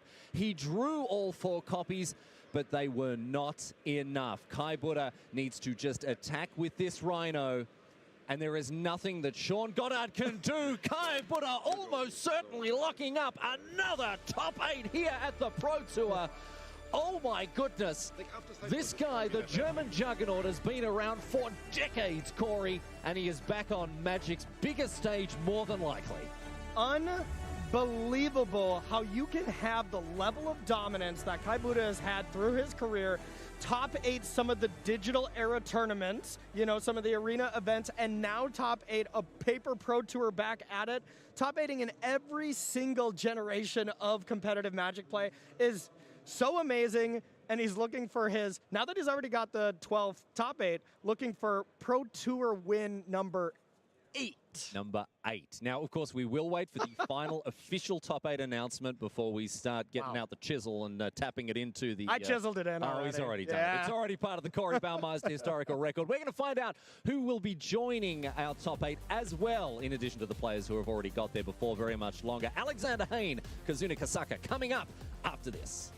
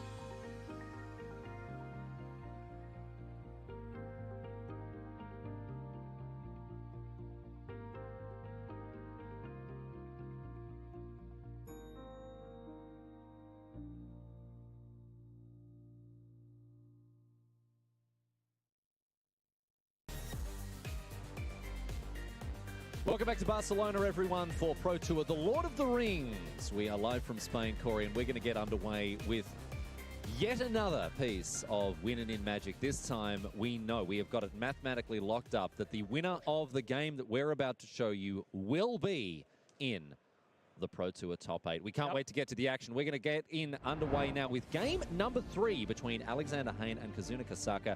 We've seen these two players before this weekend, and we've seen one of them at the very highest level in the past.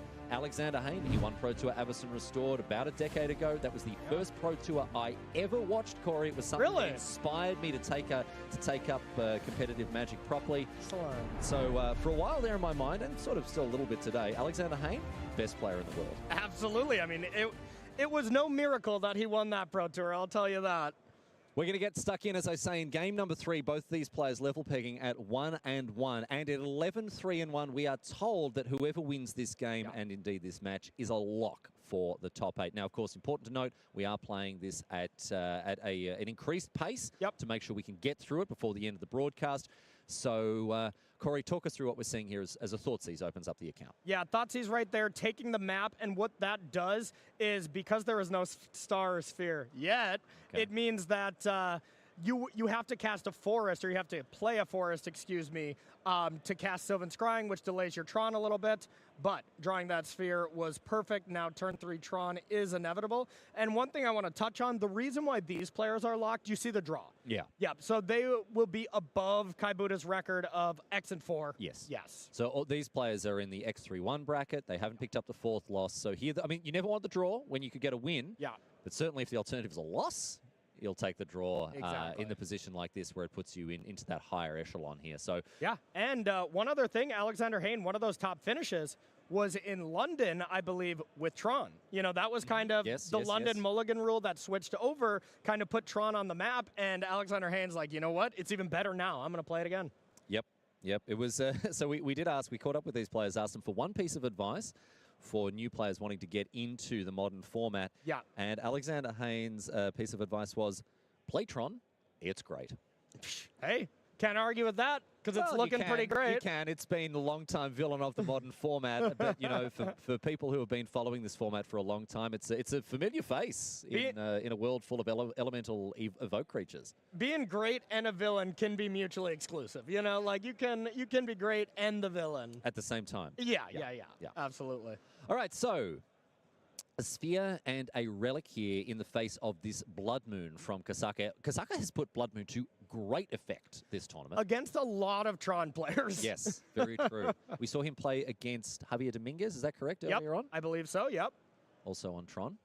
Yeah, I think Zach as well, earlier yesterday. Yeah, Kasaka's he's acquitted himself extremely well, playing with the biggest and the best names in the biz now. Here's a Grief, hard cast from the hand for 4 mana. Hayne's going to respond with a Dismember in response to the trigger, so obviously the Grief can't snag the Dismember when the hand is revealed, and nothing going on in there that the Grief can have anything to do with. Reveals Tron, no action in hand, has 2 stored up draw steps with the Sphere and the Relic. We'll see how fast you want to fire these off, or if you just want to protect yourself away from other discard spells. A little interesting, because if you were to top deck, like, let's say, Karn the Great Creator off that Sphere, it would be excellent to play, but Alexander Hayne knows this deck inside and out, so I'll definitely not question him. Yeah, we'll defer to his judgment at this point as to why he's not cracking that Sphere. Now we see Douthie Voidwalker, the play here for the Rakdos Evoke player. Yeah, that is one you might have to sacrifice now. No, the star is the one that goes to the graveyard. Douthie Voidwalker does interact with that. If you sack the star, you can't draw a card because it never hits the graveyard. Sure. But the Sphere is the other way. The Sphere draws a card no matter what. Exactly. All right. So we see another Sphere. Obviously, Blood Moon in so many decks is designed to punish ambitious mana bases, right? If you've got a deck full of Triomes and Shocklands, then you're going to be punished for it. But it's not colored mana that the Tron decks struggle with through the Blood Moon. They can make green very easily through the chromatic cards, through the basic forests, but it does just cut them off very simply from that 1/2/7 three trick pony of the Tron lands. Yep, absolutely. And we see probably the Spheres fired off in response to this Orcish Bowmasters. Yeah. Oh, yeah. Yeah. Probably all of them fired off. Yeah, I think we're just going to cash in these 3 cards so we don't take 3 extra damage and amass even more army, an even greater army here for Kasaka. So Sphere goes away underneath the Voidwalker. And there is Karn off the top. Decides to not crack that last one. Okay. So what can we get out of the sideboard here with the Karn? Probably not the thing we're going to play immediately. It does look like I did see Worm Coil as well, so next turn we're pretty likely to worm it up, but we do have Dothy Voidwalker to have that interaction where if you deal with Wormcoil Engine with a Terminate, then it is destroyed. So we see Needle as well for Kosaka. Kosaka's hand is not well set up for a Wormcoil Engine here. Pithing Needle comes down, and we'll see if we get confirmation as to exactly what that's naming. Maybe just Chromatic Sphere. It's probably Karn the Great Creator would be my guess, but you never know. All right, we'll find out. And now the Kiki-Chiki, or reflection of the Mirror Breaker, I should say. Fable of the Mirror Breaker, excuse me. Yep. And we'll try to get you confirmation on that Pithing Needle target. And his Wormcoil Engine now, hard cast for just 6 mana. Okay, now you get 2 draws out of Terminate. And you're right, it was Karn Great Creator. Okay. Wormcoil Engine could be decisive here. Kosaka is not well set up to deal with it, but he's just drawn a card he seems quite excited by. It's a Grief. That's a Grief. Okay, not bad. You do get to... Oh, baby. Wow, another Wormcoil Engine. And this one exiled to the Dauthi Voidwalker. It has a Void counter on it, and it can be cast for nothing. Yes. So we'll see if you want to cast this immediately. And see if you want to do some more tricks like we've been seeing earlier from Dauthi Voidwalker of, let's say, Karn the Great Creator against Tron. It looks like the Voidwalker is going to get in for 3 here. Interesting. So now Wormcoil Engine is able to connect, and there's no way to, let's say, sacrifice the creature before damage, you know, so the lifelink doesn't apply. There's no cards in hand. So if Hayne wants, Hayne can go up to 13. But that is a big question of if, because the crackback here is pretty large. We have 6, 7, 8, 9, 10 coming back. So Hayne now cracks the Chromatic Sphere. Yep. That's another worm. Another Wormcoil Engine. He just doesn't stop. He just doesn't stop. So now he's going to attack with this one. Whoa, says Kosaka. Hang on one second, my friend. Attacks with the 6/6 lifelink Death Touch here. If it is killed here and now, it, of course, will be exiled, and therefore you won't get those worms. But Alexander Hayne is thinking that between the life gain from this Wormcoil Engine and the next one that he can cast next turn. Yeah. Well, I think this turn, second main phase. Does he have? I don't think he's played a land yet. So he played that star with the one floating man. No, you're right. He didn't because he tapped the 6 lands last time. Bang. Bang. Wormcoil Engine here. Now let's see. Is there a way to top deck Terminate and win? 4, 5, 6, 7, 8, 9, 10, 11. Terminate is not quite lethal right now. Terminate, a much better answer to Wormcoil Engine than it would be in most situations because of that Dauthi Voidwalker here. Yes. Normally Terminate, pretty horrific answer this to it. Fury? So what have we found? Oh! It's a Fury, all right. Okay. So it doesn't do a lot in against a board of 6/6s. Yeah. Very messy on Kazuna Kosaka's side of things here. And I believe the reflection did just flip. So that is not able to copy Fury. Yeah.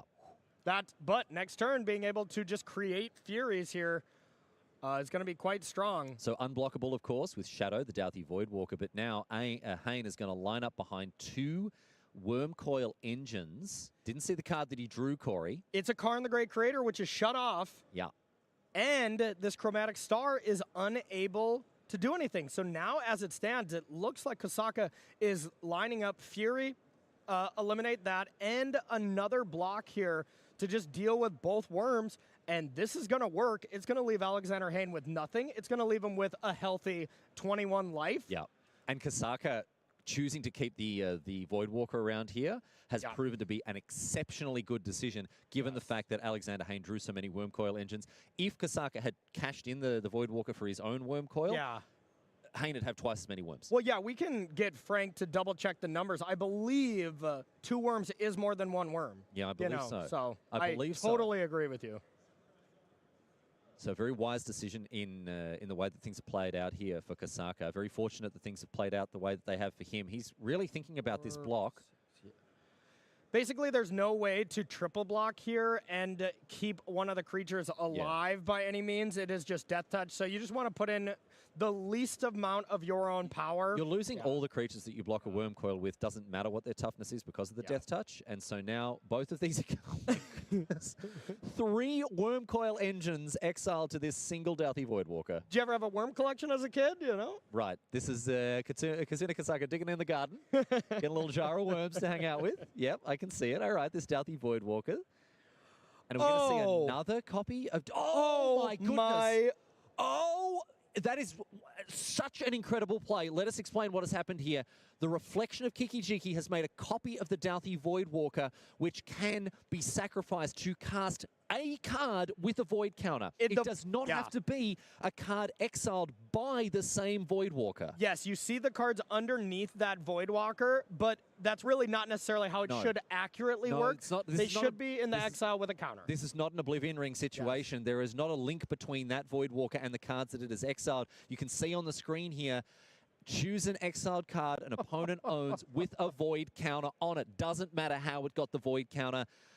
What a play from Kasaka. I did not see that one coming. I did not see that coming either. That was really awesome and almost assuredly going to lock up the win because, well, next turn, just going to do it again. Another Wormcoil engine for as long as that. Every time, he can cast he can cast the Chromatic Spheres from underneath it if he wants. Oh, probably not doing that. Probably getting some worms. Probably getting the Wormcoil engines, let's be honest. But what an incredible line from Kasaka. That was me out of the water. I know there'll be viewers around the world who were screaming at the screen. They saw it. They knew he was going to do it. But holy moly, blindsided me here in the booth. That was so awesome. Probably going to see it again here. You could even get Karn. There are plenty of targets in the sideboard as well. We've seen it before. One ring. We've seen it before. We have seen Kasaka. We've seen Rakdos Evoke players cast the Karn, the Great Creator that they've stolen off their opponents with Ragavan or whatever else. But here it comes again. Is this a Karn? He's having a look through his sideboard, thinking about it at least. Yeah, being like, is Karn better than a Wormcoil? And honestly, against Tron, where you shut off their artifacts, I think it is. Because here's the ways that I think Kasaka could possibly either lose or not win. He's going to cast a Karn. Yeah, is with Alexander Hayne having the ability to blow up Pithing Needle, play a Karn, and then like bridge, Ensnaring Bridge. Ensnaring Bridge, yeah, that could change things, but it's not going to here as Kasaka plays his own Karn, the Great Creator, from a copied Douthie Voidwalker. Which he still can't activate because of Pithing Needle, but still, it's the static. I didn't. That's very true. He looked through his side. He's like, oh, what can I get? What riches are waiting for me amongst my sideboards? Like, oh no, wait, I can't do that. And there is the Boseiju. So Hayne had that ability. It's very considerate. Unlocking of the opponent's card for him. Very nice of him. Cleared away. Removing the Pithing Needle so your opponent can activate the card. So that is allowing Hayne to top deck a Karn the Great Creator now. Does he not have one in hand? It maybe still has one in hand. There's been a lot going on. Yeah, there's been a lot going on the other side of the battlefield here. And that looks to me like those Terminates have been taken out. Yeah, the Terminates weren't even a live draw here for Kasaka. They were in the board. That makes a lot of sense. It's pretty bad against Wormcoil 90% of the time. Exactly. You have to pair it with another card, and then it's still okay. And then it's still just okay, right? It's a 2-mana. It's a 2-mana removal. It's just a Doomblade at that point. Yeah. All right, well, Kasaka is thinking about what he wants to get out of the board here. He's got some options, the One Ring amongst them, and that's what we're going to see here for Kazuna Kasaka, picking up the mighty legendary artifact that has only just joined the modern format from the Lord of the Rings Tales of Middle-earth. So the one thing where that looked kind of strange, why Hayne Boseju'd still in Kasaka's turn, Kasaka could then activate Karn, is because when Karn came into play, wouldn't be able to use the star for green mana. So that's why he had to do it in response. Oh, of course. He couldn't sacrifice the star to make the green mana. He would need to target the Karn. Yeah, so. Could have untapped to use the forest, but still decided to do it now. Yep. And Feign Death on Dauthi to get it back and play another worm. Oh my goodness. Another Wormcoil engine here with the Feign Death meeting that there's another Douthie Voidwalker. Alexander Hayne is being ripped apart limb from limb by this Rakdos Evoke deck. He does have a Karn the Great Creator. Okay. He is going to be able to go to the sideboard. Is it Ensnaring Bridge? Gotta be Bridge. It is Ensnaring Bridge. Okay. Now that's Bridge. Now let's see. What's underneath this now? So now the One Ring cannot be activated. This is such a mess on Kazuna because he needs to clean up his bedroom because this is, oh my goodness. So that ring is in play. The cards next to it are not. They are exiled with void counters on them. Everything else is in play. Half those cards belong to Alexander Hayne. And pretty much all those cards are bad now. It's just stars, spheres. There's no more worms. You don't even want any more worms. The one thing that Kasaka can do at any point is... this is just going to be wild to say. Kasaka can use Karn the Great Creator to tick up on Ensnaring Bridge, and if you can find a Fury, which you have Reflection now, but the Fury's gone, okay, and then kill the Ensnaring Bridge as a creature. So the line is, tick up on Ensnaring Bridge to turn it into a 3/3. 3/3. Copy a Fury with a Reflection Kiki Jiki. Or cast a Fury. Yeah. The Fury's obviously not there, but were the Fury there, that would have been the line. Oh my goodness. Magic is just such an incredible game. And also, that being said, this is not no attackers allowed. The 1/1 Orcish army and the Bowmaster can attack down Karn and deal with it over the course of 2 turns. You can also Reflection to copy another one of the 1-power creatures. You can copy the Bowmasters, which would then mean that you can't attack with the army. You wouldn't be able to attack with the army, correct. If you copy the army, it's just a 0/0 die straight away. Very true. Yeah. Yeah. So that's not an option here for, we can't use the Reflection. But one thing you can do, you can attack Karn for 2, and then second main phase, Reflection, sure. Bowmaster, deal with Karn, then you can at least draw off the One Ring, and you can fetch off Karn, which off Karn, you can get Engineered Explosives to then blow up Ensnaring Bridge. All right, we found the line. We found a way to do it here. This is one of the most complicated games of Magic the Gathering I have ever seen, and I was around for the whole what the KCI combos. Yes. Oh my goodness me! And this is right up there with that. So another Undying Evil on Dothy Voidwalker to then cast something else. Goes for Sylvan Scrying. Let's see what we want to find. Goes and finds Mount Doom. Okay, we do have the Mount Doom legendary artifact thing right now. Is it happening? I mean, it doesn't really make sense. It doesn't really do anything, but it could. But it's still cool. It would be extremely cool to chuck the One Ring into Mount Doom in this situation. I don't know that it's going to be a game-winning play, but it is an option. Okay, is this EE, or do we want to get something else? There's Pithing Needle Chalice, EE, the One Ring, and Unlicensed Hearse as the option. EE seems decent to me, but you don't have to do it now. The thing is with Engineered Explosives, is there a treasure token hanging around? There isn't yet. So right now it's just red-black, but you do have the Goblin Shaman in there. It can't attack. You're right. It can't attack. Exactly. So the Engineered Explosives requires a 3rd color of mana here. Well, we've got another Khan the Great Creator, so this is largely academic now. But that was a very interesting line to explore, and that's what's going through the heads of these players. And Oblivion Stone, which can't be activated because of the opposing Karn. Okay. It's a pretty normal game of Modern here. And then the Karn on 6 loyalty? Karn ticked up, yep.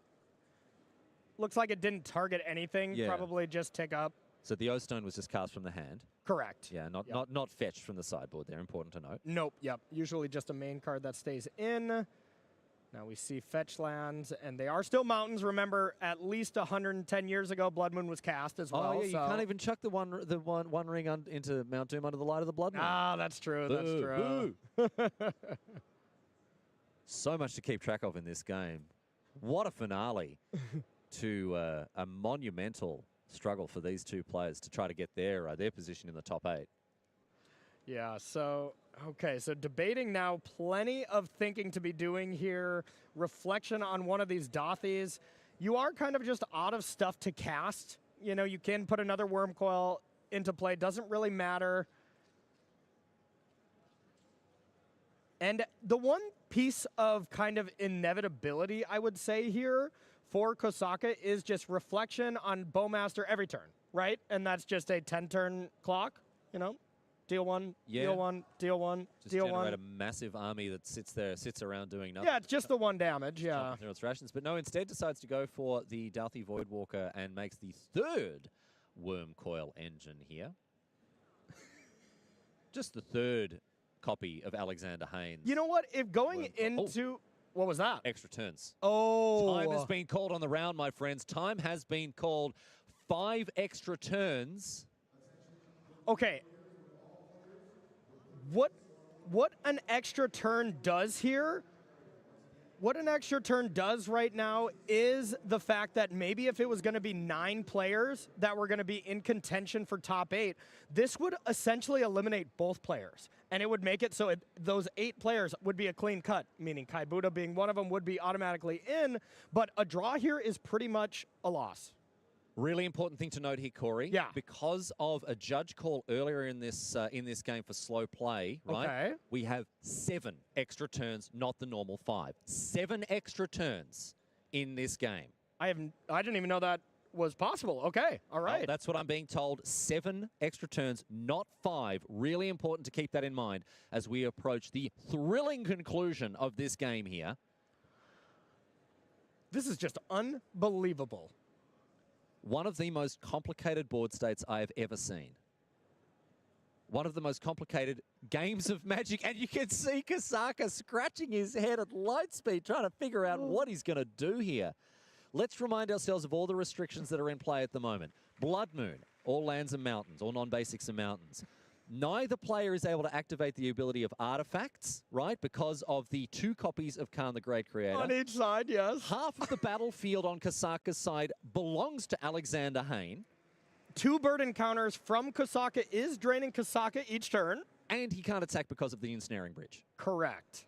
A lot going on, in other words, Corey Baumeister. Welcome to Modern. No one can say Modern is not an exciting format. No. I will tell you that. No. This is and now incredible. Chalice of the Void, so now we can't cast 2-drops. Okay, Chalice on 2. Yeah. I'm getting a GRV warning just looking at this board state, you know? A second Blood Moon as well has come down for Kasaka. All these hate pieces coming together, all these cards that are making such a huge difference, but at the end of the day, that ring ticking down, don't forget, 7 extra turns in this game, not the usual 5. There are still 3 turns remaining. Okay, so this was Reflection, copying, Wormcoil Engine, end step, sacrifice it, get 2 worms. Okay, just a couple more worms for the worm collection. Yep. Yep, pop them in the jar. And Hayne casts an expedition map to keep his hand nice and empty. Tick up. I think you mean to put 9 counters on that.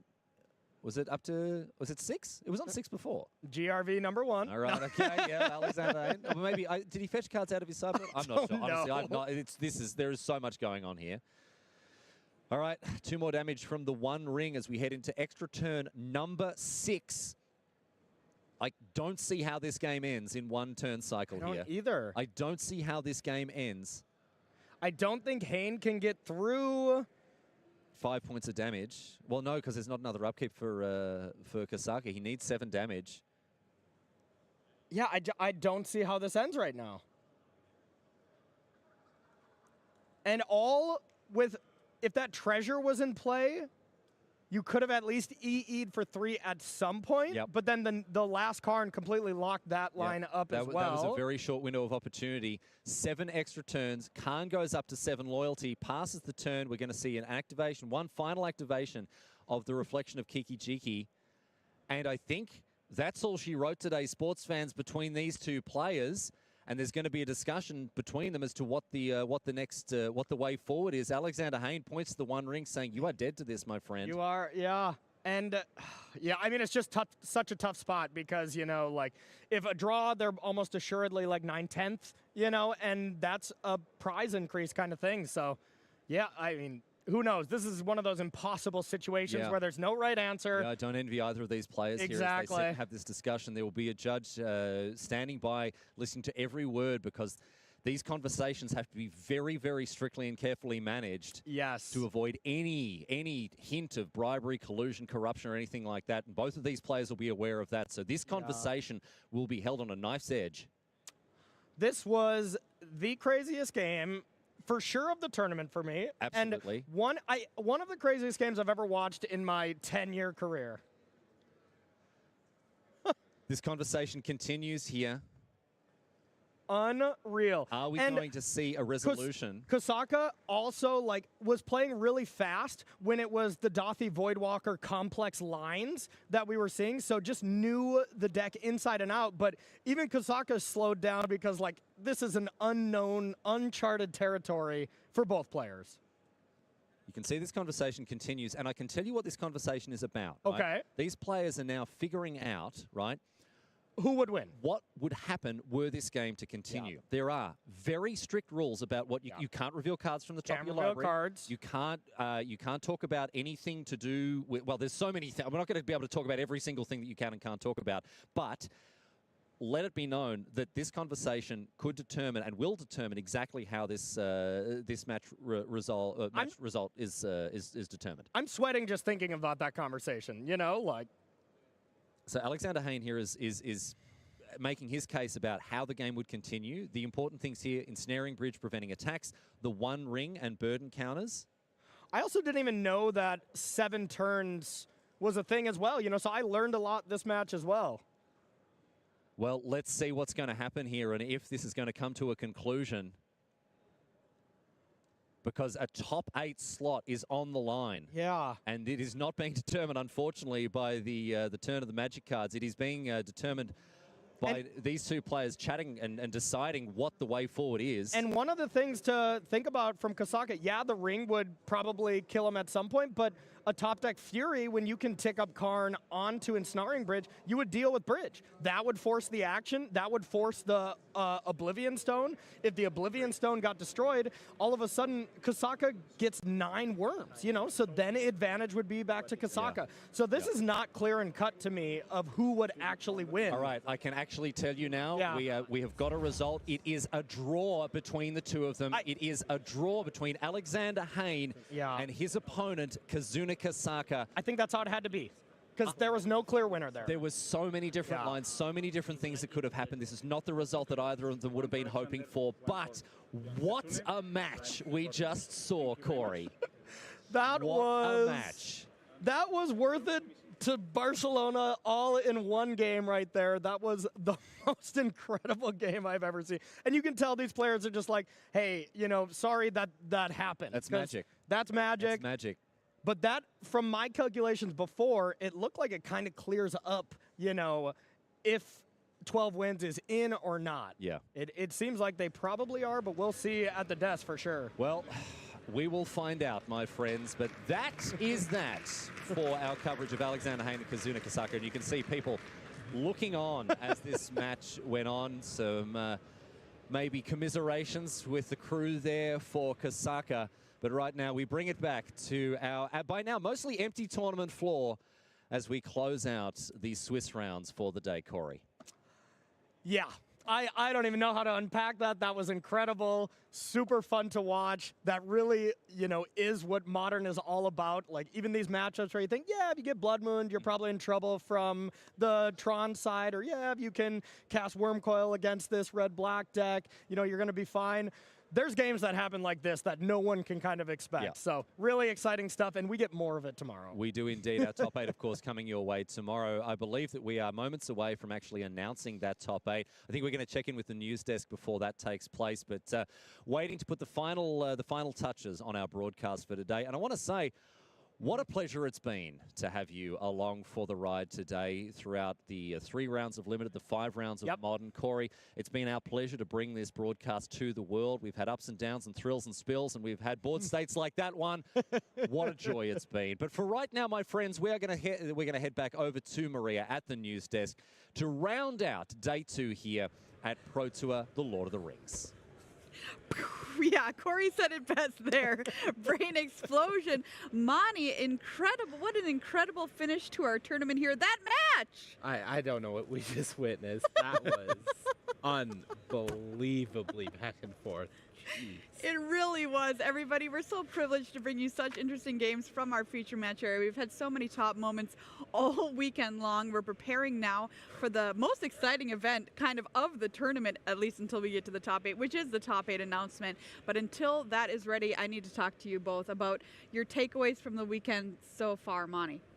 Other than that last match we just watched. I'm just at a loss for words right now. It's just been such a cool weekend. We got to see the Lord of the Rings Tales of Middle-earth draft really show up. We got to see some great matches of Magic there. And then Modern, yes, there's a lot of Tron, but the games have been so good, Maria. They really, really have. There have been so many spectacular moments. If you missed any of it, go back and watch the VODs, I think. Will, for you, what has been some highlights? Well, that last game, the drama of that last game, but I really like the flavor text we've had so far in the draft formats. I'm a huge Lord of the Rings fan, like everybody else in this room, and just seeing the cards come together, how the players are building their decks, but Modern, this Modern today, there's so much on the line. We've seen so much drama, the emotion on players' faces with the interviews that you're going to see now when they announce this top 8. It's going to be an absolute ball. Absolutely. So glad to be back at these paper Pro Tours where we get to witness these emotions here with you in real time. And speaking of Modern and everything that we've seen on camera, which has been absolutely wild this weekend, it's been 4 years, Mani, since we saw Modern at the Pro Tour level. For you, what is the hallmark of what has changed in that time? You know, I think we have to mention that Modern Horizons 2 really came and just completely reworked the landscape of the format. We see a lot more grindy matches, but we also see matches that can be determined very quickly. There's a lot more interaction than we're used to seeing in Modern before.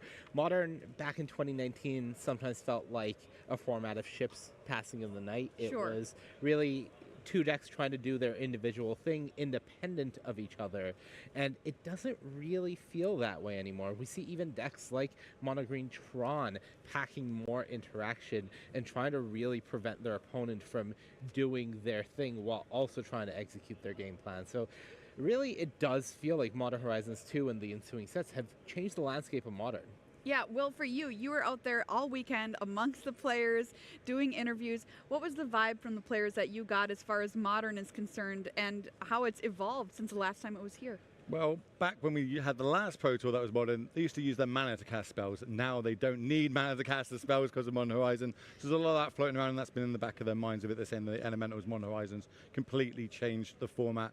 There's a big buzz out there. Everyone's had a really good weekend, enjoying it all. Not just here, but also in the con, people coming across, looking and inspiring to try and be at this level. Come to the Pro Tour, qualify for regional championships. So it's just good on both sides of the field here. Absolutely. We've had an absolute blast, and we are not done yet. All right, everybody, it's the moment we've been waiting for. I'll throw it over to Cedric Phillips for our top 8 announcement.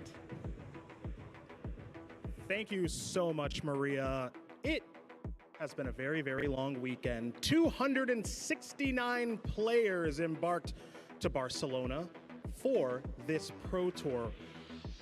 Whew, 2 days, 16 rounds. But now we finally do have our top 8 of Pro Tour, the Lord of the Rings. So, without further ado, let me introduce, in first place, from Spain, defending his home turf, Javier Dominguez!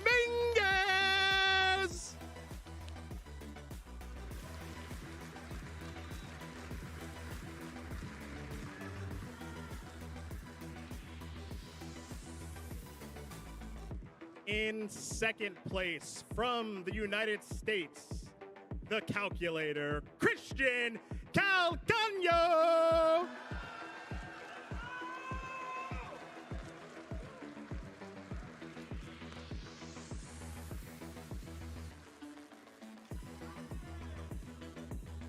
In third place, from Denmark, Simon Nielsen.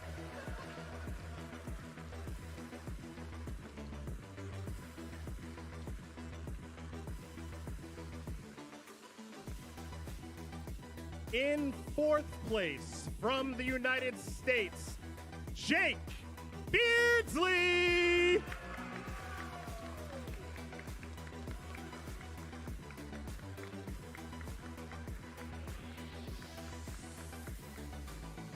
In fifth place, from Italy, Marco Del Pivo.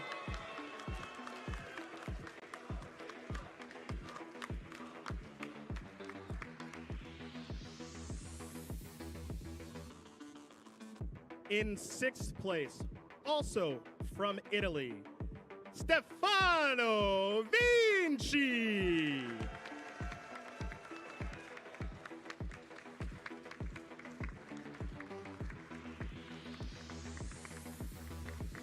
In seventh place, from Germany, it's the German juggernaut, Kai Bude.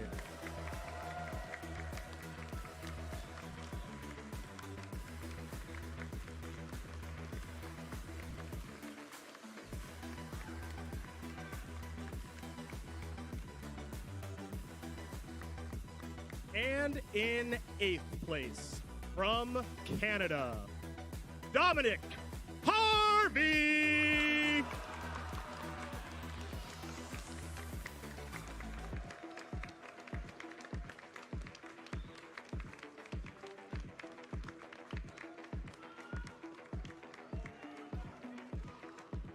this is your top 8 of Pro Tour, the Lord of the Rings.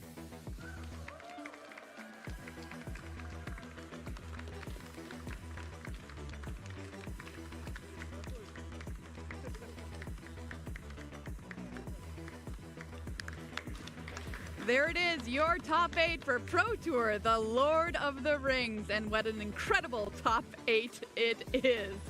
So, such an exciting tournament, both days of competition. Take a look on your screen. Your top 8, a huge, enormous congratulations to them. Javier Dominguez, Christian Calcano, Simon Nielsen, Jake Beardsley, Marco Del Pivo, Stefano Vinci, Kai Buda, and Dominic Harvey. Make sure you come back tomorrow to watch them do battle for their share of a $500,000 prize pool.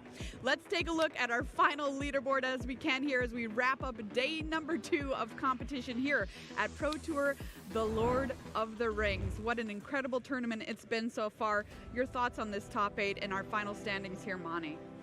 Well, Maria, Team Handshake putting 2 members in the top 8 at this point, that is not a surprise, but what a way for Team Worldly Council to show up. 3 members in the top 8 between Christian Calcano, Marco Del Pivo, and Dominic Harvey here. Incredible stuff from the largest team in the field. Absolutely. Will, your thoughts? I'm stoked for Jake Beardsley. It's his first Pro Tour. It's his birthday. He's now in the top 8 of Pro Tour, the Lord of the Rings. Can it get any better for him? Can he take this trophy home? And Kai Buda being in this top 8 too, Monty. He's made a top 8 of a top event in 4 different decades. It really is just unbelievable that the man can keep doing it. And at the same time, completely believable. Yeah, that is a fantastic way to put it. The players there posing for a photo there. Congratulations once again to our top 8. Hey everybody, we're wrapping up day 2 of competition here at Pro Tour, the Lord of the Rings, and to do that, we need a card of the day, Monty. Well, Maria, could it really be any other than, well, settle for 1 card. Well, let's go for 3 cards. Show me the Urzatron lands. Urza's Mine, Urza's Power Plant, Urza's Tower. Get the 3 together and unfair things happen. We watched Team Handshake's Tron build do just that. And they are not the only Tron players in our top 8. Absolutely. Hello to your cards of the day, the Tron lands. And they deserve it. But what about our player of the day, Will? Well, let me tell you about our 2018 World Champion, Javier Dominguez. He started the weekend 2-2, and from where I went, decided I didn't want to lose anymore and won an 11 straight games of Magic at the Pro Tour. That's 24 hours without a loss. That's locking back-to-back Pro Tour top 8. Our player of the day can only be Javier Dominguez. Congratulations to Javier Dominguez, hometown hero, making it into our top 8 as the first player to do so. And we've seen some incredible matches all weekend long, especially today. Monty, what's your match of the day? Well, Maria, I'm going to take us back to round 13, where we got to watch Dominic Harvey, the Amulet Titan Master, get it done in an extremely tight 3 games against Andy Garcia Romo.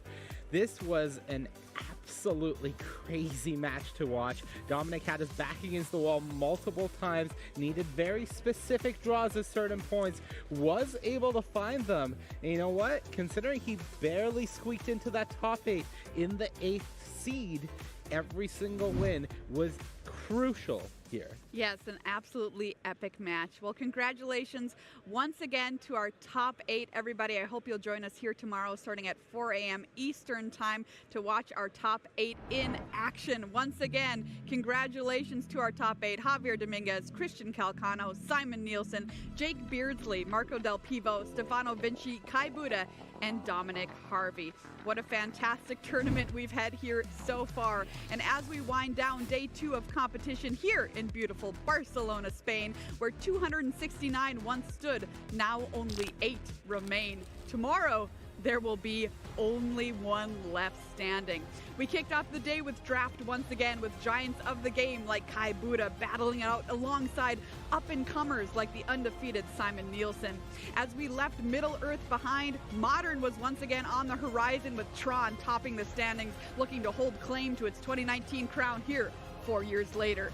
Now we are down to the final 8 with a $500,000 prize pool in their sights and the coveted title of Pro Tour champion.